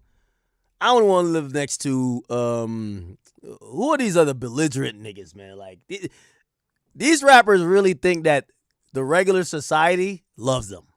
No, nigga, we're fucking entertained by you, nigga. And you get paid millions. It's a trade-off, nigga. That's how it goes. It's a trade-off. Don't expect no more from us. We don't expect no more from you. We expect you to give us a perception of quote-unquote being real, this and third, but don't fucking incriminate yourself. And if you can't do it, this ain't it. If anybody could make millions and millions of dollars, everybody would just sign up and just be in the door. So if you can't avoid getting caught up on social media doing your crime since you can't stop doing crime, I don't blame the YouTubers at all. Sorry.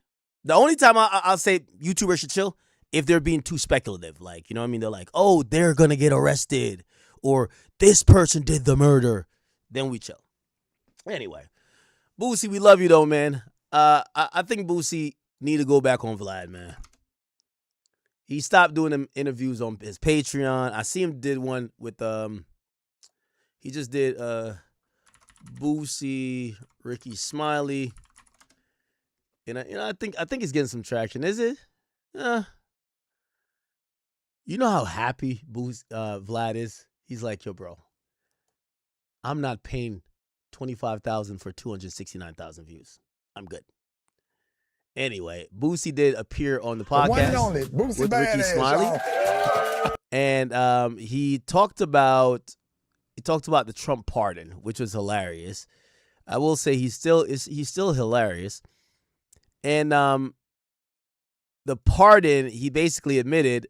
Yeah, he basically admitted that they sold him a dream. They told him, yo, keep watching the TV. They about to announce your pardon. And he said he was kind of going crazy. He was like, yeah, somebody get pardoned. All to find out that was a lie. Check this out. I'm ready to. Okay. Yeah, I'm ready to. So you're looking for a pardon. And what does that mean for your case? Pardon me, my case is done. Right. I'm no longer a federal conviction. Right. I'm no longer a federal conviction. And what happened was some government lobbyists who used Trump up. They're government lobbyists. Yeah. They came to me like, we can get a pardon. We government lobbyists. We can walk in there and get a pardon from Trump like that, you know. So, what? And first I wasn't gonna entertain it, but I was under pressure. Mm-hmm. The federal judge had just dropped my case. Mm-hmm. 3 weeks later, they charged me again and said they can do that for the same charge, but they added a charge and said I was an addict around a gun. I was like, how can you do that and say that I'm an addict? And even though I didn't have a drug charge, you have never proved that I was an addict. I've never been to rehab. I was sent to prison 10 years for third offense marijuana. Grams. I'm a smoker. This ain't no pounds. We ain't talking no pounds. We talking grams. Third straight to the penitentiary. I was never even given rehab. The system been letting me down, Rick. Yeah. You know, so they gave me a charge saying I was an addict around the gun. So now I got to get this over with and take a plea. So now I got 3 months until I'm sentenced in federal court. And I'm facing 5 to 10. But my charge got through out before because I'm not a violent felon. I shouldn't be charged with a 922G anyway. Right. You're not supposed to be charged if you don't have violent felonies. Right. I got marijuana felonies. That's legal everywhere right now. Right. So the judge dropped that, but skip 2, I got 3 months left. So my life is in the judge hands right now. And 3 months left on what? 3 months left until I'm going for sentencing. I wasn't gonna fight that. I wasn't going to try to fight the charge. I wasn't going to try to fight the charge. Because at that time, I did arm myself. Right. Oh, that's what Pooh Shiesty was talking about. When he says out on bail with a 922G sitting on my what do you say? He said out on papers with a 922G sitting on my counter. Damn, he was telling on himself even in the song. So 922G is like the federal statute that prohibit firearms for certain people. 922G is a statute. It's federal law. It makes it illegal for specific prohibited persons to have weapons. And in FDO, I ain't gonna lie, man, that nigga shiesty. That nigga good, man. In the shit, he says, out on papers. He says, out on papers with a 922G sitting on my counter. I'm out on papers with a fully ARP. And he just says what it is, a fully ARP. My nigga. Nigga say, if you think you got more shots than CG, come and try your luck. You ain't never bought a crate of grenade. Shut the damn. I ain't gonna lie, man. I fuck with that nigga shiesty, man. I'm in the gangbanging neighborhood shooting a video. Yeah. In the alley. I armed myself for 30 minutes, but I still armed myself. So I wasn't going to try to fight this in court. So now I'm finna trust in God. Yeah. What they say, 5 to 10 years. I ain't going nowhere. Yeah. So I got 3 months, so now I'm scrambling. What I'm going to do? Right. That's when they came. We can do this. We can do that. Well, how much? Okay, I ain't tripping on the money because I'm going to get that back. Yeah. I'm a hustler. Right. Okay, you talking about a part now. I already checked them like these dudes, lobbyists. They shaky. Yeah. But they end with that circle. Yeah. So I told them, I'm a street dude. I told them, I ain't sending your money, you don't send me no contract. Right. I don't give a damn. You gotta send me a contract. Something in writing. Yes, so I told them, I'm gonna make the contract even sweeter for y'all. We gonna do it right. Check this out.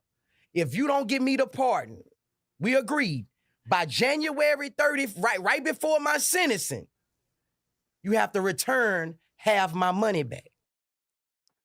That's the only. Yo, Boosie treated this shit like a club booking. Yo, here's the deposit and here's the back end. Yo, Boosie is so crazy. Boosie treated this shit like it was a booking, gang. Yo, you got the deposit and the back end, man. Yo, this nigga Boosie on some shit, man. He's like, yo, if you don't get me the pardon by this date, you keep the deposit, gang. Keep half of it, bro. The way we can do this deal. And what did they say? They agreed. We signed the contract. Okay. I sent them $600,000. If they didn't have the money back if they didn't have my pardon by January 31st, they had to send me my money back, $300,000. Okay. Keep $300,000 and you send me $300,000 back. Right. Right before the deadline, I went to court. God come through again. Wait a minute now. What you mean? Lady say, you ain't going to jail. Give him 3 months, give him 3 years probation. Never heard of. Lady say, give him. I'm finna walk off this set. This the same lady threw the charge out at first. So the federal government picked it up, picked the charge that she threw out and brought it back. So now you on this lady in the courthouse. That's how God worked. And they talking about a mandatory. That lady say, 3 years probation. I try to talk. She say, I don't even want to hear it, Mr. Oh, Hatch. my God. I'm trying to explain. I'm thinking I'm finna go to jail. You know what I'm saying? I'm like, I don't know. But I trusted in God. I say, God. And that night before, I had a dream that I was walking out the courtroom. So when I woke up that morning, I put that suit on. I had a clean blue suit. Man, I put that suit on. I was smiling the whole time. I put my mafia glasses on. I was finna walk in there with the mafia glasses. Attorney always tell you check them off. Yeah. Take the glasses off. Yeah. You know. Now the prosecution, I'm looking up here. Prosecution asked for 24 months for Boosie, and there was no strict because usually in federal court, if there is a mandatory minimum, they can't really do nothing. So the judge can't really issue discretion. Apparently, there was none. Okay. Yeah.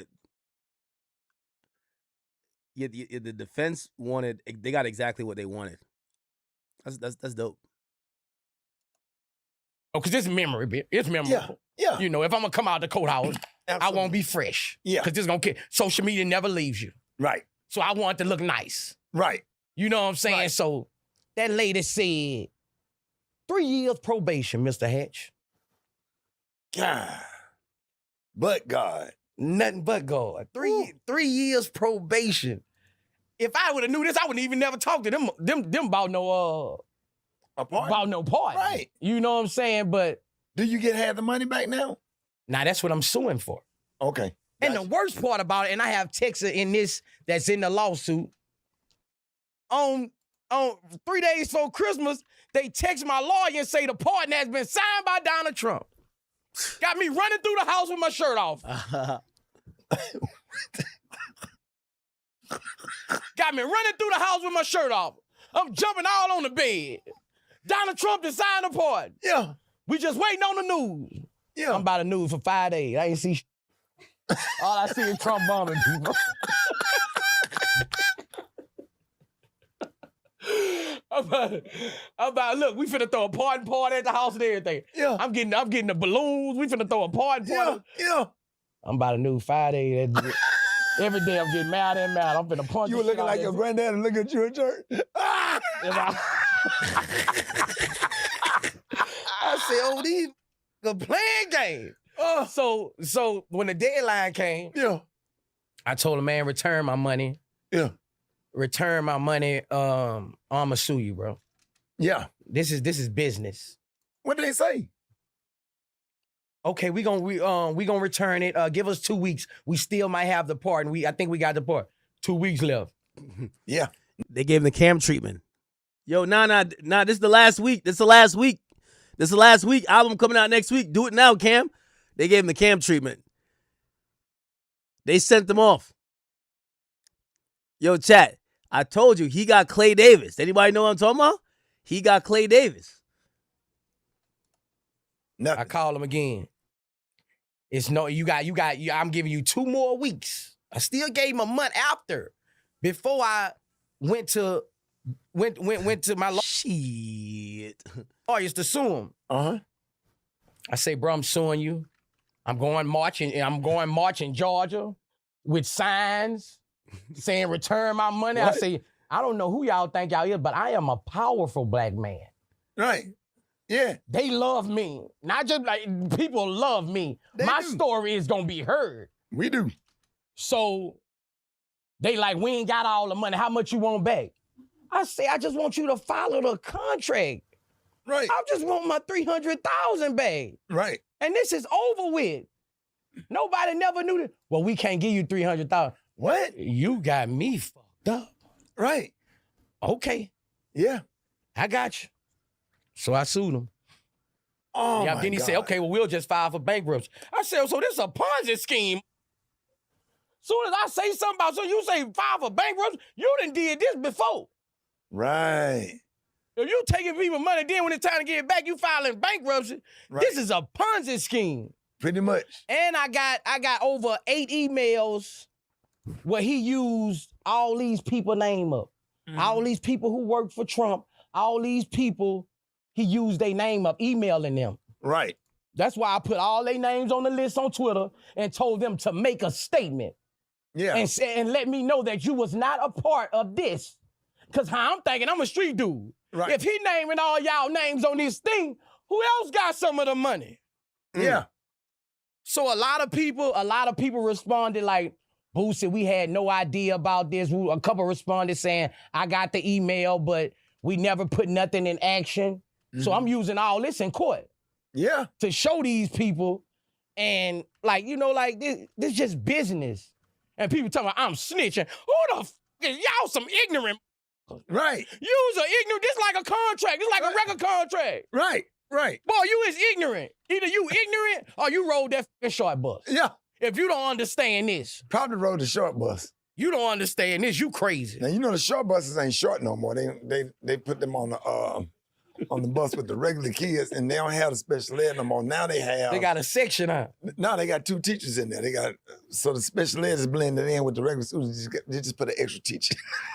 Yeah, because they pissed me off. I'm like, man, this is business.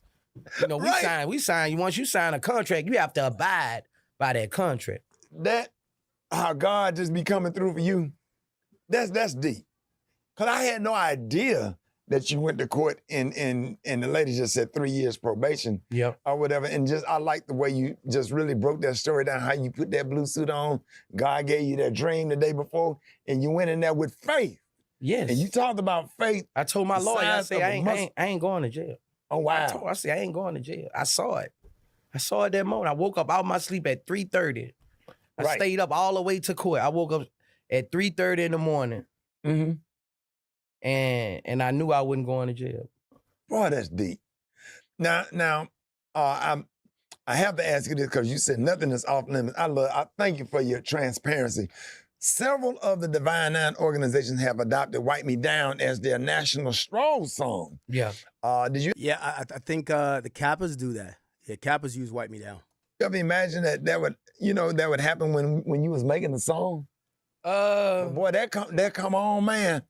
Boy, they be like I'm a member of the Divine Nine. Yeah, They be with it.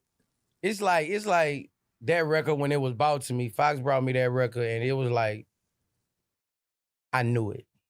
Yeah, I knew it after my verse. Yeah, when I was writing it, I'm telling these, I'm like, I'm finna smoke this month. Yeah. Cause I can't B-O-O-S. Cause anything I rap, bro, like I try to make chants. I try to make stuff that I always think about performing it when I make music. Right. That's why I spell stuff. Yeah. That's why, you know what I'm saying? Yeah. Ad-lib, all that. So I knew it, and it just took off, bro. And I really have a whole tour. Homecoming tour, like every year I have a homecoming. I be in so many homecomings. And they when I say they gonna stroll, bro, they tell me play it twice. Yeah. Boosie play it first and play it last. Yeah. Man, that video, you coming on stage at Alabama State University. Oh, I killed Alabama. I know you, I saw it. They say, Boosie, we never seen a show like this in my life. Never. Man, that was one of the best homecomings that I ever did, Alabama State. Yes. You. Yes, sir. Boy, you killed that. Yeah. I mean, every single cell phone, man, I swear, man, that was dope as hell. Thank you for doing that. Now, what is... All right, enough. All right, bet.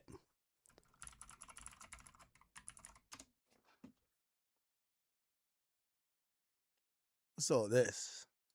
Rick Ross is going at 50 Cent.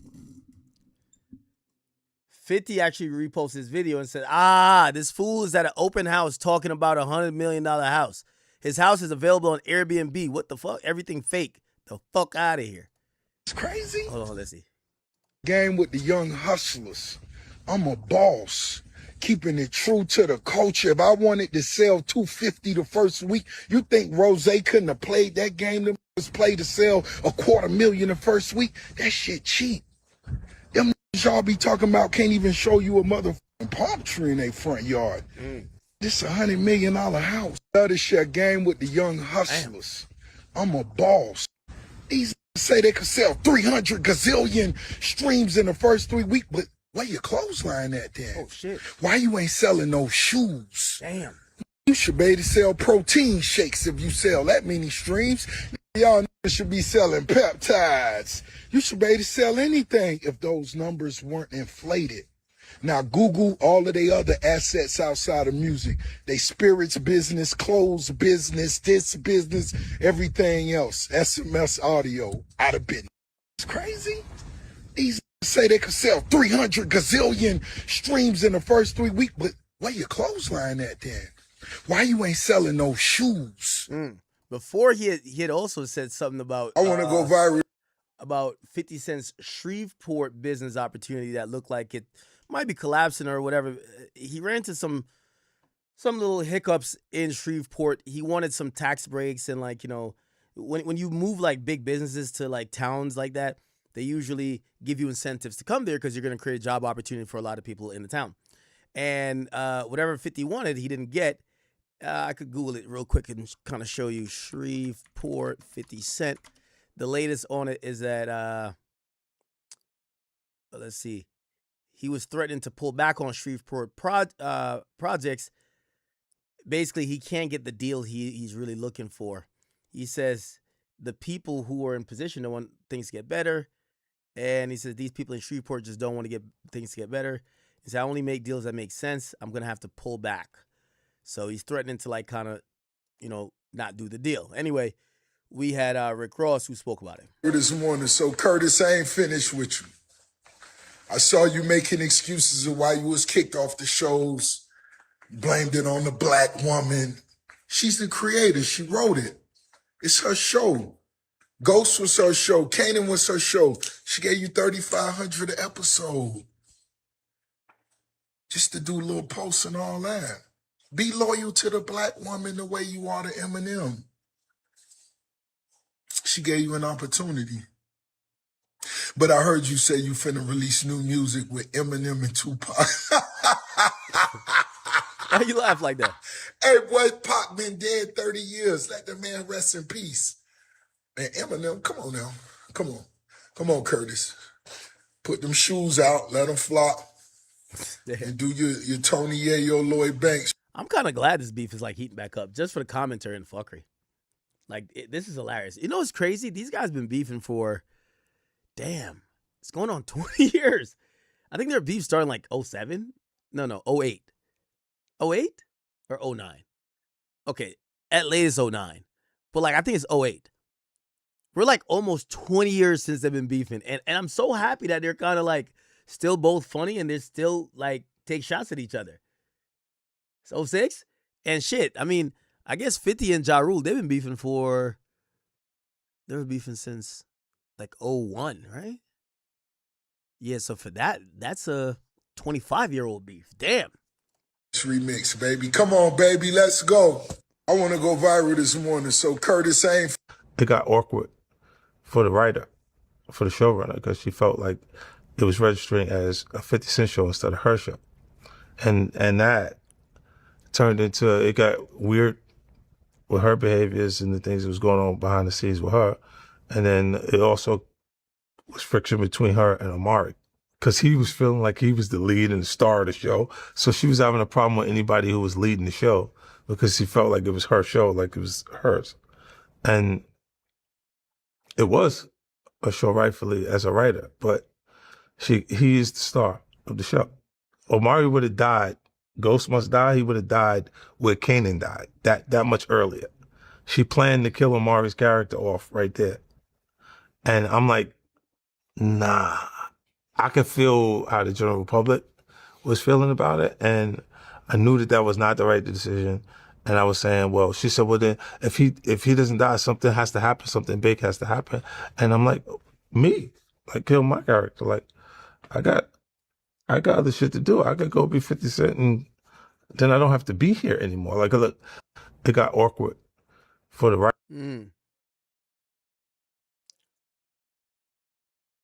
So 50 said the showrunner didn't like him? And I took a pay cut to be there the entire time that I was on that show. Like that, I was being paid in the very beginning $17,000 per episode, while executive producing the show, being the music supervisor, pretty much for then doing the theme song and all the promotion and publicity. It wasn't until the third season that they would accept the show on Good Morning America without me being there. I'm technically the star of power until I introduced. He's kind of right. What interview is this? He's kind of right. I can't knock it. Interscope was the West when it was East Coast, West Coast going on. I went over there and then kicked their ass up and down the street. You should see, I've been kicking their ass ever since. I got it. Like this is like my lifestyle now. I just kick guys for a living. It goes over me. Acting in a show, that was one of the cool ones. Listen, that he wanted to do it. I didn't mind killing Kanan when it came time, but it was one of those things where, look, at some points, when people have success for the first time in their career, sometimes they need it to be all ass, right? So the difficult thing is if they have their success for the first time and it's a 50 Cent show, it is a 50 Cent show. Like publicly, people look at it like it's presented by 50 Cent. 50 Cent, the story is from Southside Jamaica, Queens. Everything is 50 Cent tied to the show. The music that's playing is 50 Cent. It got awkward for the writer, for the showrunner, because she felt like it was registering as a 50 Cent show instead of Chat, let me go get some alcohol real quick, bro. I gotta go get a bottle. her show. And that turned into, it got weird with her behaviors and the things that was going on behind the scenes with her. And then it also was friction between her and Omari, because he was feeling like he was the lead and the star of the show. So she was having a problem with anybody who was leading the show because he felt like it was her show, like it was hers. And it was a show rightfully as a writer, but he is the star of the show. Omari would have died, Ghost Must Die, he would have died where Kanan died, that much earlier. She planned to kill Omari's character off right there. And I'm like, nah. I could feel how the general public was feeling about it, and I knew that was not the right decision. And I was saying, well, she said, well, then if he doesn't die, something has to happen, something big has to happen.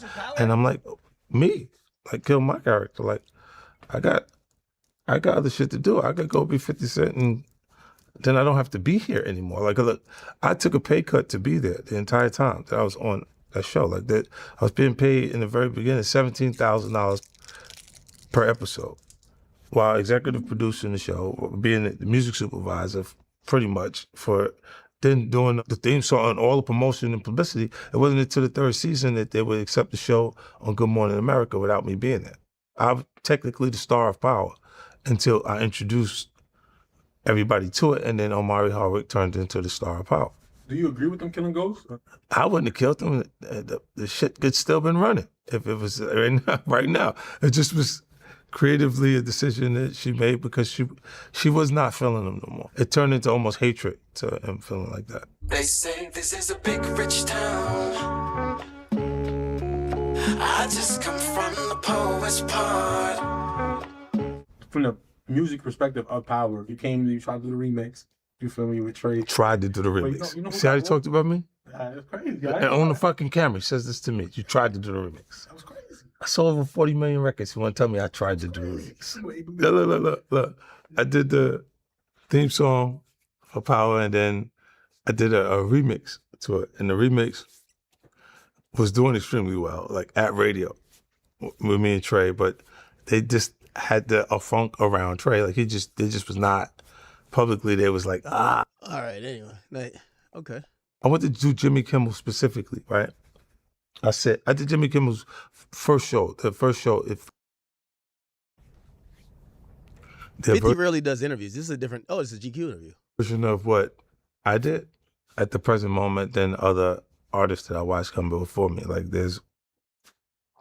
I could see portions of my experience and the things that they're actually doing, and then I watch it how it plays out for them. But mine's is probably one of the most influential ones on the culture because it changed the way people approach doing things. Like there's a section or area where they kind of all turned into it's like a pot of artists that were all like street artists. And then they split it in half. Well, beef between two of them divided the culture. And so it was like if they was cool, they ended up cool with Durk and these guys over here. Okay. But because Ja and them had that influence over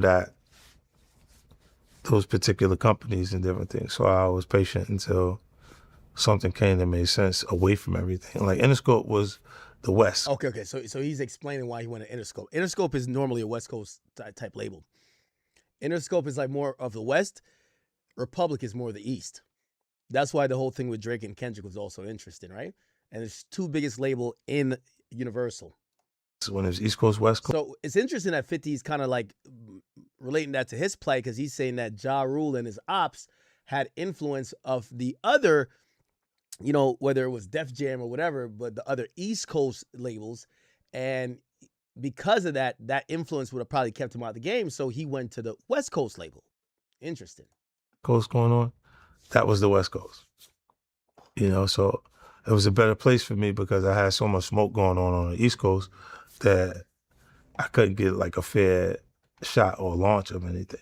So I went over there and then kicked their ass up and down the street. You should see, I've been kicking their ass ever since I got it. Like, this is like my lifestyle now. I just kick guys for a living. From there, I've dominated or done what I wanted to do at points when, if I received resistance and I didn't continue to bang my head against the wall trying to figure out how to please the public, I just went into diversified, went into different categories of my personal interests. Because when I listen back to Get Rich or Die Trying now, what stands out to me is the difference in tempo now and what I was doing at that point. Because like I picked a lot of up-tempo or high energy production, and the one that almost didn't make it is the hottest thing now. Like that was the stuff that I was shying away from. I wasn't sure I was gonna put Many Men on. Okay, all right. Charleston White is now beefing with his former best friend, Dewberry. I have a disagreement with, we end up getting back with each other. From childhood to now. Charleston always got something going on, huh? Me and Rainwater, me and you, me and Dewberry had a falling out. So Charleston had a day one guy named Dewberry, and it's like the guy who's been there since he's gotten popular. And it appears that now they're not cool. And Charleston is kind of like airing it out. He's doing it on his latest Say Cheese interview. I learned in this industry. In the beginning, I had everybody with me. In the beginning, you saw I had everybody, all my friends were with me. And the bill was only on me. So that includes the flights, the hotels, the food, the club, and I like the club now. And when we get home, I meet the needs or whatever needs need to be met. Okay. At some point, they may not be using you, but you start feeling like you're being used. And okay, when you get back home, when you got a problem, can't nobody solve it. Mm. But you've been solving everybody's problems. Mm. When I done paid a $9,000 bond, and I said, Sean, hey man, let me hold 10 to the limit from it, you know what I'm saying? Nigga, but when you look around, the people you don't, but because you're looking at what you're spending, it ain't their fault, and you don't blame them. At some point, when we start getting to the gas station, I ain't always got to pay for gas. We just putting 40, you know what I'm saying? So everything started to become on me. Your friends don't know you. You the breadwinner. You the head of the household. I'll say this. I know exactly what he's talking about. I don't think that's the majority of the problem with him and Dewberry, but I could understand that, right? Like, and I do advise anyone who has a friend who may either have a lot of money or have, might be, I don't know, in a certain position. This is why, like, especially if you're a man, like, insist on like helping out or chipping in sometimes, because trust me, niggas will develop resentment if every single time they're paying or whatever. Like, I got some good friends that, when I go out with them, like, they know I'm gonna take care of the bill. So you know what they do? Actually, my cousin does that too. He'll go up and he'll just pay for it. Be like, you already got it. You know why? Because he knows for the majority of stuff I'm gonna pay for, but he never wants it to come across like, I'm like freeloading, And I do think over time, people start to kind of either get those feelings or you're starting to evaluate if people are freeloading on you. So I think maybe that's what Charleston's talking about. Somebody said, I never asked anyone for gas money. You niggas broke. Yeah, let me tell you this. And it's a gesture that matters. It could be a $20 tab. Say your man has a $5-10 million and you only got like $2,000. Bro, every now and then just be like, yo, I got this. Trust me. It's a mentality thing where people are like, because I'm telling you, he's kind of describing when you feel like these motherfuckers is living off me, but like, you know what I mean? Burden on you. Even when you feel like they ain't doing, but you ain't saying that, you still carrying the burden, but they got feelings. But you paying. Why I paid for flights for 3 years straight? When we come back from the club, guess who the burden on booking the flights? Y'all over there asleep. I gotta make sure we get home. So I fall asleep.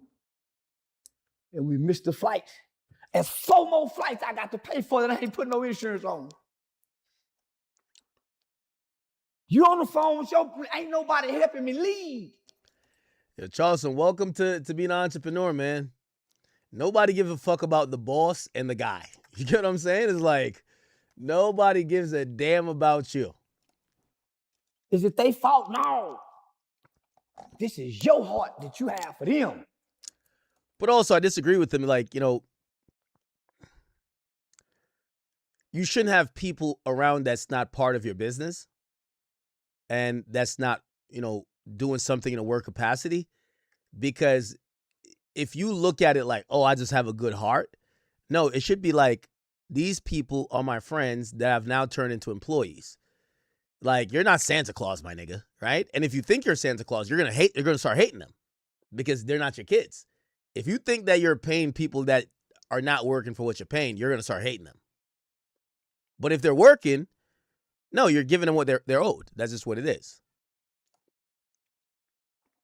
Remember they left you.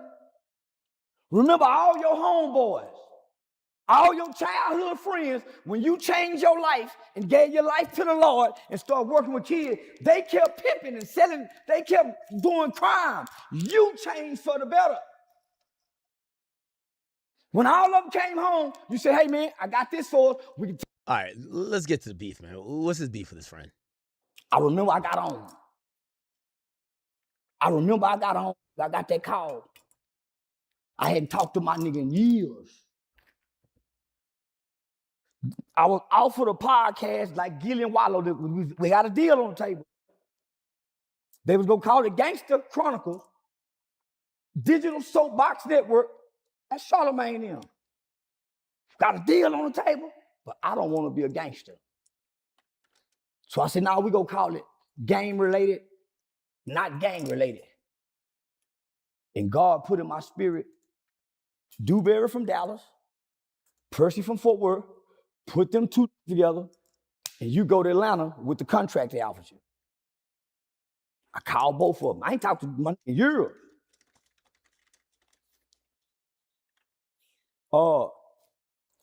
I felt abandoned and betrayed by all of them. Cause we would have been major stars over here running youth programs had we stayed down. Cause it was like 20 of us. Had we stayed down with that, we'll be bigger than what I am today. Changing laws and legislation, but because it was a quality, yeah. So I went and got my name. Them feelings that I had, that you secretly have against your friend, if I would have held on to them feelings, I wouldn't have went and got my. I damn sure wouldn't have got Percy. All right, I'm trying to get to where the beef is at, bro. The stuff that they was getting with me was just for them on their channel. I ain't got nothing. Nothing. Okay. I had to steal something. Somebody who I believe was a friend got over 2 terabytes of my Facebook. Man, I'm talking about shit people will never see again because it's been deleted. This is a stranger. I took it from her. She said, I can duplicate it. I started saying, man, why does she got all of this of me? She can pretend to be, man, she got shit, man, this nigga got down. I took it from her. Hold on, Chad, I'm making a post. She can imitate, man, this man. So all I right, started bro, watching. come on. Who said, man, so when that situation happened in Crockett, he don't know I know. He don't know I know. Yeah, he don't know I know. I knew I was by myself. He don't know I know. She went back and told him. That's when our energies changed. Cause I never said nothing. I'm weeping every time I get with my nigga. I'm crying on the inside. I said, man, I can't believe, man, we've been together this long. Oh, okay. Now, let me see what happened. It made her put her eyes past him. Here we go. Another nigga run down. My nigga baby sitting there run down. I said, nigga, it's a white girl. Y'all come on now, homie. So this has nothing to do with Dewberry going on. With Atlanta. I'm gonna get to that. I don't watch nobody, including Dewberry. I don't watch nobody. I just look at the picture screen and the title. Y'all forcing me to have to say this, homie. You about to expose this, homie. Well, let's hear this. Let's take a shot for it. Abroad, we don't even know. They fell out of a girl? We've been on the road. We driving 16 hours, 12 hours. It's me, him, and Sane. The dream team. Man, my nigga been on the phone with a bitch, man. We think he talking to his broad. Yo, Chad, how many niggas that fell out over girls, bro? I ain't gonna cap with you, bro. 10 hours. She in our business, because we having some conversations. He telling us some things. I don't know her, and I don't know this is going on.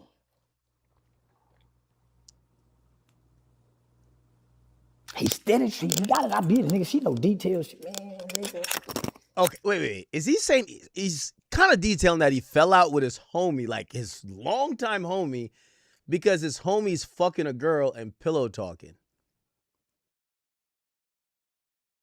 Is that a valid reason, chat?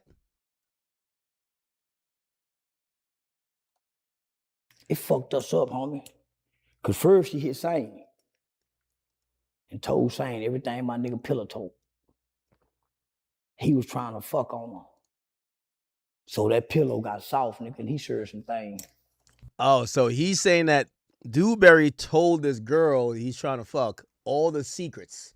I don't know what secrets, but he told everything about the gang. Okay.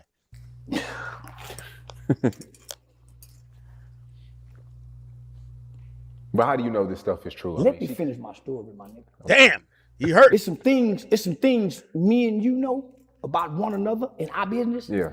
Your woman or whoever should not know will ever know. Mm-hmm. Because he shared so much to her, it made her put her eyes past him. Because she said, you jealous of Charleston. I don't know what he told that bitch, homie. But I know, nigga, I get a phone call from this whole woman. I don't mean to call her a hoe. I get a phone call from this woman. Sane ain't told me. He don't want to hurt a nigga, homie. He gonna keep an eye on home. If you know what he know, you ain't gonna hurt me. The little bit she told me, nigga, bitch, I don't want no more. But she trying to get in our business and manage this and handle this. I already been emailing people. Oh, the girl kind of want to be the manager. She want to get... Okay, now, classic move, classic snake move. Clap it up for Shorty. She really, like, you know, she's giving out the pussy, but, like, women are, like, detached from their vagina. Like, they could fuck... I ain't gonna lie. I think a girl could fuck a horse and not have... They don't care at all. Niggas don't get pussy like that. So it's like, you fall in love with this bitch, whatever. She really is trying to get in there to work with Charleston. She want to get the money. Like, she's like, fuck this nigga. You know what I mean? I want the money. But in trying to get close to Charleston, she is kind of almost telling him, like, yeah, you know I've been with Dewberry and shit like that, but that nigga look like he jealous of you, man. So now, Charleston, like, that's just how it goes. If someone tells you something that somebody else ain't tell you, you're like, damn, I trust you more than them. And it's kind of working, but Charleston acknowledges that he knows she wants to, like, get into the business that she's controlling some shit. We're trying to get y'all booking. Huh? What? And whoever who said in the chat, like, yo, didn't he tell you the story? No. He told a different story with Danza Projects and his girl. Or no, Danza, yeah, his girl and Danza, yeah. She said, man, nah, man. I had to call, say, hey, man, boo. She tried to work me again with some more shit. I said, nigga, this hoe got us by the balls. And then I had to play everything back. Nigga, we been riding to this place, he been keep, man.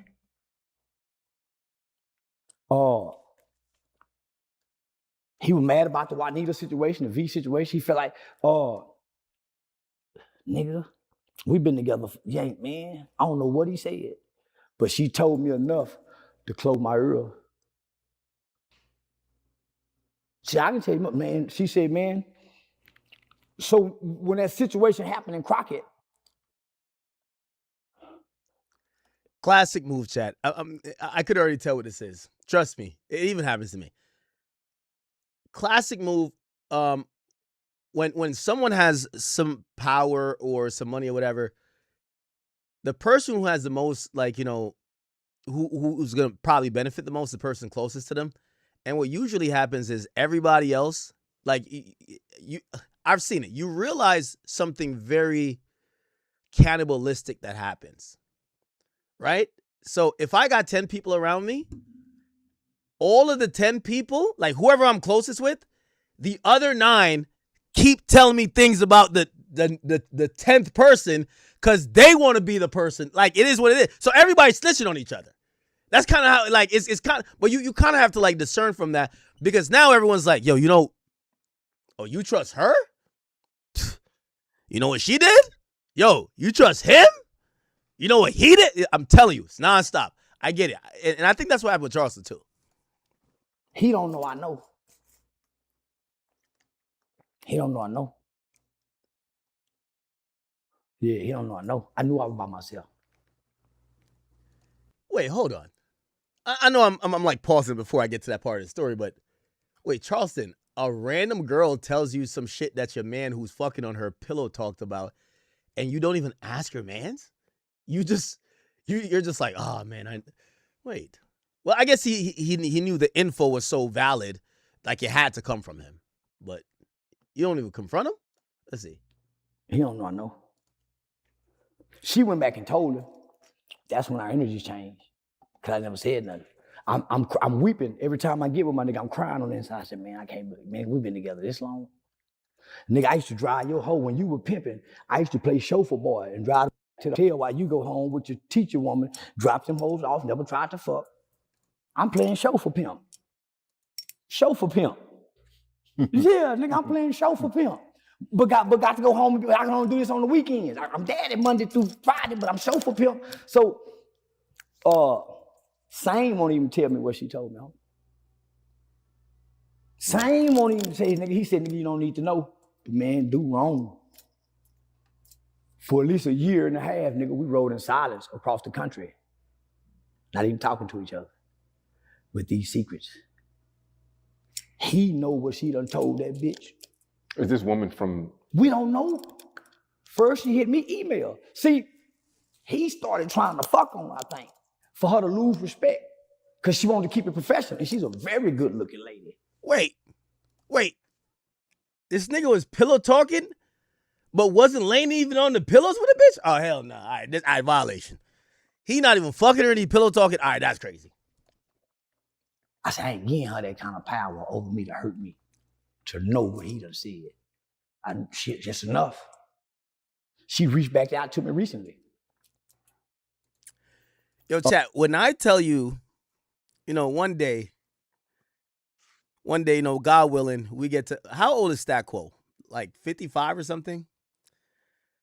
One day we'll be 55, God willing, and, we're still doing the stream. I hope you're here. You might have a couple kids, maybe on your third wife. It's all good. Regardless, at that point, I could kind of give it up a little bit different, because it's a lot of things are going to be 15 years old and whatever, and 20 years old. Could give it up a little bit different. If you knew how many situations that really occurred in rap where pillow talking, oh, these guys are friends, like locked in, nothing could change. But a girl, one likes who fucks the other. And she come back to the other dude and she says whatever. Like, women play so much of an integral role into all these relationships. And not only relationships with men, just relationships in general. But it's kind of interesting. Like, I don't know why I thought this was going to be yo, he stole from me, or yo, he's fake. This is basically about a woman.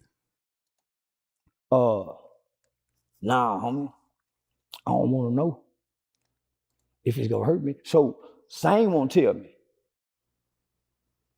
We just ride in secret, but we still friends. Like when you and your woman mad at each other, get into it, and you feel like you hate the bitch, and she feel like she can't stand your lying ass, but y'all still lay down and go to bed together. That's what people do when they love each other. So I love him enough, nigga, to only speak what I done spoke and not to address him because I don't know what he told her. They got power over me. He know, woman. Why? You know what a bitch go do. Go back and tell him, I told him everything. He don't know what she done told, but he knows she done said. If my nigga won't tell me, I act like it didn't happen. So he changed in the process. Everybody I fell out with, from Juanita. And you don't feel like you changed? All of us have changed. Okay. Friends don't mean nothing to me anymore, as it did in the beginning. Friends don't mean anything to me. What can we do for each other? So here's the thing. So I'm looking for business partners and associates. You admitted to being selfish a lot of times. Yeah. But nigga, when I pay for everything for yours, there's nothing. You can't be selfish and you giving your money away. I'm selfish in principles. But nigga, anytime you ever seen anybody standing next to me, nigga, I paid the way. My Atlanta niggas, every nigga, I paid for every trip, everything. And sometime I pull up to see them niggas go get their snack items and won't nobody pump back at the gas tank. And we got 3 or 4 more stops to put in.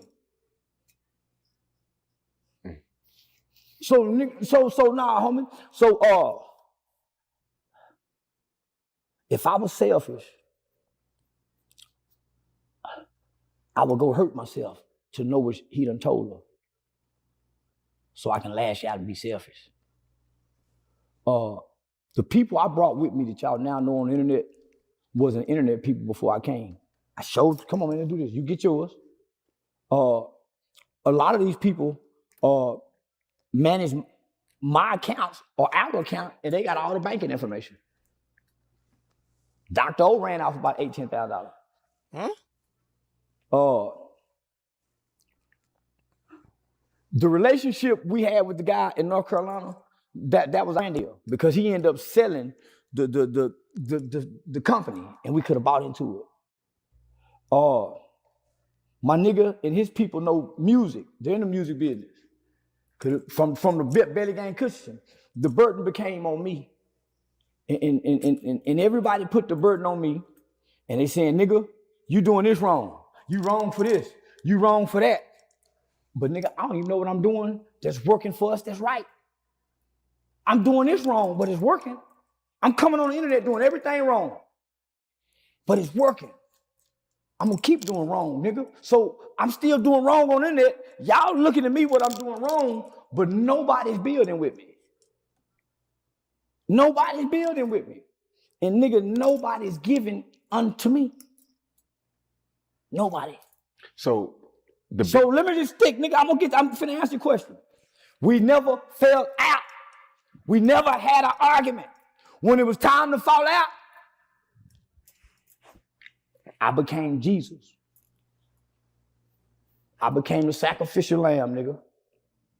My heart is broken. I'm hurt.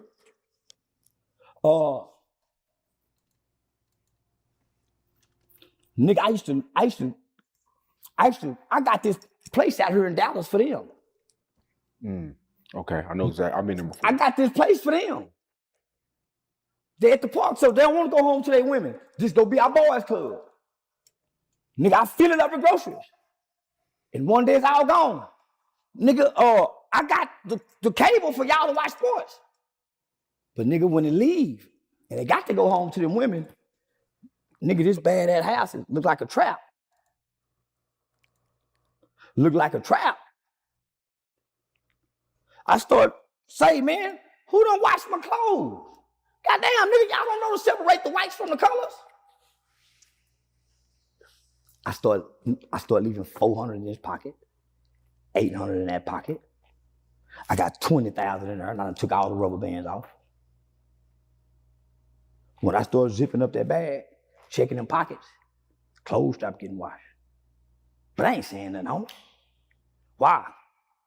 When I was letting them peel, they weren't asking for too much. So I leave out money to let my friends take from me. I bought a whole bunch. Okay, I feel like I could stop this already. Charleston's going through something that, trust me, I've gone through too. And what I mean I've gone through is like, at a certain point, it's hard to separate friendships, relationships, and business. And a lot of times you try to bring friends that you knew along for the ride. I'll tell you me personally, there was a time when I was in college and shit, I already was a big DJ. So at least around the college scene, our college scene, Rutgers University. And I'm like, bro, I've done that already. How many times are we going to have a bunch of, like, it got old to me. Like, I'm the DJ. Like, I'm having the most fun, whatever the case is. But I'm like, eventually we got to move on from this. And I had like 4 friends. You know, we had called ourselves Team Academics at the time. They didn't move on. I remember like the summer that I started to like focus on doing the radio show and I was starting to do YouTube. This is 2010. And my homies was just like, yo, what you about to do? And I was just like, yeah, I'm like, I built like a makeshift like studio in my closet. And they were like, yo, we got bitches coming over. And I remember looking at them and I was just like, dog, we've had bitches coming over for 4 years. You get what I'm saying? Like, yo. And I remember telling them something, and I looked at everybody in the room. I said, yo, these days, my man, he had this one car. I can't remember what car it is. He drove around on empty for 4 days. Dead ass. And the nigga was on empty for 4 days. His car never shut off. It's crazy. One time my G-Wagon was on empty for like 30 minutes, nigga. That shit shut the fuck off, nigga. Yo, I don't know how my mans had his car on. Nigga, we would go to one party, come back, it's still on E. We would go to another party, still on E. The max he might do, yo, you never been in a struggle until a nigga put $5 worth of gas in the tank. It was on E before, it's still on E afterwards. Anyway, my mans and like all my people at the time, Team Academics, bro, they made the choice that like we started separating. I wanted to pursue what could be a different iteration of me being popping on a club or at a local university scene being a DJ. I wanted to try to mess with the radio stuff or, you know, just content stuff. They were like, people know Team Academics. Let's fuck these bitches. And I remember consistently they were like, bro, let's yo, there's some bitches trying to link. And I remember telling them no a bunch of times. And I try to explain to him, I'm like, yo, listen, 4 years from now, we not supposed to be riding in this, same dusty car. You're always on E. We all should be pulling up in our own cars. And we all should have nice cars. And we shouldn't be at like some fucking like basement party. We should be in lounges. And they were looking at me like, fuck are you talking about, nigga? Like, yo, nigga, we're fucking these bitches right now. Like, what are you, fuck are you talking? Like, deadass. And for me, like, mentally, I was just kind of like, bro, after you've done it a while, you just, enough is enough. And it's funny because I still see those homies now. I don't feel no remorse, because everybody made their choice. I was trying to elevate. They were just trying to fuck college bitches the whole time. And, those people didn't take the ride with me, but there were other people that took the ride with me. And I will say, in terms of what Charleston is talking about, it is a hard thing to convert your friends into professional employees. You know why? Whatever Charleston's doing, let me tell you this. Like, I don't care. Listen, y'all know, shout out to my man Leaf. Leaf been with me since, like, all this shit. Like, he used to bring my fucking heavy ass, like, 300-pound speakers when we went to, like, go 3 hours away to go DJ, and I'm DJing for $300, right? But at the end of the day, like, as time goes on, and I'm not using him as a, example, but it is an example, and I love him. He just got married, by the way. I don't know if I should say that, but shout out to my man. And I will tell you this. As time goes on, yeah, we're friends, but now, nigga, when I go out to a club, I'm beefing with this rapper, that rapper. The threat that is on me or whatever, like, he doesn't have to have that. You get what I'm saying? The point is, our lives start separating because the more you lean into this, you're going into a whole different realm. And he's your homeboy. And I don't want to keep using him, but he's your homeboy, but, like, your lives become very different, right? Like, what Charleston's doing now, like, Charleston and Dewberry, they're locked in, or they were, I would believe. But at a certain point, nigga, Charleston, look, niggas just shot at him, like, whatever. It becomes on a different level. You kind of, like, a part of this entertainment game, after a while, you have to, like, commit your life to it. And a lot of times your homies you bring along, they don't have to because they're not the face, right? So they could have their regular life. Your life is never regular again. Like, my life, I wish I could go back to, what year was it? 2013, 2012? Like, nigga, the last time I could walk through a mall, like, decently was 2012. Like, 2012, 2013, like, shit don't happen no more. So our lives can get changed a little bit where you don't really identify with your homies as much anymore. You still love them. But then the next thing happens where it's like, your homies, you either have to separate from, or you have to get them acclimated to being a professional employee. The mere fact that Charleston's telling this story and he keeps saying his friends, tell me that he didn't get past that. As much as, I have love for everybody who's been with me for a long time. All right. If y'all knew how many people I flew out to Toronto. Me.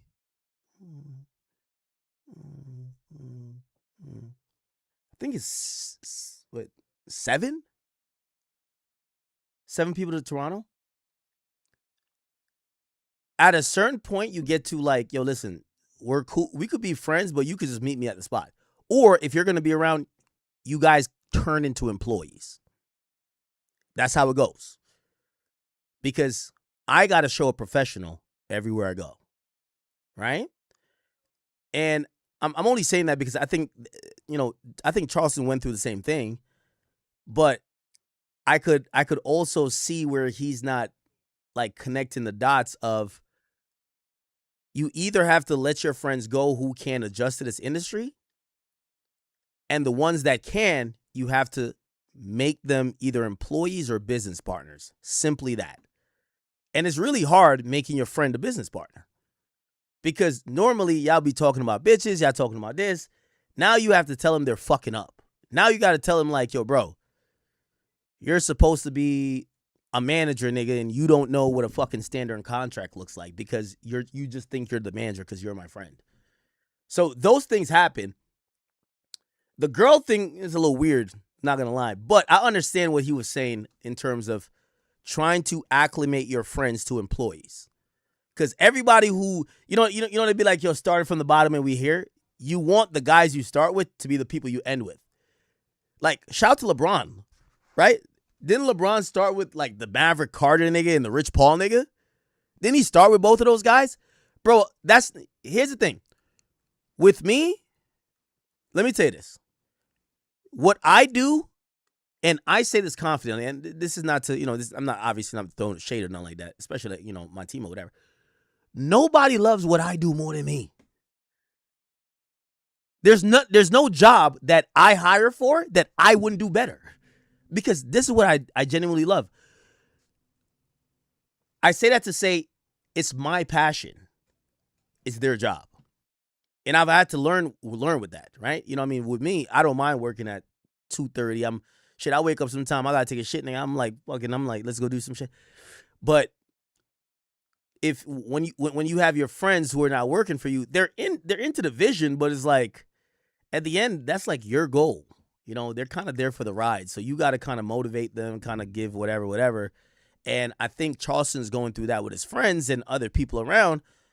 And he's trying to figure out how to convert friends to employees. That's really hard. I'm telling you all this right now because if anybody's going through this, you're going to feel like a piece of shit. I did for a while feel like, you know, maybe I wasn't bringing my friends along. But those friends that I told you about that was trying to fuck bitches, I'm like, bro, I showed them exactly what the blueprint was. I told them exactly what was going to happen. They were like, nah, we just want to fuck some bitches. I was like, I bet. Go ahead. So when I see them now, like, you know, we chill, we cool, but, you know, I can't have the remorse when they tell me, like, shit not going well or whatever. I'm like, bruh, yeah, at least you fucked a lot of bitches. You know what I mean? Fuck it.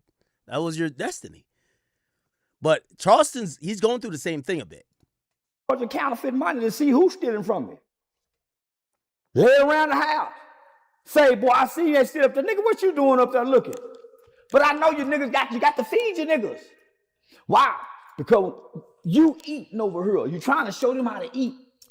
Yeah, that's the problem. Charleston, at this point, your friends got to be employees, business partners, or you got to get them out the paint, my nigga. Facts. But they not really eating. Why? They ain't bought no cameras. They ain't got no backdrops. They ain't no merchandise, no products. So you see, they ain't growing. But you keep feeding your niggas. You keep feeding them, nigga, they go do what Dewberry did. They become piranhas. It don't be about y'all had a falling out. Homie, I got us in this position. And everybody relying on me. Everybody relying on me.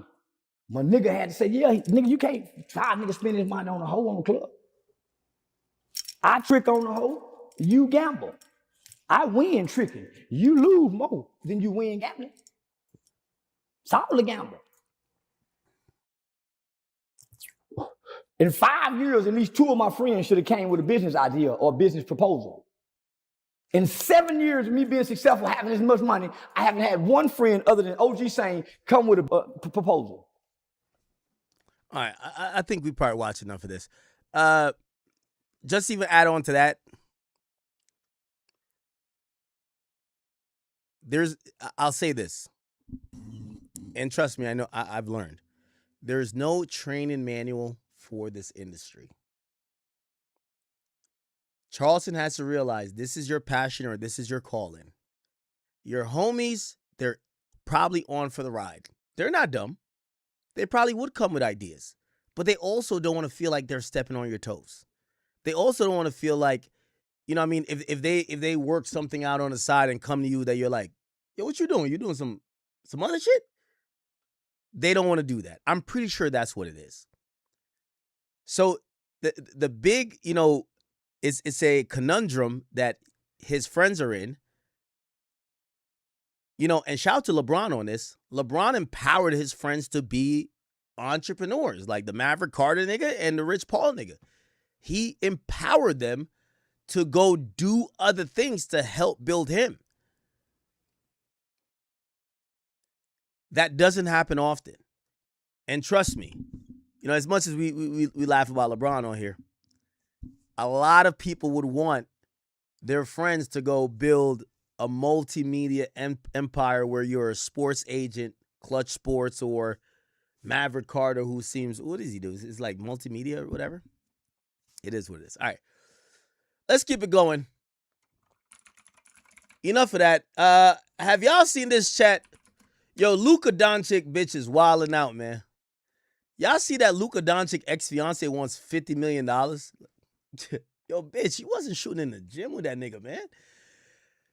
Listen to this shit. Luka Doncic ex-fiance Amaria Goltes. Let's look at her Instagram. These bitches be talking about 50 mil. Like, yo, we gotta look what you look like, gang. Hold on. Anna Maria Goltes. These chicks is tweaking, bro. Let's look at her Instagram chat.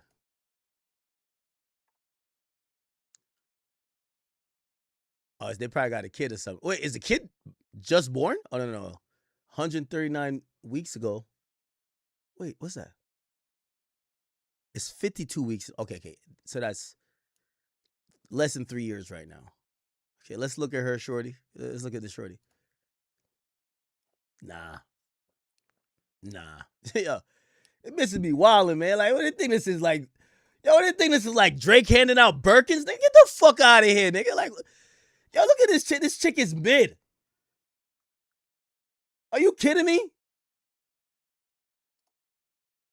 His ex-fiance once said she wanted to settle their issues amicably, but TMZ has learned she's taking their fight to Slovenia.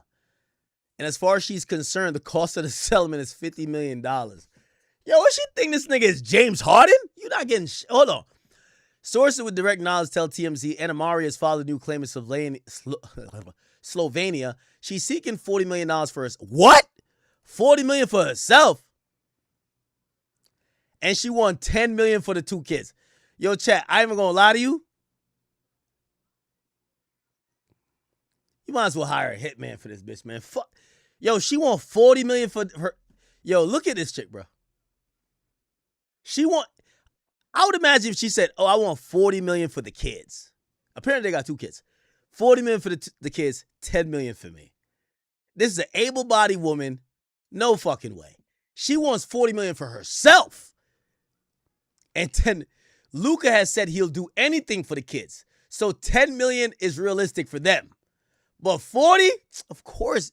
Nigga, I'm not paying you money to go fuck another nigga. We're also told she want to strip him of his custody rights. Currently he has the kids 2 days a week. She want to reduce it to 1 day a week.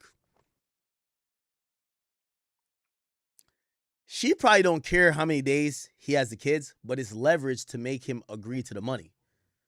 Oh, well, if you want to see your kids for the amount of days you want to see him, just pay me $40 million. But let me look at his contract too. Luka Doncic contract. What do you got? A 3-year, 165 maximum extension. Hold on, let me just look at it. How much has he made in his career? He's made $200 million. He makes about like $57 million a year. Ah, fuck that bitch, bro. Hell nah. Like, he got to play a season for free. That's what it equates to, chat. She wants $50 million.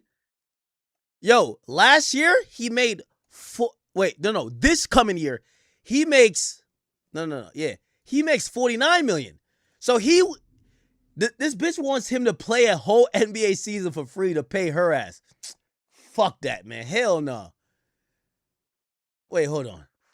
Luka and Anna Maria share custody of the 2-year-old daughter and 7-month Olivia, and were together for a decade. Luka's smart. I know he got best lawyers. So I know what's gonna happen. The $10 million for the kids are gonna put in a trust fund. Word up, like, because you know that you gonna have a baby mama like Brittany Renner. She gonna spend that shit, man. Like, she gonna be like, them kids can't even talk, nigga. I'm spending that shit. That shit gonna go in a trust with mandatory expenses paid for. So she not gonna get to benefit from that. That's why she wanted $40 million. Luka previously argued California was the wrong place. I keep telling you, nobody wants to deal with child support in California because the girls live in Slovenia, and said he initiated proceedings there addressing custody and support. Frankly, that seems like a solid argument, and Anna Maria may have dismissed the California case because it was a loser. The Lakers superstar is currently in Slovenia to be closer to his daughters after revealing in May he may skip playing for his national team while pursuing joint custody. And he'll apparently mix family and basketball while there. Luka is reportedly hosting the entire Lakers squad for a 4-day minicamp in Slovenia later this month. She won $50 million. Wait, how long were they married? Let's see. How long was Luka and his wife married? Let's see, Chad. Wait, what? Luka was never married? He was previously engaged to Shorty, Anna Maria, for 2.5 years? Why is she asking for bread then?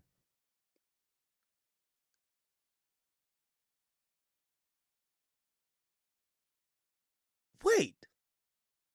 He never married this girl and she won $40 million?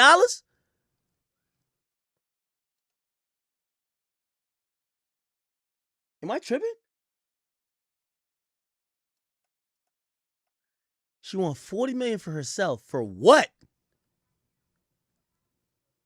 Oh, it's an ex-fiance. It's not even an ex-wife. Wait, a $50 million settlement for what? Wait, hold on. Let me read it. TMZ article again.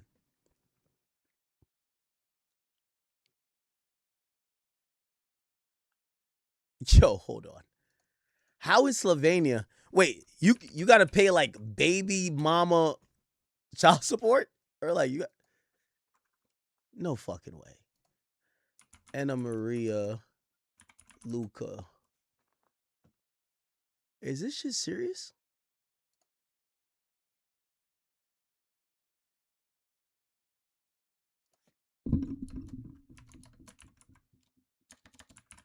Apparently it suddenly broke up with her.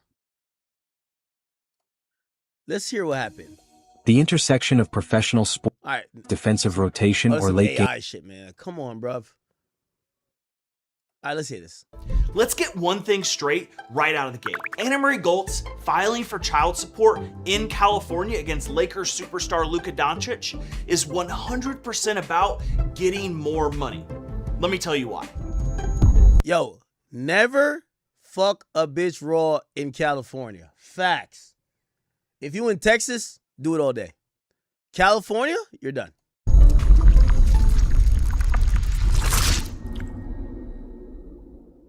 Now, to understand how this hometown fairy tale turned into a potential high-stakes international legal war, we have to look at the history. Luka and Anna Marie actually met when they were just 12 years old, vacationing at the seaside in Croatia.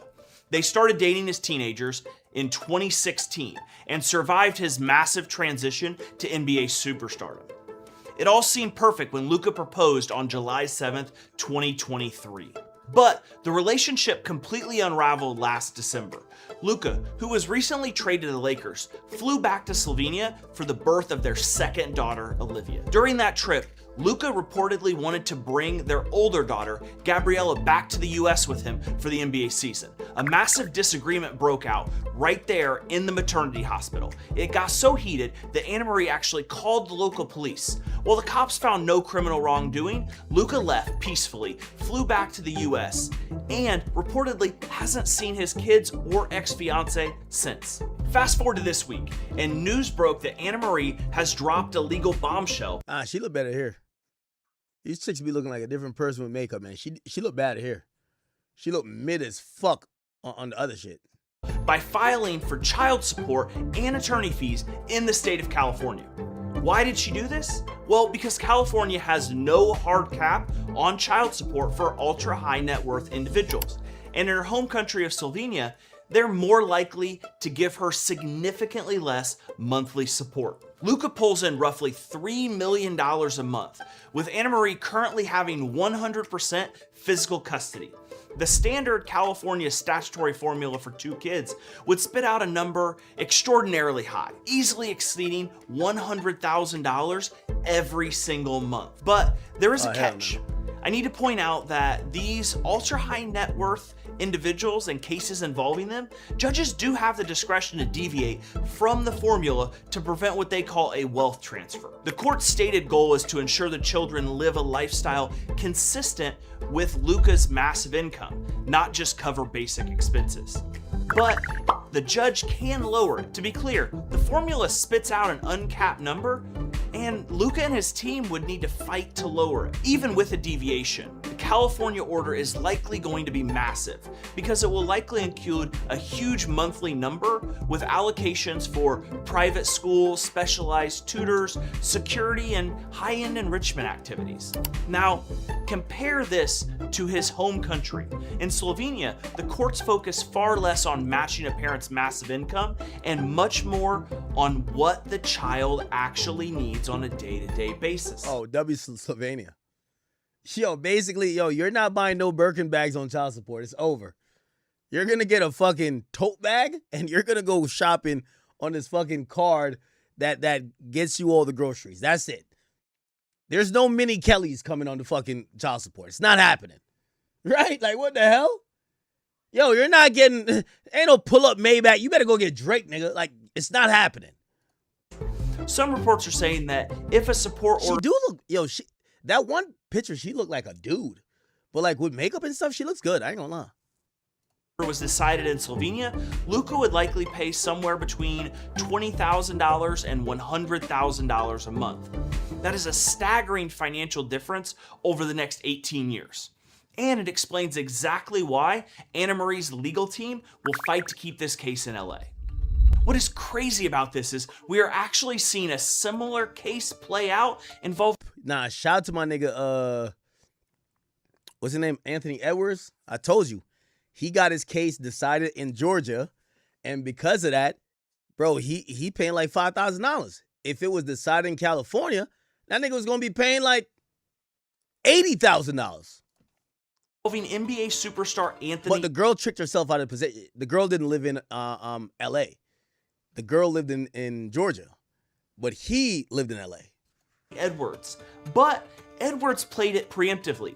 He filed in Georgia, where he is a resident, specifically to lock in the state's... But she's a resident too. ...lower child support guideline and legally block his child's mother from filing in California. See, with child support, more than one state could have a claim to take jurisdiction, and it usually turns into a race of who filed first. Luka didn't get ahead of it, and now the legal battle begins. Because Doncic currently lives and works in Los Angeles, the California courts can easily establish personal jurisdiction in this child support matter. Anna Marie is going after more than just a massive child support payday. She is demanding he cover all of her attorney's fees, most likely under California Family Code 7605. This is a standard legal maneuver based on the income disparity to ensure a lower earning partner has the exact same legal firepower as the multimillionaire. But here is the wild jurisdictional catch where Luka really gets screwed on seeing his kids. Anna Maria filed exclusively for support and attorney fees. And even though California could legally enforce child support, they cannot issue a custody order. Under the jurisdictional laws involving child custody, a child must live in the state for at least 6 continuous months for the state to have power to decide custody. One daughter hasn't been in California since last May, and the other has never even been to the United States.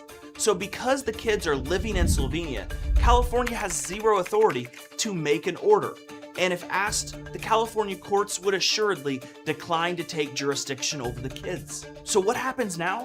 Luka is going to fight like hell to keep this child support case from moving forward in the US. Expect his lawyers to file a motion to dismiss the California petition immediately. If he hasn't already, he's likely racing to file his own case in Slovenia, which does cooperate with the US under the Hague Convention, to try to drag both the custody and child support back home where the financial hit is more likely to be much lower. His argument will assuredly be that Slovenia is more appropriate since mom and the 2 kids live there, and child support and custody can be handled in the same court. And this is also favorable because he's more likely to get a lower child support number in Slovenia. Because they were never married, this is Anna Maria's one shot at a massive payday. We're either looking at a protracted, ugly international court battle in the coming months, or a completely quiet, out-of-court settlement. That's usually how these high-profile situations go. What do you think about the situation Luka's in? Let me know in the comments, and we'll see you guys next time. Okay. Shout out to Luka, man. Shorty asking for $40 million is wild. Fuck out of here. All right. She's not gonna get that, but the kids will be taken care of. That's all that matters. Apparently they were in extra love and they broke up abruptly. I wonder what happened. Why did they break up? Why did Luka and Anna break up? Let's see. Why did Luka Doncic suddenly break up with his fiancée of 10 years right after signing a $165 million contract? Anna Maria Golta's final post revealed 3 heartbreaking reasons behind their split. Just yesterday, Luka officially announced his breakup with fiancée Anna Maria, ending their decade-long relationship. And 6 months before this happened, Luka had signed a massive $165 million contract. Meanwhile, Anna Maria shared a cryptic post, fully revealing the truth about their relationship. First in that post, she reflected on the difficult lessons from their 10 years together. All right, bro. This is AI, bro. Come on, like, what the fuck happened? They say the bright lights of LA. Speculation. Main character energy 24/7. When life off the court gets unstable. Okay, another AI video. Nobody got like an explanation? The intersection of professional spotlight has. Oh my God, another AI video. Jesus Christ, it's all AI. Okay. Let's listen to Nino Brown. In the news after report said that his wedding plan got called off. Here you go. You could be the biggest player in Los Angeles, and the next minute, your whole family situation is on Nino Brown Sports. Make sure y'all subscribe at TMZ and on goddamn ESPN2. Hit that subscribe button right now, by the way. Make sure you hit that. It don't cost you nothing to subscribe. The White House. So now the same man that the Lakers counting on to lead the next era of the franchise is also dealing with the breakup drama. All right, he don't know shit.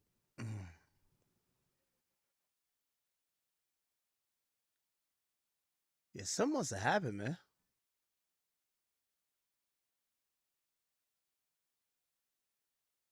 Is this true? Luka rages after finding tapes of his ex-fiance with teammates? What we're finding out, they're now bad-mouthing the ex. Stories are now leaking on Luka. Here's one of the stories that is leaking on Luka. What's the story? Athletic had a story. According to Sam Amick, the people who witnessed Luka's last days in Dallas called him lazy. They talk about the weight issues. They mention the social habits. The Athletic has reported on such a taste for beer and hookah. What were you feeling in that moment? Sadness, mostly. I was still in shock, like crazy. Luka and his fiance, they decided to separate because Luka said, listen, I want my baby girls here with me. Away with it. What do you guys think about that? She's dodging her home country's child support law. Made up their mind, and at the same time, everything else around him is falling apart. He got fined $50,000 by the NBA. Someone talks about his family during a game, then what happened? He had the type of performance that had the entire Miami crowd chanting. Can change everything, and Luka knows it. That's why he's pushing so hard to fight it. While all this is happening, the internet is also creating distractions. There were rumors about Luka dating Madeline Klein just because they followed each other online, and that turned out to be Luka fucking other bitches. As he should. Nigga, I'm in LA, nigga, the fuck? Bitch, you in Slovenia, nigga? Like, be a good mom, nigga. Like, I'm gonna do my thing out here. What's the problem? Luka ain't do nothing wrong. Real ass nigga, man. I knew it was something simple, bro. Like, all that other shit's fake. Luka got to LA. He's fucking some models. Like, his wife, I ain't gonna lie. His fiance probably was like, hey, I'm gonna bring the kids to come see you. Nah, I'm good. Just wait till after the season. Nigga fucking these whores. It's all good. All right. Okay. What else is going on? But no, she don't deserve $40 million. I don't even know how that's a claim. How does she get $40 million? Okay, let's see. A$AP Rocky. Did we play this A$AP Rocky interview? I know we played it in terms of Drake, but we never played it in terms of Ferg. Or maybe we did, but we just didn't focus on it. We talked about Drake doing all this giveaway stuff. It's good for him. Let's see, what else?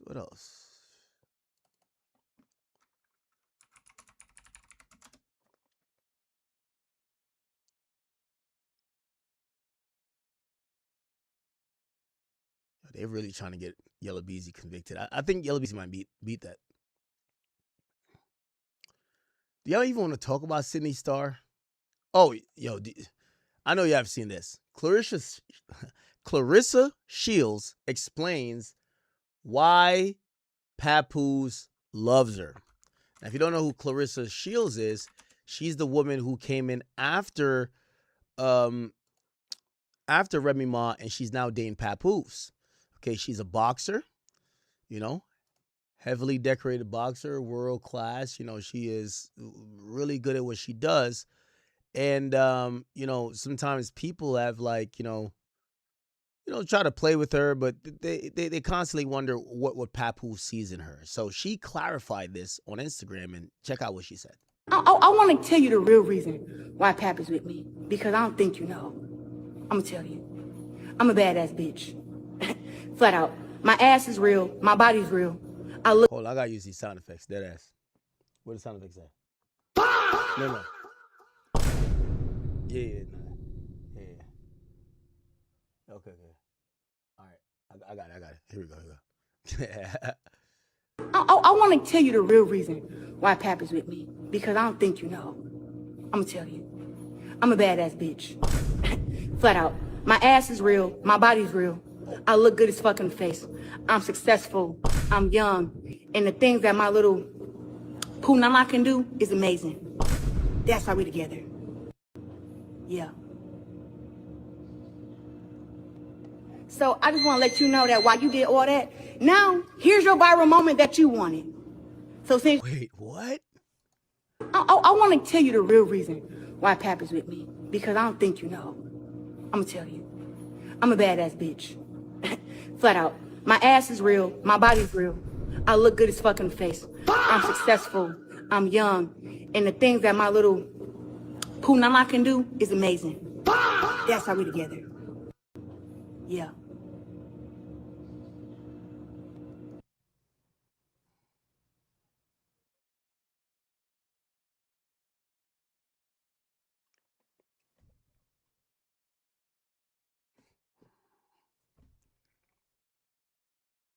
Papoose, congratulations, my brother. It ain't for me to comment on another man's wife. Different strokes, different folks. Okay? Pap got a type, she's his type. You heard her. She a badass bitch. She got a fat ass. But she said she bad as hell. And she said that Punani could do them tricks. Never know. It probably could, juggle some balls while riding on a unicycle. Who knows? But goddamn, if Papoose like it, we love it. It's okay. It's not for us to judge. So I just want to let you know that while you did all that, now here's your viral moment that you wanted. So since now you got your viral moment, Miss Shanika, hopefully next time when you see me face to face, know that I can say the same shit to you I'm saying right now. I can say it to your face. Unlike you, pussy. That's what you are. You're a fucking cheating pussy at that. I want to tell you the real reason why Pap is with me, because I don't think you know. Tell him. I'm gonna tell you. I'm a badass bitch. Obviously. Come on now. Obviously. What else? Flat out. My ass is real. My body's real. Ass is real, body real. I do like a real ass and a real body. Gotta get my little soundboard right. I look good as fuck in the face.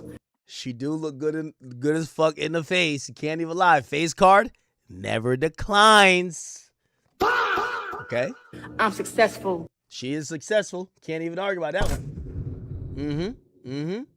I'm young. Let's Google her age.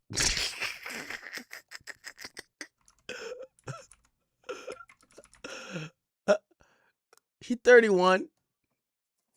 Okay. How old is Papoose?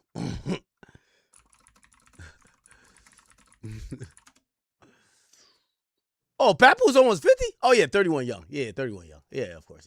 Yeah. I know Papoose is almost 50. Yeah, 31 young. Yeah. All right. And the things that my little poo nana can do is amazing. Oh, shit. She got tricks with the punani. I don't know how to judge that. Only Papoose or no? I've never seen Papoose without a smile since then.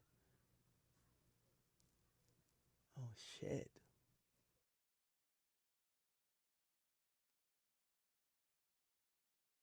I ain't gonna lie. Clarissa Shields, she's like what do you call it again? Serena Williams. Like it's like athletic, attractive, black queen. You feel what I'm saying? So, I fuck with it. Shout out to Papoose. Do your thing, brother. Do your thing. Okay. She's a world champion too. It's dope. Okay. What else? Ben the Don got what? Okay. Oh, y'all seen Young Boy with his new girl? Look at this.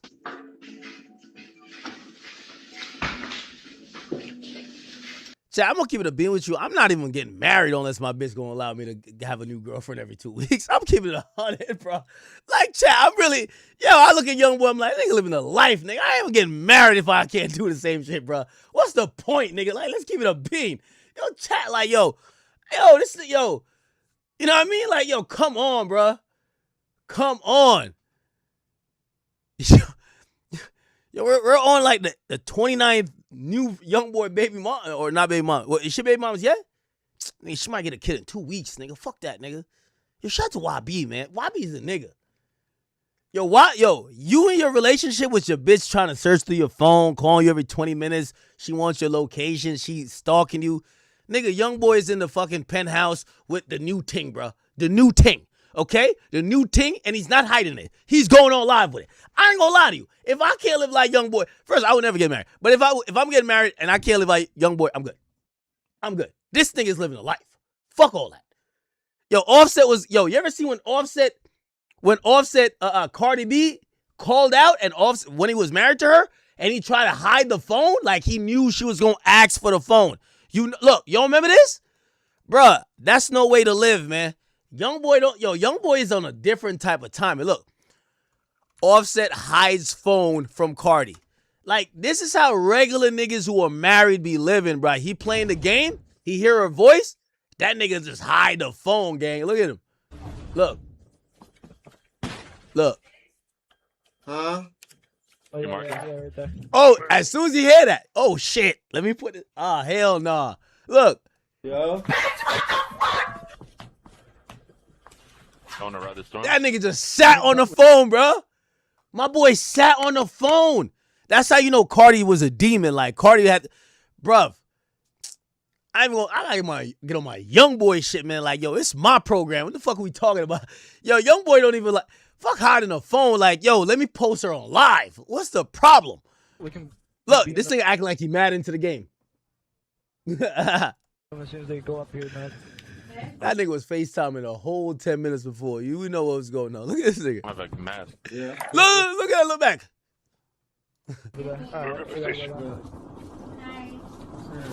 She said hi. Oh, I'm just playing the game, baby. I'm just playing the game. All right, I see you, man. Oh, she walked out. He pulled the phone back out. Oh, I'll see you in a minute. All right, back to my regular texting, all right? Send me them titty pictures. Stop fucking playing with me. Hey.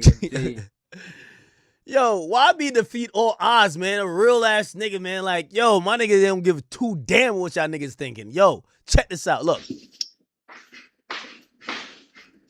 By the way, this is 21 Harold right here. Shout out to Harold. Yeah, I'll just leave that.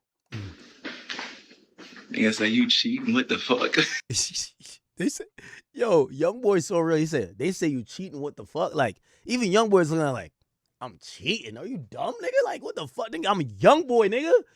I'm NBA Young Boy. What are you talking about? I'm cheating. Cheating? What are you talking? Cheating? Like, cheating implies I'm doing something I shouldn't be doing. Like, what are you talking about? I think just laughed at it. The girl even came in the thing that's like, what? Sometimes I need. I told you not. Nah, this one's a specimen still.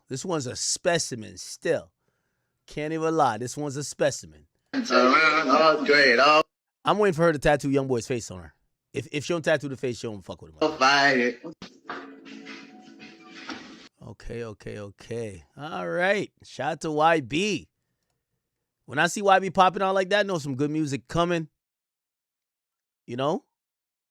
Shout out to these females. I think they keep him occupied, that he don't go kill his ops. Young Boy's a crash out. Everybody know Young Boy's a crash out.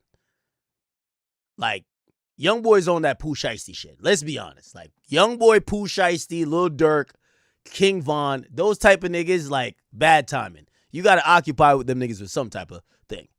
Either give them a million bitches or give them some substances that they're, like, drunk or whatever the case is. But those are demons. All right. Holy. When niggas ask me for music opinions and I hear it and it's shitty, you know what I tell them? Just quit. Get a 9 to 5, put the fries in the bag.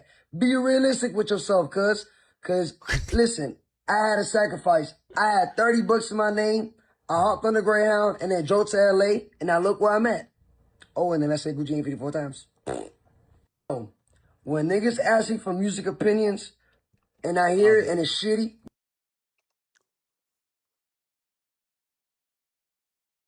All right. Let me go over to the shade room. Let's see what's cracking over there.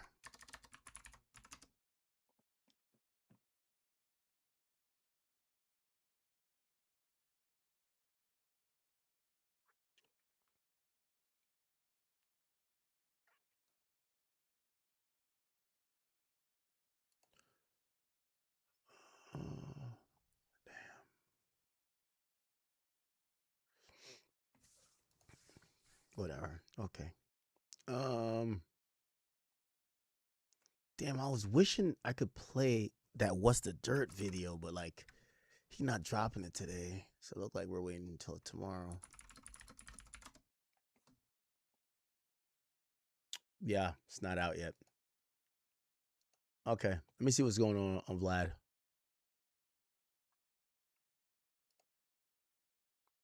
I gotta go grab something real quick. Give me a second. What the fuck? YG puts out red alert. What the fuck is No Jumper been doing? 20 verses of blood. Ain't this nigga blind? Hang on, I'm smoking. You want to smoke?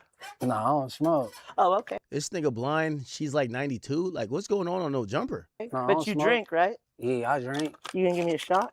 A shot of what? This dick? Just so it's understood, the mayor gonna make sure. Yo, No Jumper is hilarious. You got a blind nigga, a crackhead. Like, this is all good. Yeah, I love No Jumper, man. Yo, when I'm watching No Jumper, man, nobody can tell me shit, nigga. Like, everything is good. Everybody in the building trying to gain the heart of the flyest blind blood in Inglewood. We got Munchie B in the building, you feel me? How you feeling, brother? I'm Gucci and Gabbana. You feel me? That's this right. Ain't plug talk, but you know, we gonna make it do what we do. When you like Flacos and shit. All right, so what area of LA you grew up in? North Hollywood. North Hollywood? Yeah. Okay. You went to Hollywood High? Okay, she No, I moved out to the Antelope Valley, like right before high school. But I grew up in Fernando Valley. I'm from Woodland Hills. Okay. Yeah. a little thick one. I want the thick one. I want the thick one. Okay. You ever dealt So with many somebody from bitches. Inglewood before? No, dipped and dabbed a little bit my younger years. You ever fucked with a blood before? Yeah, absolutely. Oh, for real? Absolutely. Okay, B team elite. You know, be in and out of Pacoima, all that. Yo, B team tap in. B team tap in. Oh, Lee. Out of Pacoima? Yeah. Yeah, whack. Okay. gorgeous. Yeah. All right, as we can see, All right, chat. Which one would y'all fuck? nothing but top tier dimology going on over here. You feel me? There's a lot of lilies in the world. Like the You can't touch this unless you little spin on me. Yo, I swear every girl's escort now, chat. It's just ridiculous, bro. Okay. All right, there ain't no jumper. Goddamn. Let me look on Vlad. DJ Vlad. I just need something to play for like 5 minutes.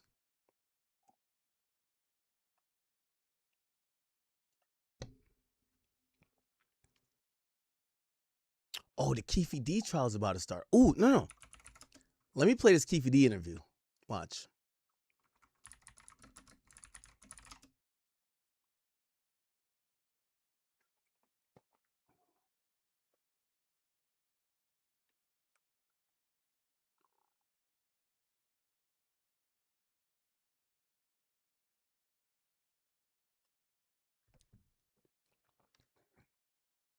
So Keefe D did an interview. Check this out. This They allowed him afternoon to do a media interview while he's incarcerated before his trial. Check this out. 8 News Now exclusive before one of the biggest trials in Las Vegas history. A sit-down interview with a man accused in the murder of Tupac Shakur. Dwayne Keefe D. Davis speaking with investigator Vanessa Murphy. A quick note, our team was not allowed to put a microphone on Davis due to security. That's why we've included subtitles. The trial surrounding the murder of rap legend Tupac Shakur nearly 30 years ago is just days away.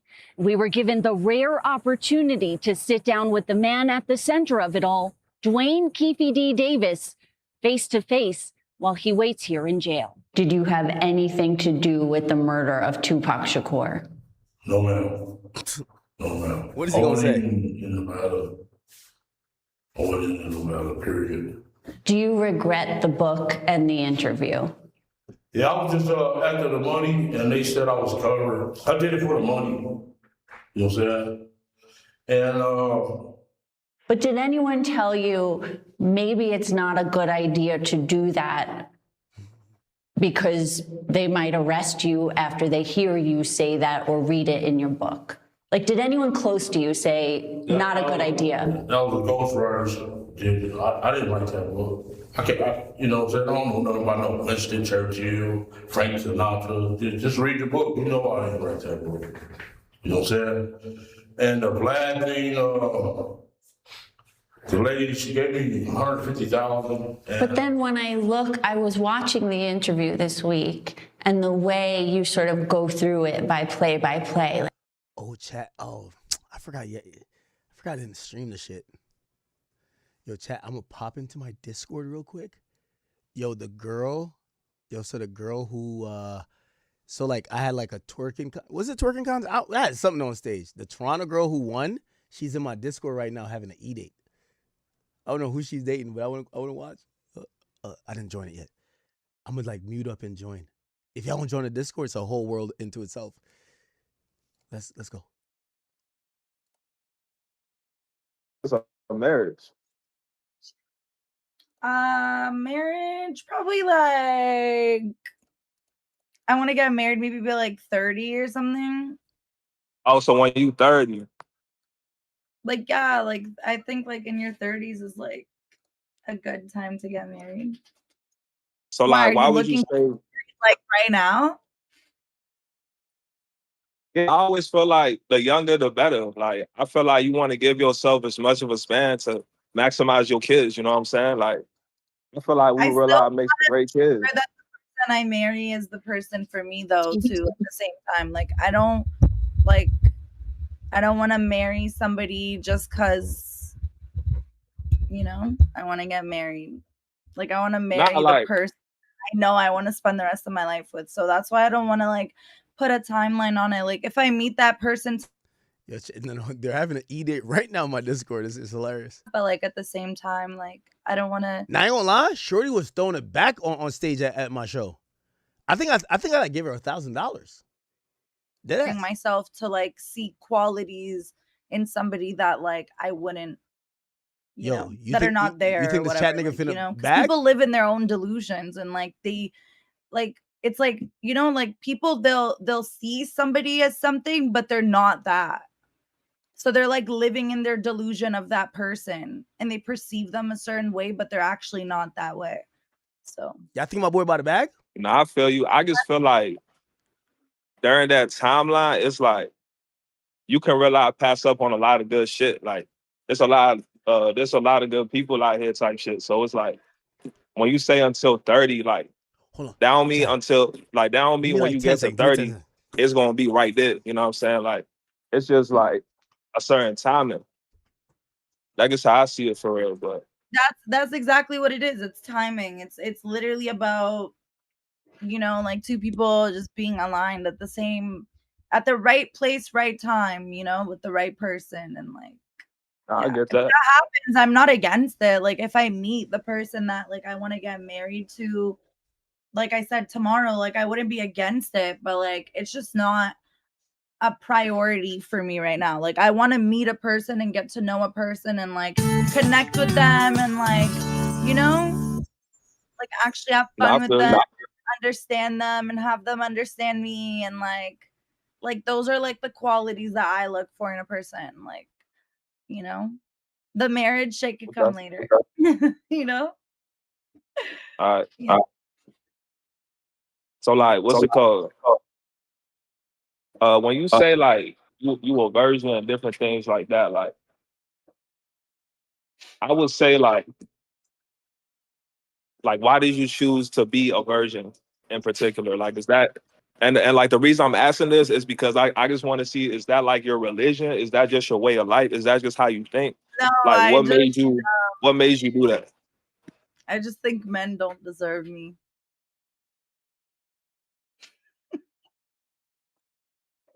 But I thought we was all equal in God's eyes, right? Yes, but I mean, my So pussy like is I can't say that you don't deserve me or the no, other I way around. Like I don't really look at it like that. I'm just saying in like I'm not talking about, like I said, like obviously if I meet a person and like I end up with that person, like cool. Obviously I'm gonna get intimate. Like I'm not scared. All right, But what you talking like about, bro? am I just gonna like go and just like fuck with people just to like go and fuck with someone else like a couple months later? Like I'm not you know.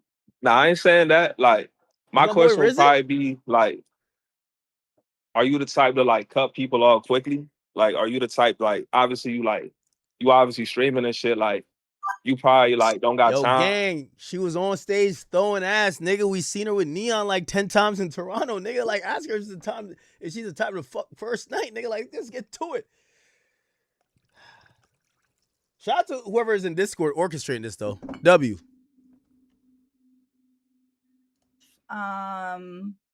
Yeah. I'm not really like if you give me a reason to cut you off, I'm gonna cut you off. Like, you know, I think Nah, I it's get it, pretty I like get it. self-explanatory. But like if like somebody gives me a reason, like if you like disrespect me or like if I like find out some shit, then like obviously I'm gonna be like, hey, fuck this, you know? That's a bad shit. I was gonna say like we could Very talk like more later logical. on. Yeah, we'll talk more later on. Yeah, just give me a follow if you could. Like if you got IG, follow, man. you got just Discord. try to fuck. No, I'm like, Hey, what up, Act? Yeah, I'm next in line, Act. Oh shit, you got Big Act in the building. What y'all here doing, man? Act. Yo, Act, I'm next up for the E-Day, Act. Oh yeah, yo, you. I think you met my nigga AJ. He was at the show. Yeah, I was there.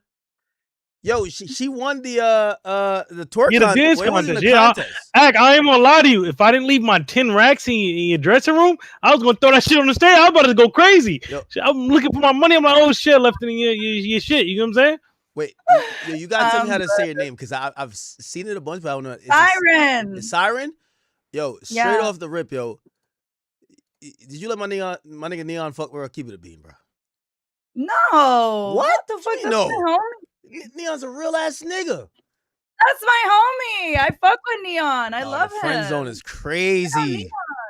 Okay. No, it's not like that. It was never like that between us. No, I seen y'all like hand in hand walking to like, you know what I mean, the club. I'm like, yo. Not me. You ain't see that? Not me. I was with him, yeah, but I wasn't hand in hand with him. Word. But honestly, I'm not gonna lie to you. Like, there was a lot of people swarming him, and like he was very overwhelmed. So we were just trying to like kind of like keep him pushing. So that's why like in the videos it kind of seemed like, but you know how it goes, like when you're in the club and then people are like swarming you and like it's like too much people. Like he was just trying to like move along, but it was like hard. Yo, rate the Toronto Caribbean experience this time. I was out there, Neon's out there. We had the show out there. You probably did a whole bunch of other stuff too. I had so much fun. Like obviously we kicked it like on Friday and stuff like after your show and shit. That party was so fun, by the way. Thank you for inviting me. Like it was so lit. No, I appreciate it. It just kind of came together. I ain't gonna lie. Pardon? It just kind of came together. Like we probably sent out like 6 invites. I don't know how that many people got there. Toronto's like an after party city. Dead serious. I know everybody's like telling each other. That's how it be. It's like such a small city here, but I think it was so fun this weekend. Did you end up going to Carabana? Hell no. I wasn't trying to get shot. The hell? I ain't trying to get shot. Yo, I heard the word of how they rocking out there. I'm good. You know what I mean? But like, no. I went to Cabana. I was up in there, right? I was in Cabana, like we were having a good time. Like, Cabana experience. Like, you said what? From the whole. I said, what was your favorite club experience from like, the whole UV. I was weekend? in there with the gangsters and the bad bitches, going crazy. Nah, UV is your favorite act? Nah, UV was crazy. Nigga, the Tyler shit was a movie act. Yeah, but like that's a day party, nigga. UV was like trench. It's like enough hood shit that you kind of felt like, yo, it could go down, and enough bad bitches where you felt like it was like just straight blessed. So yeah, I went to Saluna too, though.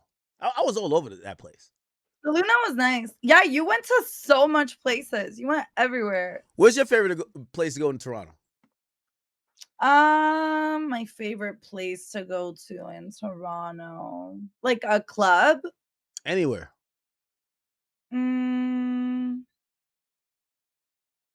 I don't know. Like I like restaurants. Like I like to like go to restaurants and chill. I really like Milos. Okay. Milos is really good. You heard of Like Maxime's and shit like that? Yeah, Maxime's is good. Okay. Mademoiselle's all right. Like there used to be like a restaurant called Marble, and it was really good, but they closed down. Okay, I see my chat niggas in here. They trying to raise you up. They trying to they trying to go out with you and shit. Why you don't got a man though? Like it feels like you have mad opportunities to have a man. Why you don't got a man? What's going on? Mad opportunities is crazy. Yo, you see with Neon, like you could have bagged Neon easy. Like, come on, bro. Like and you're outgoing girl, so like you're a fun girl. So funny. You're fun girl. You look good. Like, yo, what's up? Like, honestly, I just think like I got out of a relationship like almost 2 years ago now, and like that's a long ass time. After that, I was with him, well, almost 2 years now, because like I was with him for like 3 years, right? So like obviously when you break up, you need like some time to like yourself, to, like just like get back to like feeling like yourself again, like a little whole after phase being type shit. for so long, huh? Like a little whole phase. No, not a hoe phase. Come like on, a find man. myself phase. That's a whole phase. Like that doesn't have to do with hoe. If you're not dating nobody, like that's how what it is. It's a little whole phase. You hear what Drake said? Just a little whole phase. No, you don't got to. I feel like that's a man thing. True. Actually, no. Nah, that's a woman thing too. It is a woman thing now, but like I feel like yeah. But why you and that nigga broke up? Was he like a waste you or some shit? Or why y'all break up? He said a Yeah, waste you. Yo, Yo, what type of guy you be dating, man? Because I ain't gonna lie to you, man. Yo, you know this started put me viral for like me saying, I say, yo, I gave my last girl the world. Yo, she cheated on me with a man with no car. Like, yo, women these days. I saw that today. I was like, damn. Like, yo, listen. I'm like, No, but I really only share this story because I'm like, yo, us men gotta like collectively realize ain't nothing wrong with you, nigga. There's something wrong with this bitch. Like, yo, if she fucking a nigga with no car in 2026, bruh, you couldn't do nothing with her anyway, nigga. Like, yo, like, what type of mans you be dating? Like, what's your ex-man do? What do he do? We don't need to know his name, but what do he do, though? He didn't do much. What you mean? What car he drove? What car he had? He ain't had a car neither, huh? He had a car either. Yo, I swear, man. No. Yo, I worked all this time to become rich and successful to find out that the bum ass niggas is fucking all the bitches, bro. I'm like, what? Wait, why nobody told me that? Wait, hold on. So wait, y'all was just like Uber everywhere, or y'all was just walking shit? No. He did have a car. I'm just trolling. Okay. Like, what car he had? What car he had? No, he had a job though. What does that matter? I'm not gonna expose what car he drove. It's fine if he had like a Hyundai, but yo, did he have a job? He was like an entrepreneur, you know. She stuttered like 3 times, Zach. She couldn't even say that shit. Yo, she was the entrepreneur. Oh, nice, cool though. Like, all right. Yeah, he was. What industry was his business in? You know, the industry. That nigga sold drugs, Zach. That nigga sold drugs. I ain't gonna lie, women love drug dealers. I ain't gonna lie, it is what it is. But yeah, the wait, so why'd y'all break up though? Did you cheat on him? Though? You're meant to learn from your mistakes. You know what I mean? Did you cheat on him? No. I'm gonna be honest with you. I would think you would be a cheater. Like when I look at how you post on social media, like it seems to be entertaining to niggas. Word up, like you're trying to entertain some niggas, you know? Is that how you feel, really? Well, you're an attractive woman, but like you do realize a lot of people probably are watching your live because they're attracted to you. And if I'm in a relationship with you, and I know you're gonna probably be in denial, you, as you should, you do exploit you being attractive. Yeah, if I'm your man, I'm like, yo, first of all, like, yo, put them titties away. Like, yo, what's up? Like, yo, I would have had you going on here like a nun. Like, what you, if you not trying to, shit. Yeah, now I would have had you on some sneako shit in here. You would have had a hijab on, like some Britney Renner, like, you know. But so that's what I'm saying. Did what happened? Did you cheat? Did he cheat? He cheated. He cheated? With who? Mm-hmm. You don't gotta say who. How many but times like, did he cheat? Just How many times did he cheat on you? Oh fuck. Oh, some random girl. How many type times shit? did he cheat on you? Yeah, he cheated on me with some girl, basically. How'd you find out? I seen it on his Snapchat. Like I logged into Snapchat and I seen it.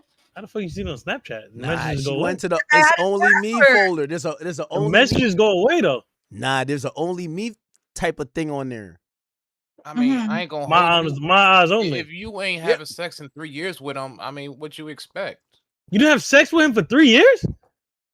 Damn. Hello? Did I hear? sorry, You didn't have sex with him for 3 years? What? You didn't have sex with the nigga for 3 years? No, I didn't have sex with him. So why do you think he wouldn't be fucking somebody else? Right. That's what I'm saying. He should have been more serious. More serious? 3 years, no pussy? That's You're not even dating. If I'm with you for 3 years and I ain't get no box, are we dating? No. Yo, Hold on. More than once. Inside coochie, niggas cheat. Yeah, let You me gotta give him some neck at least. Yeah, You gave him. I'm gonna mean, give. it's not all I'm about gonna the give y'all sex. a little rubric to understanding women. When women give you answers, they give you the symptom to the problem. So whatever they say, don't even listen to. There's a bigger problem. So she's saying she doesn't have sex. There's a bigger problem, right? So she gives you the symptoms. You got to figure out the problem. You get what I'm saying? She know it's true. You know, if she's not fucking him, something going on. She told Good Buddy she was a virgin. Screaming. Yeah, I heard that. I thought I heard wrong. Yeah. Like I thought. So you're a virgin. I was trolling. I'm not a virgin. But you didn't fuck him for 3 years? Y'all should have known that already. Come on. So you telling me that you gave the pussy to a nigga you wasn't dating, but not get a pussy to a nigga you committed With all to? due respect, I just came from Toronto. I meet one girl that body count I was certified under 30. These chicks is giving it up out there. Yo, Toronto? Toronto. I swear, Toronto. And it was Carolina too, right? Yo. Hey, Yeah. Act, what's your body count? I didn't count. I like, you know, Man, that's irrelevant. Much to keep count, basically. I mean, I'm a guy though. Of course. It's like, Yeah. what guy? Yeah, come on now. The scale. The scale's broken. Nah, it's not no scale broken. It's just that, like, I mean, I wish I kept count. Like, I'm pretty sure whatever you consider a lot, maybe it's in that realm. What's your shit like though? My body count? Yeah. Yeah. If you lie right That's now, the bro, one I I gotta know. get out of here, bro. Like, yo, I'd rather you say you're not gonna say. Yo, you from Toronto. My body count is 12. 12. You think you Tom Brady? You multiply You by got times 6, by that's 7. carry. You got That's 60. you got times that by 7. I kind of believe her because usually girls will say right under 10. They'll I'm say 24. Do the Nigga, math. Stop it. You're younger. You're younger than So me. I have a question. So But girls in Toronto be getting bad treat, all type of shit. You telling me 12? Yo, I got me, I said. Girls not get that bad. battered anywhere in the world. Like that Yeah, but that's a Toronto type of thing. You know what I'm saying? But that has nothing to do with me though. Like just because girls ask about me, did I get battered? Please. Yo, Siren, I actually think you'd be dating like a basketball player or something like that. You're dealing with like drug I dealers? deserve a basketball player, no? Huh? I deserve a basketball player. I'm actually a basketball player. Wait, hold on. Well, I don't know if you deserve a basketball player because you said you broke up with your man because he's cheating. A basketball player gonna put you in a harem. You're gonna be in a group chat. Are you down for that? All right, hold on. All right, his contract is $15 million a year. His name is Scotty Barnes. By the way, did you go to the Scotty Barnes party? I heard that shit was lit. Yo, by the way, I'm probably saying this shit I shouldn't say. Scotty Barnes had a private party out there with 250 bitches, nigga, and like 20 dudes. Oh my God. Yo, nigga, why we didn't make an appearance? Nigga, I ain't gonna lie, extracurricular. They've been doing NBA parties this week, but like it was his birthday. 250 bitches. Like, come on. At that point, if you dating Scotty Barnes, are you down to be in a harem? Let's keep it a bean. And they're confiscating the girls' phones at that party. Okay, so I'm asking you, if Scotty Barnes hits you in the DM, whatever, he want to fuck with you, are you cool with the fact that he dating like 5 other things from the city? Like he's currently dating, like in the midst of not like dating, but like they're on the rotation. Like they get hit, like, you know what I mean, once every 2 weeks. I'm not with that. What? I don't think you don't want a basketball player. What about threesome? You cool with a threesome? That's what I was saying. I was saying that. I'm like, maybe a basketball player is not for me because you just made a valid point. Yeah, I ain't gonna lie. So you gotta any keep, nigga with money's not for you. Yo, you gotta keep dating a drug. Actually, you shouldn't even date no drug deal. About money. Some people value respect and other things. You gotta date a nigga from like Walmart or like what's that store out there? Timmy's. What's that store? People that are successful. Tim Hortons. You gotta date a nigga from Tim Hortons. Sorry, okay. Sorry, just to explain to you, like you're right. It's not about money. It's like there's such a big difference between men and women. If you date a man that is having a private party with 200 girls coming out, do you think that he's only gonna fuck you for the rest of his life? Are you serious? No.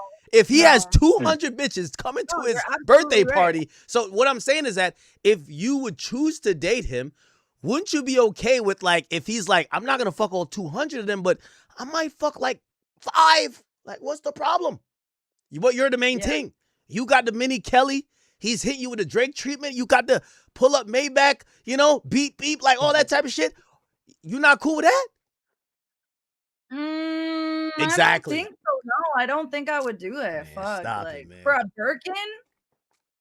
I'm calling Cap. No, I gotta watch my man kiss up on like No, other you're girls. not watching. All right, hold on. He does it behind your back, respectfully. Hear about it and yeah, but then it's like I still look like a clown to everybody else. But then you're gonna tell me Wait. You look like a clown? You look like a clown with a Birkin? Well, I mean, yeah, I feel like you still look like a clown whether you're Birkin or not. Everybody knows. Yo, in life, you gotta pick how you gonna look like. You gonna look like Savannah, or you gonna look like Brittany Renner. Both of them having their niggas do the same thing. One is just put up and looking fabulous. The other is on the side of the road talking that fuck shit in a hot car. What do you want to be, girl? In a hot car. I'm serious. You're right, but you don't think that there's a middle ground between those two? Like you think that it's just the extreme of the one or the other? Like you don't think that there's like a common ground in between where it's like you can find somebody that's not on the toppity top of the charts, but like it's a person that like is well off and you're well off and you guys are well off. You can raise your family together. They're a good person. You know what I'm saying? That will raise your kids right. Like there's no like middle absolutely. But here's the thing, and I even learned this from Toronto too. Like Toronto, the dating scene is fucked. You know why? Like I just watched this video. Like I don't know if I could share the video in here. Like, but you guys probably seen it. It's the one where the dude is saying, "Yo, Drake, you're fucking up the market, bro." Like literally on some Casper shit. You're fucking up the market by you're giving out all this money. He's like, "Yo, the thing I was DMing, she just got 100,000 from you." So what I'm trying to say is that like most women especially even in Toronto, they're skewed to these high earning men. Like, they're not going for regular dudes. So if you're going for these exceptional, out of the ordinary dudes, you got to deal with those problems that kind of come along with it. Because there's a lot of like regular dudes who probably find you attractive. They'll probably like sacrifice this and third. But if you want Scotty Barnes, who's pulling up 250 bitches at his fucking private party, you're going to have to share that nigga, respectfully. I get it. You're right. I can't lie. Hey, like, why Drake didn't invite us to the party, man? Yo, and here's the thing. Stephon Diggs, and you could be in the rotation. He gonna make sure you have a good time. Man, I done got a couple of homies from my niggas in DC. They about to set that nigga up right. Yo, get inside with the Commanders. I got you. And also, here's the thing, and I'm gonna let my mans go, so because I kind of want to watch the interaction. Or you could date a nigga like the Big AJ. You get the best of both worlds. He got a car. He got some bread. He's not a bum. And, you know, depending on how you act, he might be respectful to you. You know what I mean? If your body counting out over 40, you know what I mean? Maybe he wants to, like, be committed to you. So, you know, yo, AJ, bro, riz that up, bro. What's good? I got you. But let me make sure my camera's working. Oh, shit. Well, how do you get? No, like, I'm on my PC, you know what I'm saying? So I got, like, probably disable the shit. Yo, chat, how do I only like focus on people who have cameras on? That's what I'm trying to figure out. I've been trying So to. I think you gotta press a button on the side, like. Understand? More options? No, show my own camera. It used to be so. You gotta do it from your main settings. You gotta do it from your main settings. Yeah, it's from the main settings. Desi, how do I do it? So okay, I think because it's a stage. Yeah, I think it's. Yeah, I think it's because it's a stage. Yeah, you can't do it. I don't know if you can do it on stage. Man, you gotta fuck with my nigga AJ, man. Remember, this black man don't cheat. So the nigga you probably was talking I don't to. cheat. Probably I don't cheat. That part. All right, the Big AJ's in the building, man. All right, bet. 6 months. Yo, AJ, you saw her like she was on stage, she was doing a thing. But yeah, like I said, I had my 10 bands in your room. There, I was about to start throwing money on the stage too, but I couldn't. Why didn't you? I left it in Axe fucking dressing room, and I couldn't get in. Door was locked. Love. You didn't even show me no love. I was about to throw the 10 bands on the joy, but it's okay. I'll forgive you. It's okay. I'll forgive you this time. Camera not working. Are you trying to turn on your camera? I ain't trying to turn on the camera, you know? Yo, what's your type of guy, though? Hold on now. We got to figure this out. Like, what you like, you know, you from Canada, so you might like, what you like, the Mollies? Like, what's your type? Like, you like a white dude? You like a basketball player? I don't You like one of them little, what's that nigga name? The nigga who be like running in front of cars type shit? The extra buff nigga, what's his name? Is it Aaron something? Who? Not Aaron the plumber. What's the other nigga name? He raced speed. Y'all know what I'm talking about, chat? I don't know. Somebody says... Wait, is an Olympic sprinter? He's an Olympic sprinter? No, nigga, the nigga who be washing his face in the morning. What's his name? His name Dante Hall. No, nigga, the nigga who washes his face in the morning. Ronaldo? No, it's... Ashton. Not Ronaldo. Dante Hall. No, the nigga who be doing the goofy... Oh, Ashton Hall. yeah, Ashton Hall. Ashton Hall, one of the two. I knew it was one of those two. Yo, is that your type? Like, what's your type? Like, do you like a nigga with a dad bod? Do a nigga got to be a certain height? Do a nigga got to make a certain money? Like, come on, break it down, girl. So I like somebody that's like honest and like I get along with and vibe with. Like, I don't really care about looks, to be honest. Like, yo, women I be kinda lying, do man. Like, yo, I bet. I got one of my ugliest, brokest friends, but he's mad honest. We could bring him on here. He's ugly and broke. Like, okay, I don't know, maybe not. All right then. All right, Big AJ in the building. All right, what's up? Come on now. Yo, what's the word? Yeah, like I said, I had my bread in my bag. Actually, the Go Yard joint. You know what I'm saying? So now. I left it in Axe fucking dressing room, so I couldn't throw it on stage, unfortunately. Told Axe, give me your shit. I was gonna Apple Pay you. Never got Axe, didn't even give me it. He's like, he don't got you. I don't. Yeah, he have told me in the Canada, I don't Canadians think they got got Apple Pay Yeah. because they definitely Yeah, they don't got Apple Pay. Yo, Cash App is not Yeah, in Canada. You got to do some e-transfer bullshit.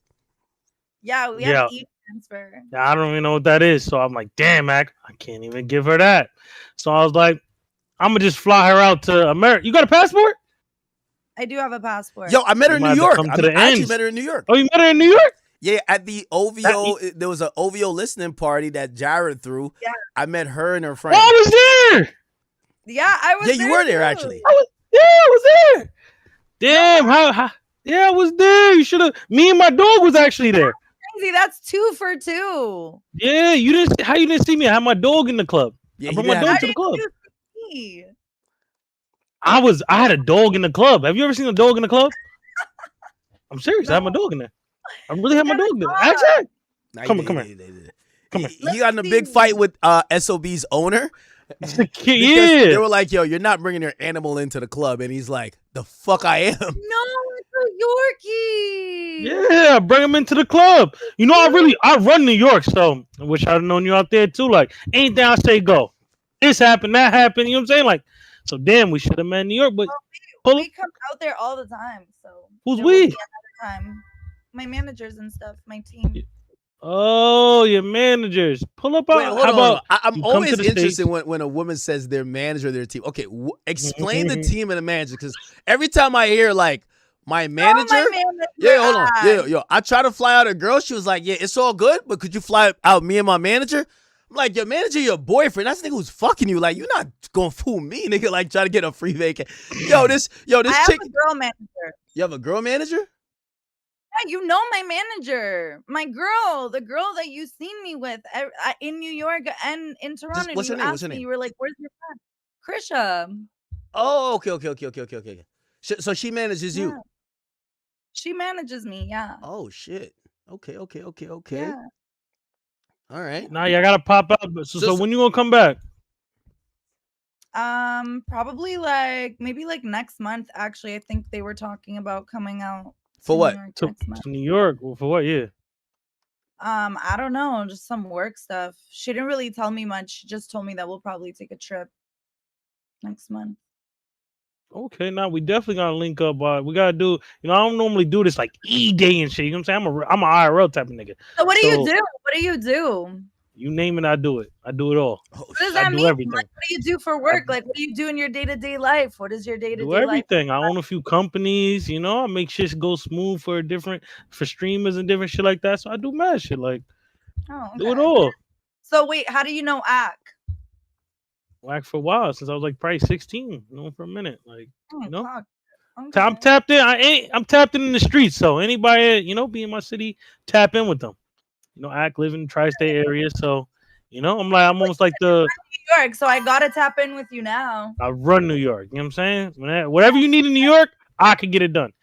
Okay, so I gotta Anything tap in New York. Once you come to New York, once you hit state line and it says welcome to New York, you call me. You good? Hey, Siren, I'll be honest. Now he is tapped into. I'm not even like gassing because he's my man. Like he did. He's the one who got me. Like trust me, he's the one who got me the fucking booking at 44. Oh no way! And I got him the section at Tyler shit for free. Oh yeah. 20 minutes before we wanted to go. Yeah, I ain't gonna lie to you. Yo, you know they was trying to violate the nigga. Like yo, they were like yeah. Oh you because I never knew Cabana was that fucking lit. So I basically Honestly, was like Cabana gets like that Bana weekend. Like Bana weekend, it's like okay. disgusting. So I'm seeing so many people. I was supposed to go link with Neon after. I'm like, I gotta get up in here. Bro, somebody came back with a quote. They were like, yo, it's like 8 bands for a section. I'm like, 8 bands? I'm like, nigga, this is big.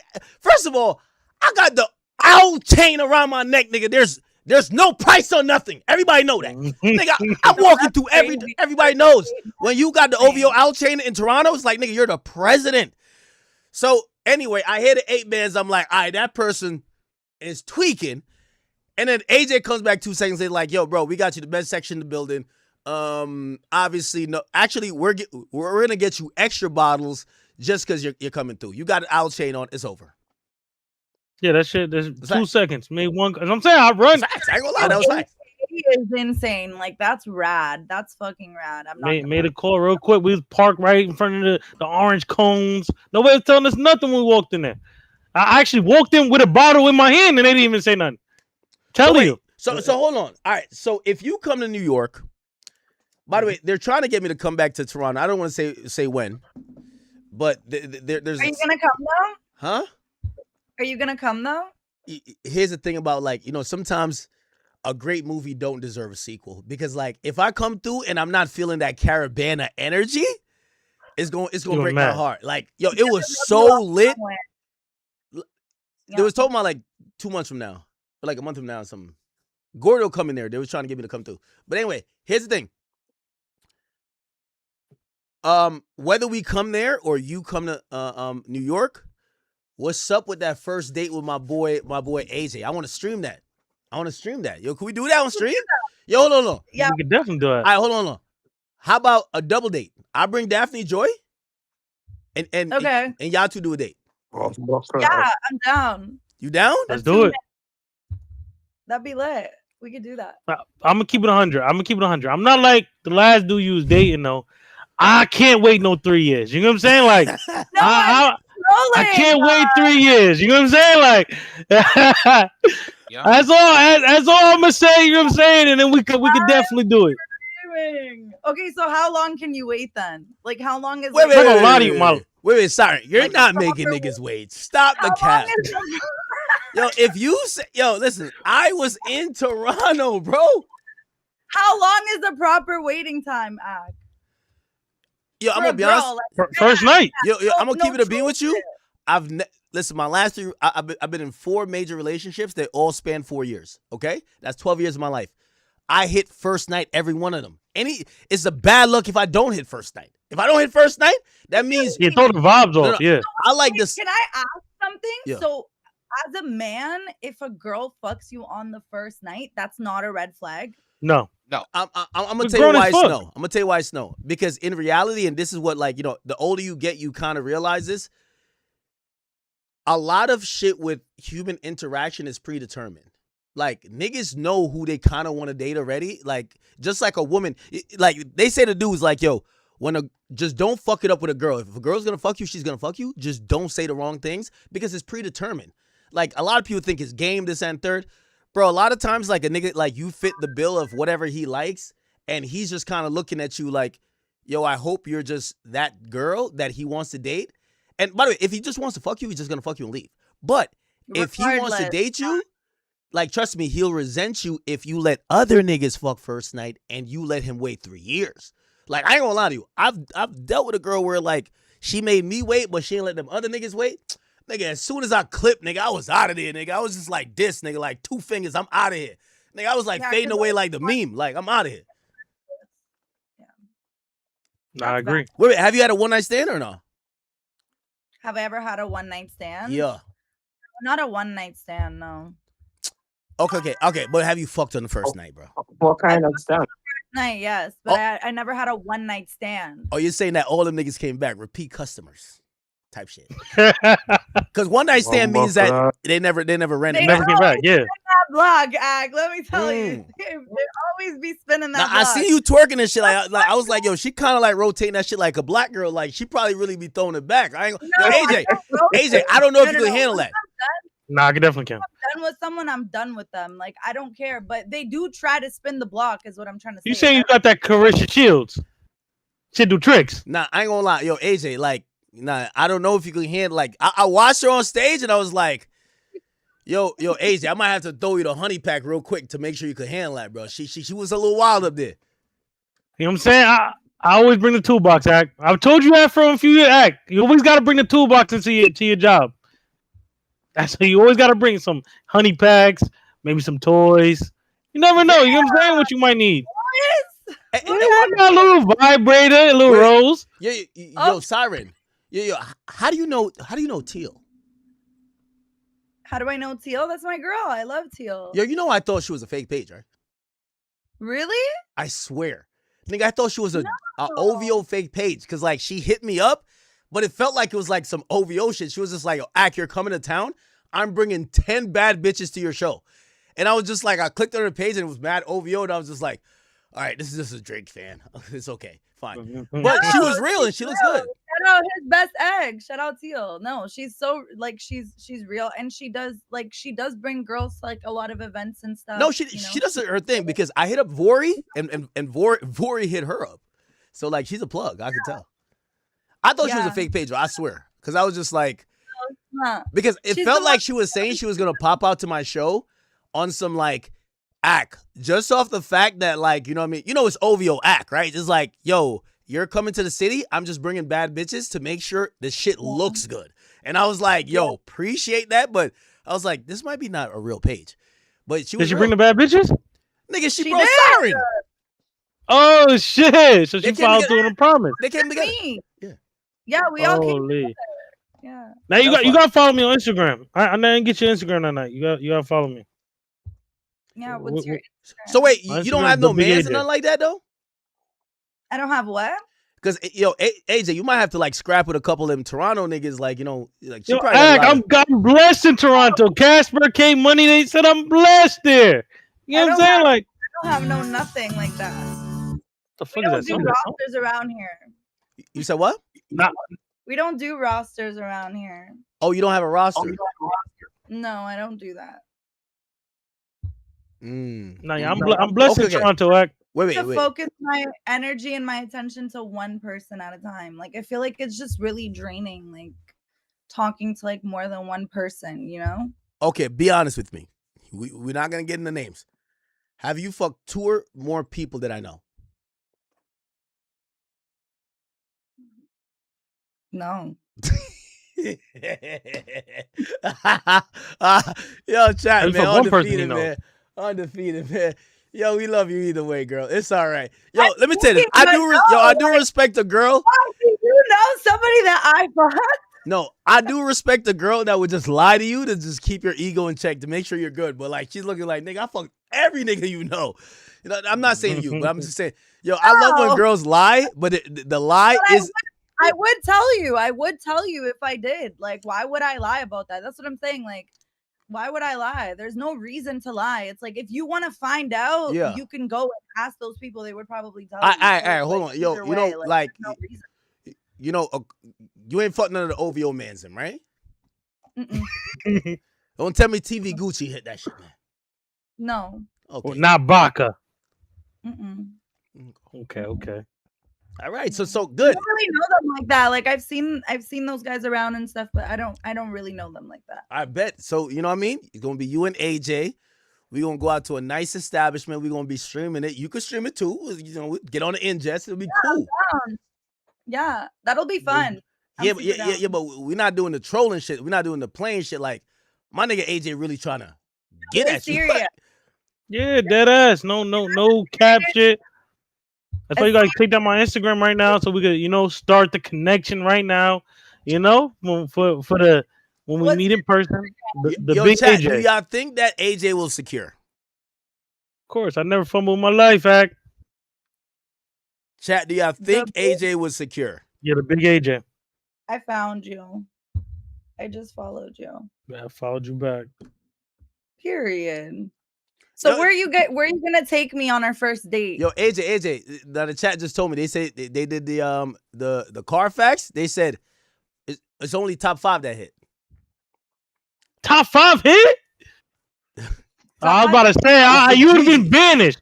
If you're top 5 hit, I would have had to banish you. I ain't gonna lie to you. What you mean? What's wrong with top 5? That's a Gigi. He's a goof. Nah, stop. He's a goof. Top 5's a goof. Stop it, bro. Hey, at top 5 hit me up looking for AJ while I was in Toronto. Oh shit! How you looking for me? I was all over the city. Had signs coming out with bottles I bought. I had everything. How you looking for a nigga that's outside? I don't know. I had to tell top 5. I don't know. I think he was trying to get the. I banished top 5 from Toronto. That's what happened. Got banished. Wait. Do you get involved in like the politics and shit like that? No, I'm just curious because you guys are talking. He got banished. Me, K Money and Casper. We banished that man's. We banished man's. Wait. That's really sorry. what happened. I know you got to do the polys in some ways because I know you fucked with like some rapper or something like that. What's the side you fuck with most? Come on, let's be honest. Like, I just like obviously I was raised here. I know people and stuff, and like I'm friends with people, but like you fuck with the G-Way homies. That's what it is. Huh? What? With G-Block babies, Zach. No. She fuck with the G-Way homies, you know? the homies out of Galway, you know what I mean? Okay. Do I fuck with G-Way homies? Yeah.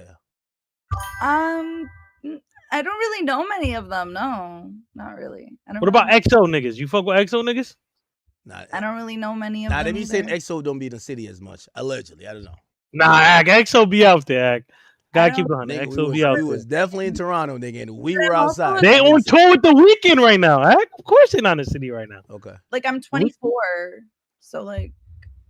Oh, you said them niggas old as shit. I feel you. Let me see who else. No, I didn't mean it like that, but I just mean like it's just a different like age range. Do you fuck with like Casper and his homies or no? Yeah, I know them. But do you fuck with them though? I fuck with anybody that fucks with Yo, me. I could tell you start asking a chick about polys, it gets a little bit like she's a little uncomfortable. I'm not involved, like I'm just Yo, a is it girl. that I can serious? defend Yo, I'm not gonna myself lie when to you. Everything was so blessed with me being there. Like I could tell.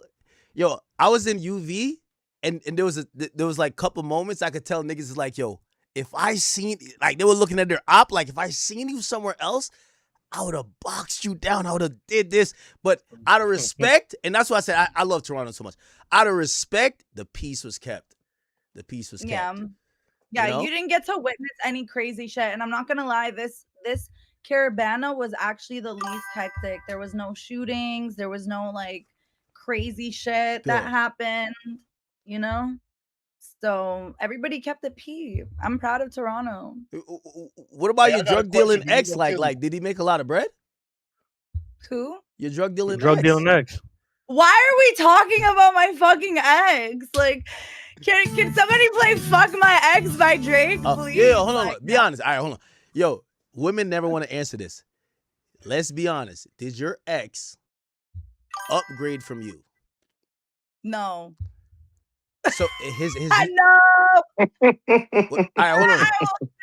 Because if he upgraded, he wouldn't be trying to spin the block. Oh, he's still trying to fuck?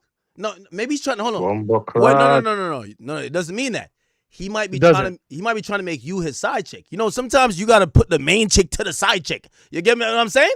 So it's like not because he got a new main chick mean you can't be on a roster. Spinning the block though, but regardless, you're spinning the block though.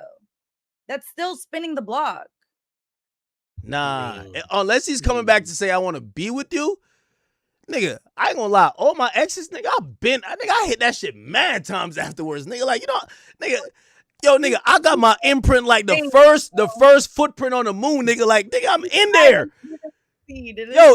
Listen, sir. I'll even hate my ex and still hit it. Nigga, that was. You'll still hit it. Nigga, that was my happy place for like 4 years. I'm in there. On her? Huh? What are you releasing your demons on her? No, nigga, it's just like it's a familiar place. I'm not trying to wife her again. It's over. Like put it like this: for a dude, we don't care about who we fuck. We care about who we wife.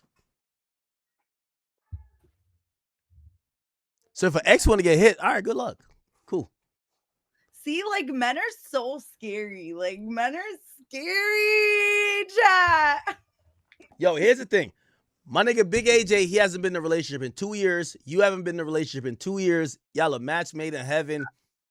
Yeah. So that's a fact. You get what I'm saying? I'm a free agent right now, you know? I'm looking for my max deal. What's your sign? Oh, I'm a Taurus. Okay. Why you say it like that? Is that a good thing or a bad thing? No, I fuck with Tauruses. Tauruses are cool. Okay. Yeah, I'm a Taurus. I'm an April one. Oh, you're an April Taurus. Yeah. Like April what? 21st.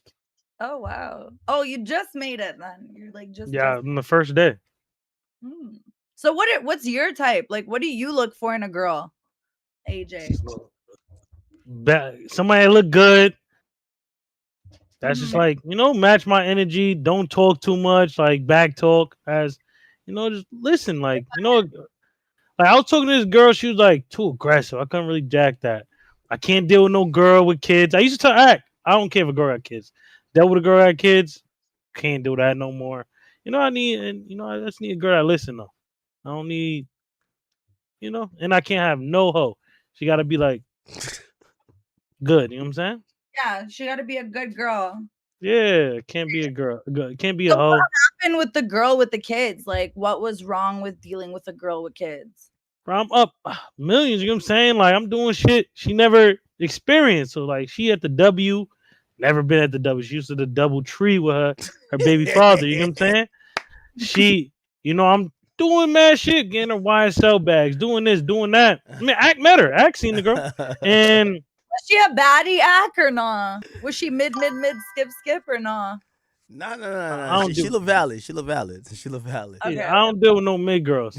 So yeah, I was like, yeah, I'm good. I'm like, couldn't do that. I can't fight for time with a bum nigga. Like, baby dad was a bum. Like, So can't fight for basically, that her time. baby father realized that she was kind of upgrading. Like, I guess he was watching her stories, realizing she was going out to apply pressure again. No, but no, he started like interfering. So like he would watch her go to events and be in situations that he couldn't get in. So after a while, he started looking at her like, yo, I'm not watching the kid no more, this and third.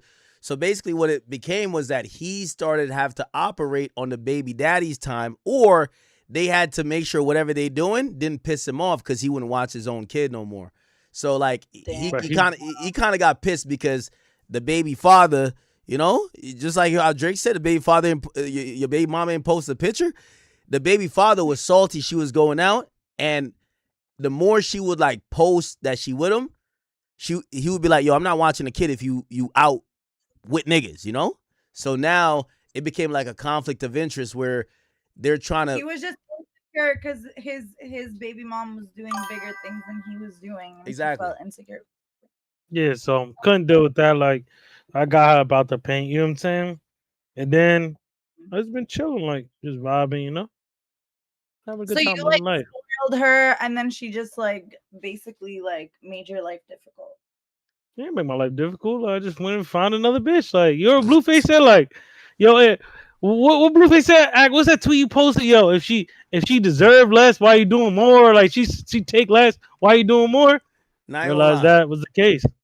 I gotta be honest. True. Blueface got the most epic tweets. You know what Blueface said? Yo, Blueface says, "Why would I do more when she gonna sell it for less?" Like, that's a fact. Why would I do more when she? Yo, that is true. Yo, that's on my vision board. Why would I do more when she? Like, listen. Once I realized, I'm like, yo, nigga, you was doing the most. Like, she fucked a nigga without a car. Like, yo, bro, why would you do more when she's selling for less? Yeah, that's crazy. That's wild. So yeah, I had to move on, man. I'm flying her out Vegas, doing different shit. She never been to Vegas, never here, never there. Older than you or younger than you? Same age. Oh, okay. How old are you? I'm 27. Oh, okay. Hold on. What's the oldest and the youngest guy you would date? You're 24, right? I'm 24. Yeah. What's the youngest you would date and the oldest? The youngest, maybe a year younger or something like that. Like, I probably wouldn't mind if he was. That's how I know you live in Toronto, because all the bitches here now, they're dating 19-year-olds. You know why? As long as they're in college. NIL. It's the NIL finesse. Like, they're getting the niggas that just got the NIL bag. Put it like this. Imagine you getting with a 19-year-old who just got $2 million in their account and they madly in love with you because you putting the pussy on them another level. You get to have it your way. Yeah. But yeah, no. In America, I don't think I would do that though. Like, I feel like that's too far off, mentally. Yo, remember this? Brittany Renner met PJ Washington in college. She was showing up to the games like a scout. Facts. Chat, don't believe me? No, I'm serious. No, she was. Nigga, she was. Like, y'all think I'm lying? Nigga, look, PJ Washington. Did she what? College. Did she end up? Yeah, she had a baby by him. Yeah, she had a baby by him. Look, nigga, he used to be in college and she used to be in the stands, gang. Look, she got a Kentucky jersey on. Like, nigga, what you doing? Yo, you 26 with a college t-shirt on is wild, bro. And that was before the NIL too. That's before the NIL. I kid you not. Yeah, I think it's crazy. I'm serious, bro. Yo, she recruited that. Yo, Brittany Renner is one of the best scouts of all time, bro. She a D1 recruiter. She's a D1 recruiter, brother. That's real. Yo, y'all acting like I'm lying? I think that's facts. Nigga, she was showing up to college games, bro. Nah, she was devious. She bet on that shit and she won a jackpot. No, she's broke as fuck. Nah, she fumbled. She fumbled type shit. Yeah, she didn't win no. Yeah, she fumbled. Fumbling? Oh. Yeah, she fumbled. Yeah. He's with some other bitch that he's spoiling now. Yeah. So she basically chased him while he was young. He got with her. He never knew the pussy potential he had, but he got in the league and bitches started throwing themselves at him. So he started doing a little bit light cheating, and then she was on some like, yo, you're not going to cheat on me. I'm Brittany Renner. And he was like, all right, bitch, kick rocks. You know, and he pays $6,000 in his child support now, but he goes to fuck with another. $6,000? Yeah. That's it? Yeah. Yeah, what's the problem? What you think you about to pay? Like, why does a kid need more than 6,000? Nah, you think a kid needs more than 6,000? 6,000 might even be pushing it, low key. Yeah, I think that's too much. Maybe like 4 or 5. But I mean, isn't he supposed to be like a wealthy, successful? Like, No. What does that matter? Mentioning that supposedly he not paying for the child's school activities, but he keep buying his girl Birkins, Maybachs, putting her on private jets, and I'm like, what? That's not your business. The court said 5,000. Enjoy the 5 bands. Let him spend his 500 bands on his real girl. That's how it works. His new girl not complaining about him cheating. She know what it is. That is true. I mean, she knows what she signed up for. Of course. I feel like Seem like that matters. Brittany. You gotta just know what you signed up for. Like, if you're signing up for something and someone's telling you like up front, this is what it is, like you can't like go back after and be like, you were a bad person and you treated me like shit, because like you knew what it was when you signed up. So that's like So wait, so you dating my boy AJ, like, you know, would you just play it by ear, or do you have at this point in your life like harsh, you know, requirements like, yo, listen, I want to be in a relationship like this? Because you don't know, like, you know, he a high net worth type of guy. He got like a lot of shit going his way. I don't know how he give it up, but how do you get into that situation and trying to figure out what you could deal with and, you know, what you could put up with and what a nigga might want to do? Well, I mean, I would obviously ask him what it is he's looking for, and then if it aligns, then we move forward in that way. And then if it doesn't align in that way, then we can figure out a common ground to, you know, whatever. Like maybe you can bypass certain things. Like, I don't know what his morals is, like his standards. I don't know what he's looking for. I suppose you say you gotta be down with like some threesome shit or some shit. Like you got like some girls. What's up? I don't really do threesomes. Have you done a threesome before? No. Oh, you never done it before. Okay. Cause I was about to say, if you've done a threesome before, that's anything you've done with another nigga, you gotta do it with me. Facts. You can't have a threesome. I gotta do it with you? Yeah, I can't be if a girl was cooking every day for the next nigga, gotta cook every day for me. If Siren don't know how to cook. Okay, that's fair. That's valid. Anything you did for the next nigga, you gotta do for me. For you, for sure. I'll No, definitely. I'm just saying, like in general, like anything you did for the next man's, you gotta do it for me. Facts. Wait, if you Siren, tattoo another nigga name, you gotta tattoo my name.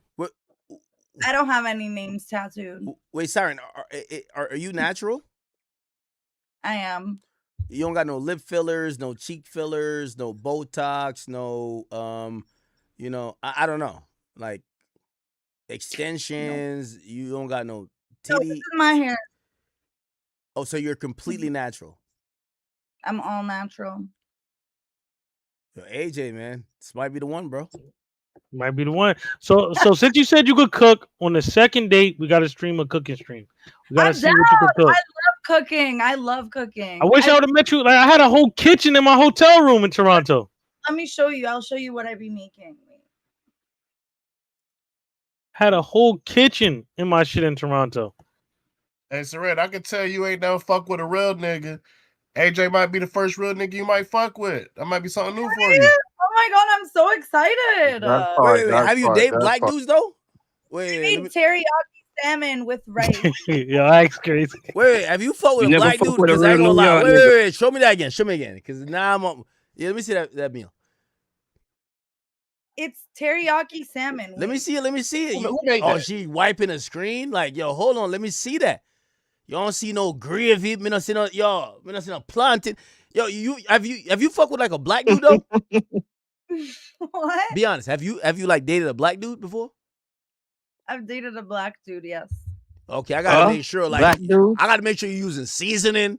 You get what I'm saying? I gotta make sure you know what gravy is. Teriyaki salmon with white rice. It was the recipe. Okay. I can make other things too. I'm showing you one recipe. But you know about seasoning and all that, right? Yeah, I season my food. Okay. Wait. What's your ethnicity, by the way? I'm gonna keep it 100. Wait. I don't eat seafood. Yeah, you gotta You make don't him some eat chicken Alfredo. You gotta make that boy some chicken I Alfredo don't eat though. seafood. I love I don't eat nothing that smells. Seafood stink. Like I can't eat no seafood. Seafood smells. Huh? Seafood don't smell? doesn't. No, Yo, tell me seafood don't smell. Nah, I do though. All That's what I'm females say saying. seafood don't smell. if it's cooked right, it right. doesn't smell. Like a shrimp Alfredo smells. Yes. Yes, it still Yes, smells it like does shrimp. smell like shrimp. That's It what I'm does smell saying, like right? shrimp. It still smell like shrimp. No. Hey, I Saret. Hey, So- Saret, my boy AJ likes desserts. Are you a good baker? Am I a Oh good my baker? God. Yeah, my boy AJ love desserts. Can you make good desserts? What kind of dessert do you like? I like cakes, cookies, ice cream. I'm a dessert type of guy. Like you could definitely make ice cream, but that'll be a lot. So I'm not saying, but I like all type of desserts. But I Some would peach cobbler, you know, make some cake. some sweet potato pie. I like all type of desserts. Mm. I don't like nuts though. Pause. I All don't do types none of of that. desserts. Wait, I don't like Wait, nuts. hold on. Pause. All types. Wait. Have you dated? Wait, how many like? Okay, in your dating history, how many like black dudes, Hispanic dudes, white dudes, Somalian or whatever East African dudes have you dated? Like, give me the breakdown. I got to see what your Good type question. really is. To every man I've ever dated. You said what? You want me to list every guy? No, I've no, dated? no. I'm saying, what's the majority type of what you've kind of went for? So I've been in 3 relationships. One guy was Jamaican, one guy was Somalian, and one guy was Egyptian. Sorry. Oh shit. I don't know why. Okay. You date a yard man already? Yeah. Of course, everybody doesn't date a Jamaican. Yo. Jamaicans always is the standard. Hey, have you dated a New Yorkian though? That's AJ, a New Yorkian. Yep. Huh? You never dated a New Yorkian? No, I never dated anyone from New York before. Yo, you know he coming to your first date with like a Nike I've tech on, never looking like been with Central C. anybody from New York before. That's perfect. Yeah. Have you ever been with anybody from America? Like,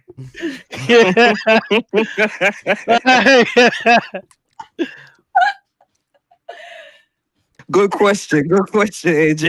Yeah, like One person, yeah, one person. Okay.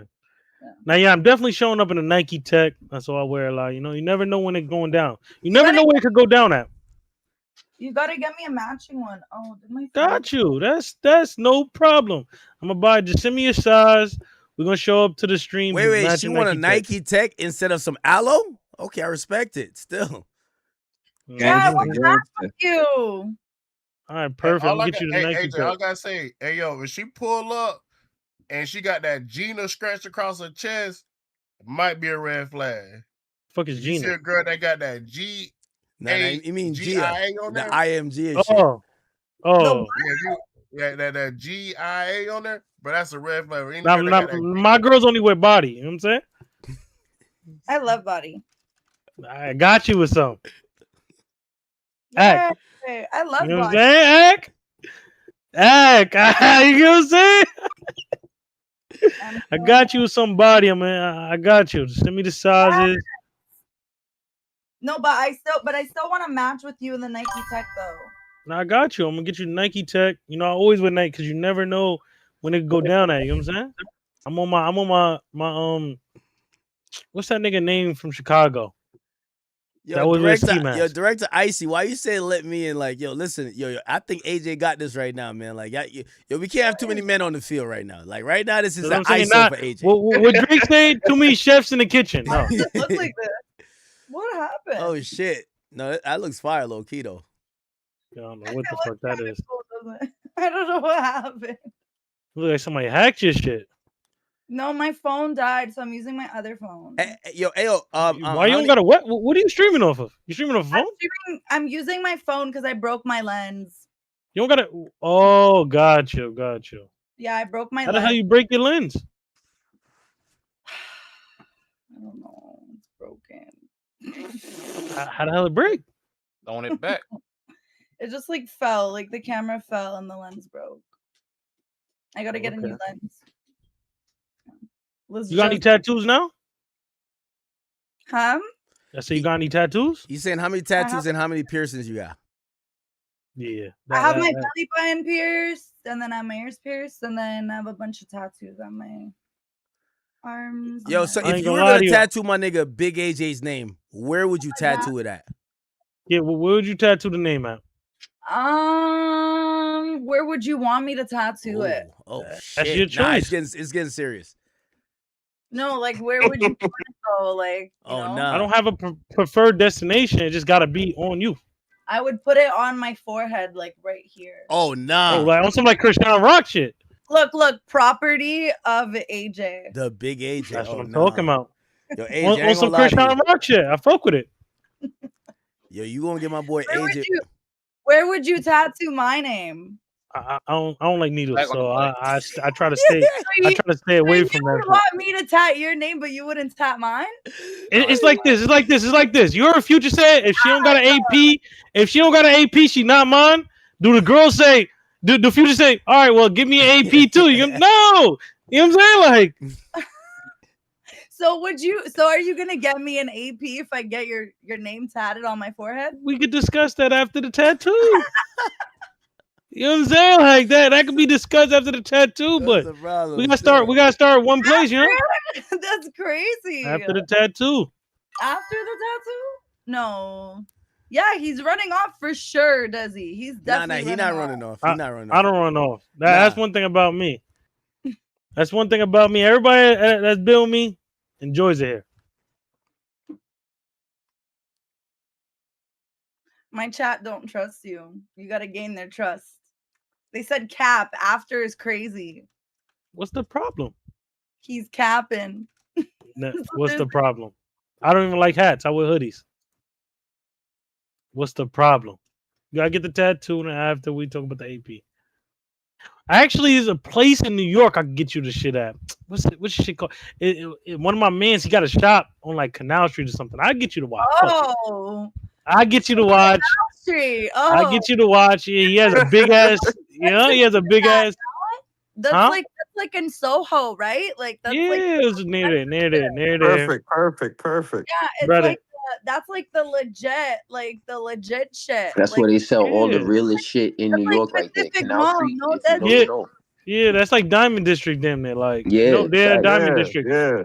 So Definitely. I'm gonna take you there. We're gonna go crazy. Actually, I'm gonna just buy the shit and bring it to you. I don't want you to hurt your feet walking around that shit. You know, I'm gonna just get a bunch of shit synthesized. I got you. That part. I got you. You know what I'm saying? W. So sweet of you. You're gonna go get me an AP watch. Yo. You ever heard of Streamer University? You gotta go to AJ University, man. That's the shit that I've been hitting recently. We can see your notification just so you know. I don't know who about to text you what. You know what I'm saying? Uh-oh. Yo, who is D-Block Europe? What the hell? Top team. Yo, who's D-Block Europe? And your phone about to die. You still how both your phone about to die? I know. I'm charging my other phone, but like it won't charge. Who's D-Block Europe though? I never heard of that nigga. He's D-Block Europe from the UK. No, They're never from heard. I only know my boy Since. Yeah, he's Get a out the rapper from booth. the UK. Get out the booth. They're really good. I think Digga D and them. That's D-Block UK, right? Digga D's a different Nah, person. Digga D somebody else, but yeah, but D-Block U is a different big group. Yeah, I remember them being in a movie back in the day, like State Young Property or something like that. You got to tap into this Texas artist. His name is CJ. Who's CJ? Rainwater just signed him. You got to tap in with him. He the hottest out. You got to be next out in America. Yep. Tap in with him. Wait, hold on. Yeah. I'm gonna be honest with you. You know, I was shocked by with you, Siren. I didn't know you knew how to like twerk and throw ass. Like that's what I knew you fuck with niggas. I'm like, yo, low key. Every other girl was scared. Like, and then low key you was going in. It was either two options. Nigga test. No, it was either two options. I was like, either she's worked at a club and she's danced, or she's fucked with some real ass nigga. Yo, tell You said your Malik to friend stop told you? DMing you. You feel me? Yeah, you getting mad messages. Yeah, tell Malik wait his turn. Word up. Yeah, Malik, chill out, gang. Holy. Like, man, them don't want to chill. AJ over here securing bag, man. Yo, Come on, AJ. crazy. Yo, we have to get them off of them for AJ. We have to get them off. Yo, man. But so you say your friend taught you how to dance? Yeah, my girls taught me how to How she teach you how to dance? Like, how did that go? I don't know. Like, I didn't know how to shake my ass at first. It's like when Jim Jones, and now we see your text message. Yo, it's like when Jim Jones said, his mom taught him how to kiss. Man. Yo, Siren. You know what I'm saying? I ain't gonna lie. Remember that shit, Act? Siren, it's only right.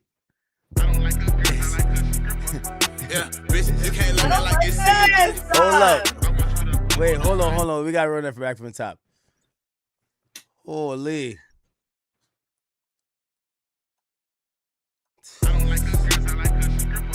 Yeah, bitch, you can't love me like you say you do. Sorry, you better turn up, girl. What's up with you? Yeah, baby, you can't love me like you say you do. Sorry, You can't hear it? You can hear it? We can't hear it. No, I can't. Oh, y'all can't hear the music I'm playing? No. Oh, no. My shit No, fucked sir. up. No, sir. We can't. No, sir. When we played on my speaker, you have to share your screen in here. You have to share your Nigga, screen. usually Share your everybody screen. can hear it. Oh, something fucked up with my audio then. What's up, Boosie? Yeah, usually. oh Microphone. yeah, normally it plays through your speaker, Oh, right? yeah, nah, here you go. All right, y'all can hear me? Nigga, you sound mad low now. You're quieter. I sound You're a low? little bit quieter, but. All right, could you hear this though? Yeah, no. Bitch, you can't. What? No, sir. Yeah, and you sound way worse. Okay. Yeah. Fuck. Damn, I thought it was gonna hit just now. I ain't gonna cap with you. Nigga, want me to play it through my speakers, Act? Yeah, nigga. I need you, right? Yeah. Wait, I sound mad low right now? Yeah, you sound mad low. I ain't gonna lie to you. You sound lower than you did before, but I could still hear you. Yeah, but my shit was coming through my camera. Fuck. But normally, everything you play, you normally hear it. Yeah, right? Yeah. Nah, something fucked up. It's all good. Hold on. This go kind of good. See if you hear too much. All right. Is your output your interface? Man. Can I hear that shit? Nah, one of y'all bring a bot in here or something like. Yeah, bring the bot in here, man. Yo, all y'all Discord niggas. Yeah, this is a whole Discord world. If y'all don't got a bot that play music that could join, bro, like y'all niggas is fucking up. Like, yo. Here, where the bot? Hold on. Get the bot in here. If we don't have you probably have to like. Yo, y'all get the Rock Nation bot in here immediately, nigga. The fuck? Like finally a bot can help us out. One of them Kendrick ones. Yo, I can't believe my shit not working with music right now. Yo, Ag, man, I was disappointed you didn't try New Whole King with me, bro. Nah, man, I couldn't. Yeah, she fucked with it too. You know, it was right next to his show. I'm like, holy, let me go try New Whole King. I think, yo, Ag, you want anything? So he's acting like he can't eat it. I'm like, yo, Ag, the boy went there and shot a music video. We good. Yeah, what song is Act trying to play? Because I need us. Is the bot in here? Nigga. I can hear it. Yo, play that Rob 49 and Low Shimmy, man. Stop playing. If you can't hear the music, make sure you unmute it. It does have a button that says unmute music. Wait. What's the bot Yeah, name? you have to What's the bring it bot back name? in. It's a button right now. Yeah, bitch, you can't love me like you say you do. Yo. Cut it. Stop. Baby, you can't love me like you say you do. All right, baby. Oh, I dragged this shit out here, bro. Can't hear. You can't hear shit. Yo, Siren, I ain't gonna lie. It's gonna be up to you, girl. You gotta play your favorite twerk anthem for Okay, let me play some shit. Yeah, I know you got some shit too. I know you got some shit. What's your favorite song? You gotta tell me. That's the song we're gonna play. I Need Us. I like that song. What? That's the one we just played. Yeah, I Need Us. The who? The song we just played. The song we just played. Oh, okay, bet. That's what I'm talking about. Play it on your speakers. That's what I'm talking about. I need to see activation. You feel me? You guys hear? Huh? We don't even need to hear. Now, we don't even need to hear it. Yeah, we don't need to hear that shit. Fuck? Can you hear the music or no? Yeah, we can hear it. We can hear it. Yeah, This we shit can is hear it. We loud can hear and it. clear. We can hear it loud and clear. We can tell the beat off the gyration.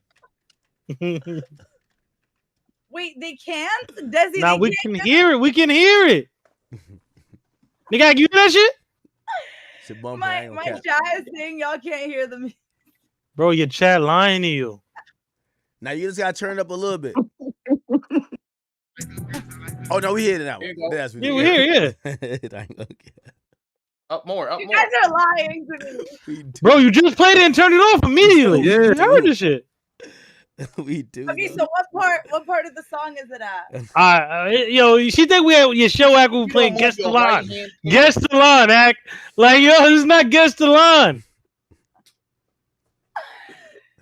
Okay, wait. Hold on. Yo, Siren, don't tell me you like nervous now. Come on, yo. She was at the show No, popping I'm not it. even nervous. I just don't want to dance to no music. Like that's. No, that's what I'm saying. Like, you don't got speakers? I do, but you can't hear it. That's what I'm asking. Yo, we don't need to hear it. Yeah. Why do we need to hear it? We're not dancing.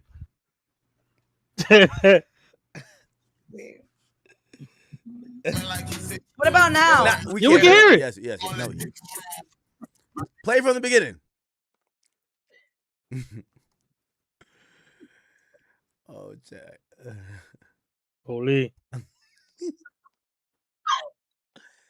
Nah, girl. All right, bet. You gotta move that shit, girl. Yeah. Word.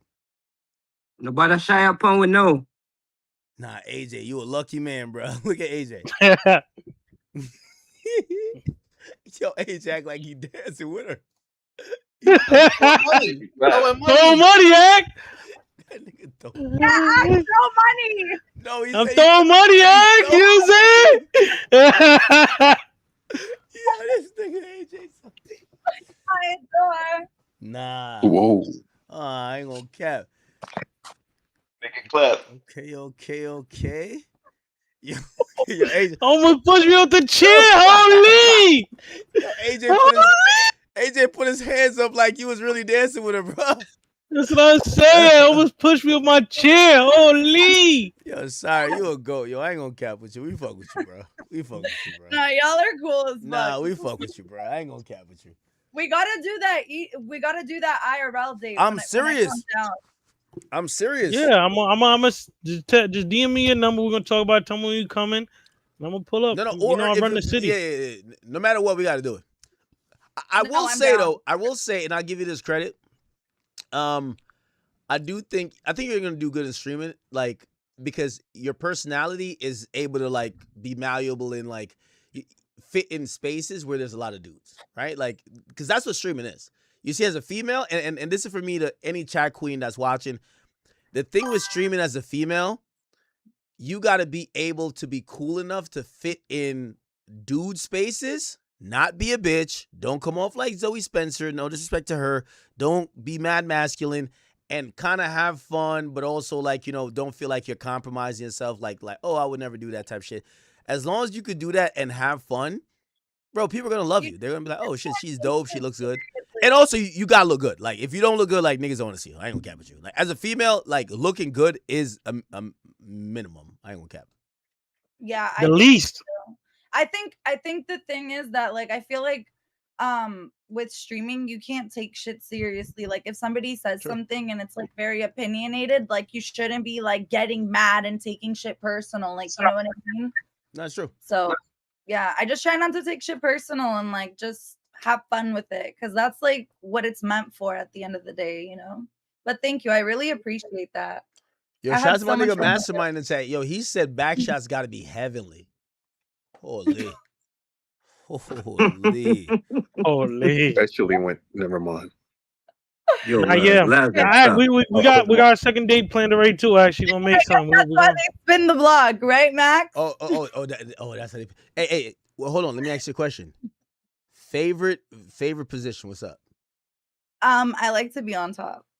Holy. All right. Holy. Yo, AJ, as I said, I got you with the honey pack. You know, like I told you I'm gonna bring the toolbox. I'm gonna bring the toys, the honey pack, everything that's needed. You know what I'm saying? I'm bring. Wait, Yeah, hold on. little rolls. Have you ever taken a honey pack before? Yeah, that's what. Huh? You ever taken a honey pack? Yeah, I've taken a honey pack, but I don't like how it makes me feel. Act. Give me a second, Act. Bumbo clot. Oh shit. We took a honey pack before on stream because we used to have like a girl group stream. No. Like, Hold on. The honey pack, it should have a disclaimer on it. Do not take this shit to troll. If you're not finna like actually get it in, this is not gonna make you feel good. It didn't make me feel good because I didn't get it in. Yeah, so you shouldn't have took a honey pack. What the fuck? A honey pack is straight for like. Oh. Yo, Act. You know what I'm saying? Pulling up with this, one of these. You know what I'm saying? Wait, one of these. Is that the pulling up one of these for her? You know what I'm saying? Is that the pink horsepower? Yeah, for the girls. You know what I'm saying?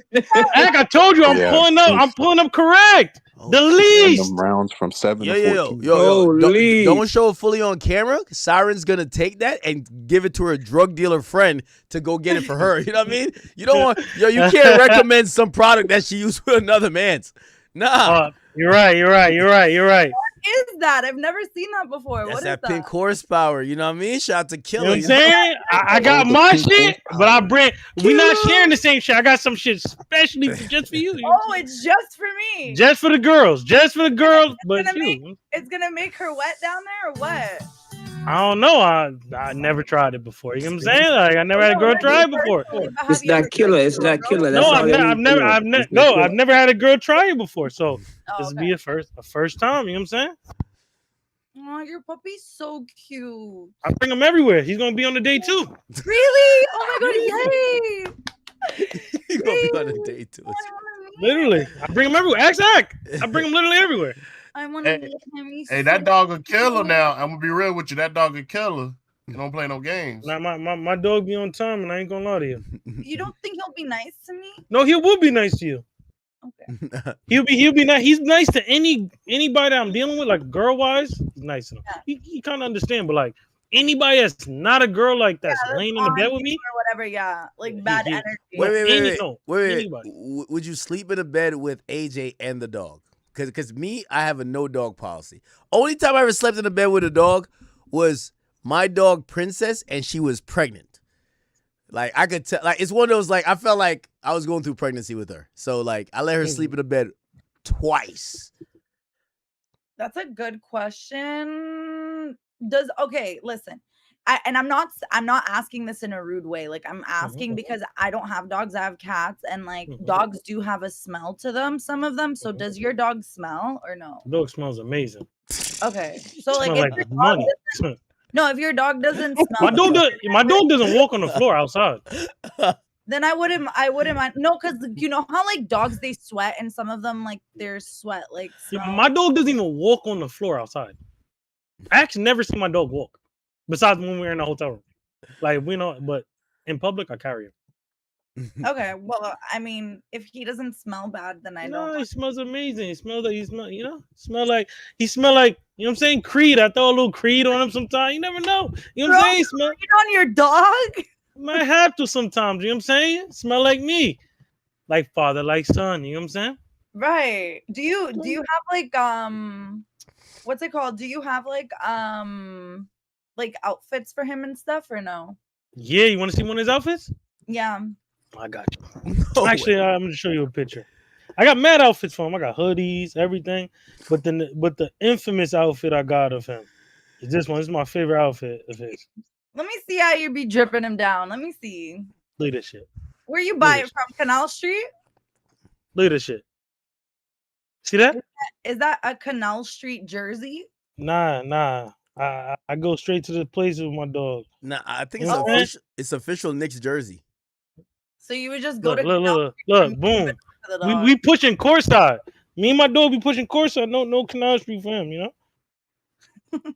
No Canal Street shit for the Yorkie. Yo, he had his dog courtside at the finals. Oh.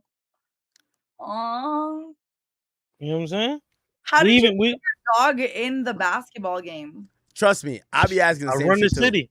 Look at me and my dog behind Jalen Brunson. Come on. Like, me and my dog behind Jalen Brunson. Like, we really...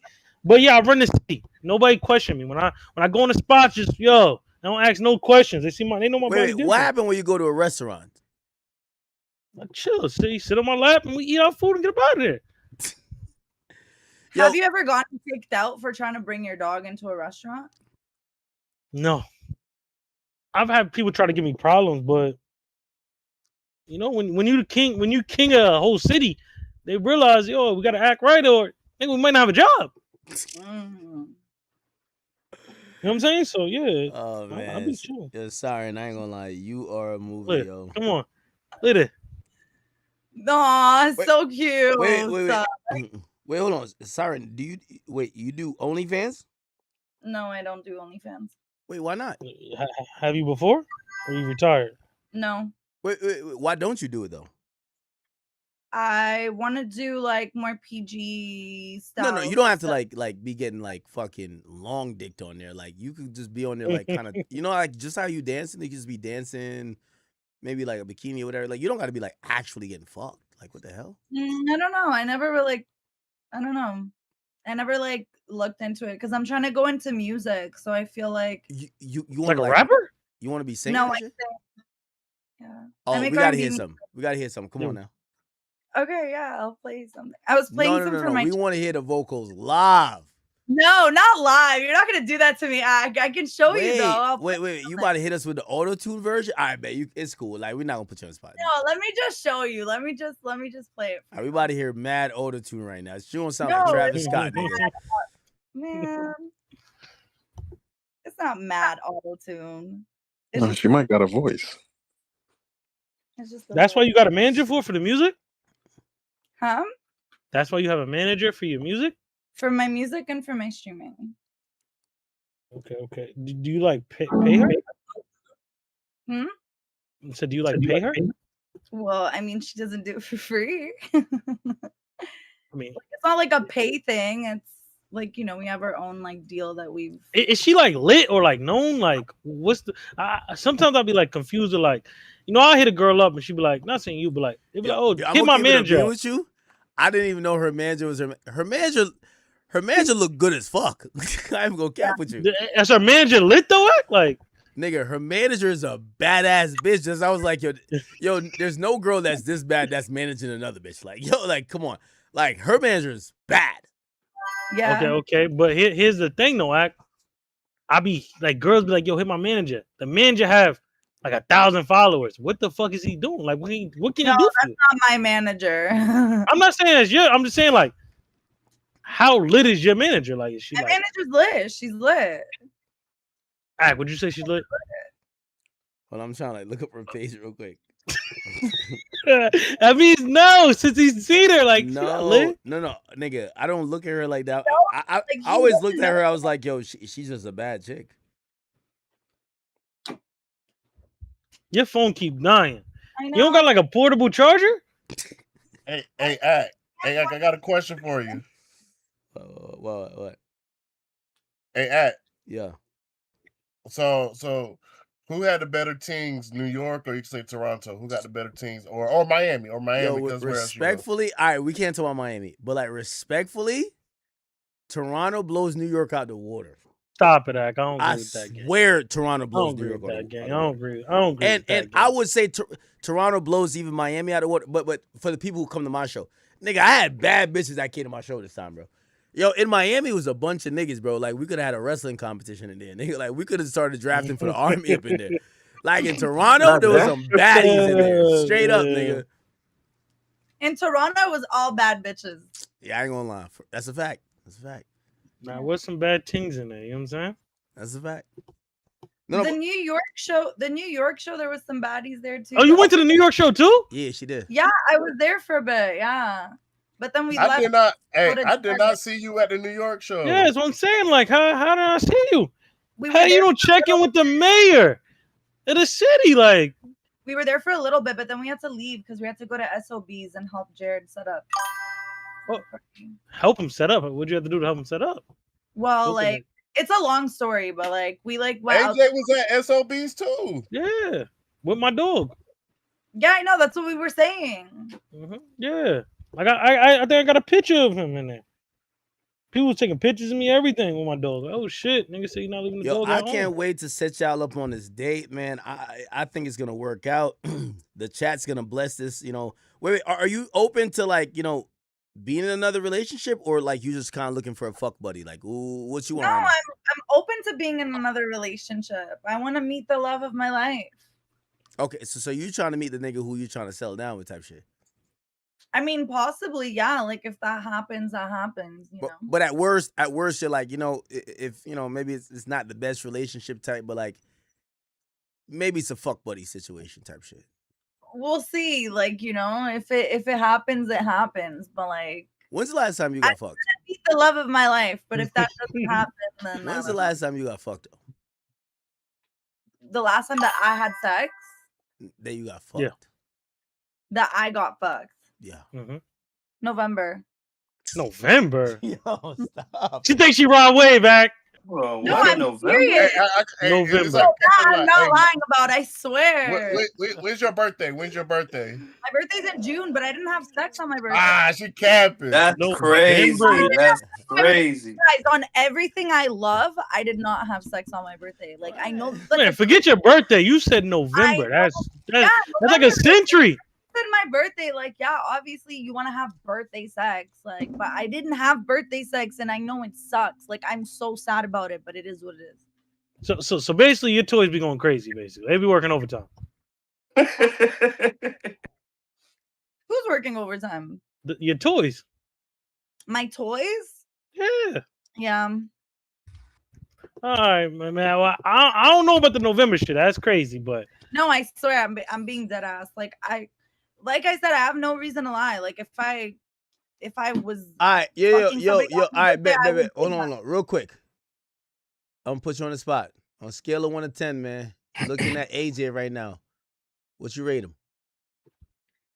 Can I get like can you stand up for me? Stand can I up. get Like, what you think this is like? Yeah, You want him to what do do it? you mean? You want to do a twirl? Like, yeah, you want me to do a 360? yo, this is crazy. What do you want? What are you looking for when I stand up? I want to see like how tall you are. I want to see what your body looks like Whoa, like. How you gonna judge You're his not height gonna judge off my of how he height look off in of the me camera? standing up. Yeah, You're asking Yo, me what the based on looks. That's a part of your looks. for sure. But you're never gonna know how hell tall no. I am if I stand up. Like I'm gonna be out the fucking frame probably. Right. Oh, okay, But I would okay. What height do you normally go for? Like, what's I your don't perfect height? I don't have like a preferred height, just as long Okay, as but he's, like, normally when the guys you 5'8" or date, how tall are they and how tall are you? I'm 5'7", and I would expect the guy to be at least 5'7". Okay. Okay. What's the problem? Yeah. Yeah. What's the I'm problem? okay. So are So you no, at no. least? All right. So suppose he's like 5'8", but he's not 6'6". cool. He's 5'8". That's cool. That's fine. I've never dated a guy that was 6'6", so But you never did a dude over 6 foot? 6 foot, yeah, but not 6'6". Okay. Yo, I ain't gonna. Yo, AJ. You know who hit me up when he was out there in Toronto? That nigga was just cleaning up. That nigga King 68, nigga. Like that nigga was like, yo, act. Yeah, I seen that shit. That I nigga seen said, that act. shit. I'm outside. Yorkville. You said what? I saw him walking in Yorkville. You were trying to fuck him? Be honest. No, he be posting Yo, videos. that nigga is 6'8" and can't dunk, bro.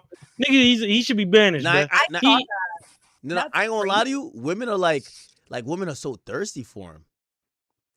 Really? Stop it. You know that. Well, that's the videos he posts. That's the image, I guess. Yeah, that's his image. Would you let him fuck on the first night or no? No. Stop the cat, bro. He's like, I mean, I don't know him. Like I Okay, if you got to know him, like I just don't like a guy that's like very show offy, like super like. Okay, so you like medium ugly niggas. That's what's up. Like, yo, that's no, what like, that's I what don't we like clock in. Medium ugly? I just don't like a guy that's like super like cocky and like Act funny, bro. So you're saying a guy who like looks good, like you like them to have a little insecurity, like, yo, bro, like you good and everything, but like your hairline pushed back, or like nigga, like you kind of got a belly. You don't like the nigga who think he perfect, that's popping it. No, it's not even that. I don't think. No, I just don't like somebody that's cocky. It's not about even if they look good. If they're like humble and they look good, then I like that. But like if you're like cocky as fuck, like acting like you're better than everybody, like I don't like that. You know, I realize But women. I don't know him, so I can't judge him. You know, I can't say that that's how he is. But just from the content that I see, I would just guess that that's how he is. You know. All right, so what you rate my nigga AJ right now? Because, you know, this is the pre-date, you know what I mean? The pre-date rubric. We trying to figure it out. It's going to be all good. So, I think AJ is very handsome. I think he has really nice light brown eyes and like really nice features and like. You like his eyes? Yeah, his eyes are really nice. Yo, AJ just tried to do the Lil Durk. Appreciate Yo, that. that nigga AJ tried to do the Lil Durk. What your hair looks like though. Yo, that nigga AJ tried to do the Lil Durk, chat. He's trying to do the Lil Durk after she said that. That's crazy. Oh, nah. All right. Okay. So, you know what I mean? What does your hair look like? I got low hair. Here, I don't got my hair cut right now, you know what I'm saying? And my mitts is like hoodies, you know what I'm saying? Like, so I don't really, I'll show you privately, you know what I'm saying? I'll show you my hair. Okay. I got low, got some waves, you know what I'm saying? Okay. Typical New York shit, you know? That's fine. I got a great hairline though, you know what I'm saying? Okay, nothing pushback, you know what I'm saying? No big forehead around here. No big forehead, you know what I'm saying? No enhancements. I don't use enhancements or nothing, you know? Nothing crazy, you know what I'm saying? Like my shit good. I don't use enhancements. My barber told me I got the best hairline that anybody's ever cut. Okay. All right. Okay. Hey, yo, cool. So, what else you need to like get this rating that you could, you know, you found him cute. You like the eyes. You know, he got the, you know, the natural hairline shit. He don't got the spray on. What else would you need to see to evaluate a man? What else would I need to see? Yeah, like you could be like, yo, I think he's a this out of 10. Like look wise, we're talking. Yeah, right? yeah. You looking at him right now. That's what I'm saying. Like, have you summed it up already? Yeah, like I think he's like a calm, like 8.6 shit. out of 10. Okay. Oh nah. It's movie time. You know what I'm saying? Leaving room because he hasn't showed me the rest of what he looks like. I'm literally judging based on his face. Oh, That's it's movie time. It's movie time. It's movie time. You know what I'm saying? So that's why I said once you see me, time. it's gonna go up to 10. Yeah, I have it's to movie see like what time. you look like for real, you know? Nah, yeah, like I said, I wish we'd have met at the show because I was there, but I was just in the shadows, you know, like I was like a ghost in there, like not too many, you know, not too many people see me. You were acting shy. No, I was acting shy. I was just chilling, you know. All right, hold on. This is the pre-date link up. So she gave AJ a 8. AJ, you gotta, you know, kind of describe what you like in a female, what you look for, and then what you rate her. You know, if you need her to do a twirl. I don't really got too many standards. Hold on. If you need to do a twirl, you know, she wanted you to do it. If you need to do a twirl, whatever. But you break down your standards, and then you could ask her some questions to figure out your rating. No, I don't got too many standards, Zach. You know what I'm saying? I just need a girl to look good. And she gotta be on timing. You know what I'm saying? She gotta be on bad timing. I can't deal with no like innocent girl. You know what I'm saying? Like, so, like, That's really all my restrictions. I said she like a 10 to me. You know what I'm saying? So I bet. Yeah, 10 to me. You know what I'm saying? So yeah. We gotta get this shit going on. Yeah. And we link in person. I show her around my city. Yo, take her to the best. You might have to best box spots in the Ronnie city. out the shit. You see, Ronnie just DM'd her. Ronnie's on her snap going crazy. No way. No way you cheating already. Yo, you ain't seen a swipe up with Ronnie? He said Ronnie just hit her on Snapchat. She said, "Who's Ronnie?" Ooh, Ronnie. R-O-N-Y. Don't tell me it's Ronnie 2K. Yo, just go to the snap. It's right there. I ain't even gonna lie to you. It's okay. I get a lot of messages on Snap, but I don't answer any. You said that's a random man's type shit. Okay, bet. Yeah. You know those ones? Yeah. All right, so my boy's saying like you a 10 out of 10. Like this is like a perfect match made in heaven right here. We gotta set this shit up. Literally. We gotta set this shit up. Nah, definitely. Yeah, you did good. You did good today. You did good. You know, I try. You know, we try coming through. You know what I mean. By the way, here's the thing, and I feel bad for like the rest of my chat niggas because there's a couple like real other niggas like in here, but like AJ, his turn was up next, so you know he kind of secured the situation. So that's what I'm saying. Like I said, our second date we're gonna go to a beach. You know what I'm saying? We're gonna pick a beach. You know what I'm saying? Maybe Bora Bora, Turk, something like that. Yo, you know here's what I'm the saying? thing. I don't think Toronto got no beaches. Toronto has like this big ass lake. Yeah, we're not going to Toronto. We're in like a beach. You know what I'm saying? We're in the beach. We're gonna stream it. You know, it's gonna be a movie. Hey, Saran, yo, the first time I met AJ, nigga popped out of a black truck. He had his little bag with him. That man pulled out $30K. Shit. No cap. Yo, that's the least. Am I lying, AJ? That's the least. Yo, Wale intern, you better not fuck this up. Like, I already threw the alley-oop. The pussy's there, brother. Do not fuck this up. Okay? AJ's doing what he got to do. Smile. Don't stand up. Don't do nothing. Wale interns is adding extra shit to the mix. Yo, the first time I seen him. No, Wale intern. He got the puss already. Chill, right? Look. Start streaming again myself. Yo, Siren, listen. I'm about to wrap in a second, but yo, link up with AJ, and then we're going to figure this out in the next couple weeks. We got to do the double date, and this is how I'm going to do it. I'm going to tell you how it's going to be produced. It's going to be you and AJ. We're both in the same restaurant. You and AJ on one links, and it's going to be me and whoever on another links, and it's going to be who really kind of like vibing the most. You know what I mean? Like, I had to get y'all introduced real quick, so like at least you know a little bit about him, this and third, so it's not some first meet. And then I want to see if this could be flowing, but we gonna let the people judge who's really having a genuine connection, right? Chat, what y'all feel about that? Yeah, that's gonna be a movie. I'm down. Nah, it's gonna be fire. You on the other side of the restaurant, me on the other side, and we both stream the shit. That's movie time. Nah, I like that. I like that, Chad. My dad's fucking with it too, so. I like that. All right. And like I said, after the shit go well, you know what I'm saying? We're gonna hit an island, board, Turk, something like that, and we're gonna stream that too. No, we have to. We dead ass have to. I'm with it. I'm with it all. I'll be everywhere. Yeah. Okay. Well. Anyway, yo, listen. Everybody, Siren is a friend to our stream. She came through at the podcast. I appreciate her, even though I gave her money. She turned up the live show. You know, she's an attractive girl. She's from Toronto. You know, I love Toronto. She's doing her thing. Y'all could go watch her. I think she's on Twitch. I got your Twitch here. It's twitch.tv. I'll put it on screen real quick. You know, if you guys want to, check her out. You know. Thanks. Shout out, Ag. Thanks for having me. No, it's well. I mean, you were just popping in the Discord. I torpedoed my. I don't think I had like major topics left. So, yeah. So twitch.tv/Siren Effect. You guys could go. She got 17 viewers, man. Listen, I'm finna get off. I don't know if she about to stay on, but you guys have a blast with her. She's a good time, and hopefully the next time we have her on stream, we'll be streaming her and AJ getting into a nice old date, and you guys will be able to judge if AJ really got game. And you'll be judging if, is she free, single, and available, and if she's actually giving my boy a good chance, okay? Also, of course, I'll be in the mix, so let's keep doing that, all right?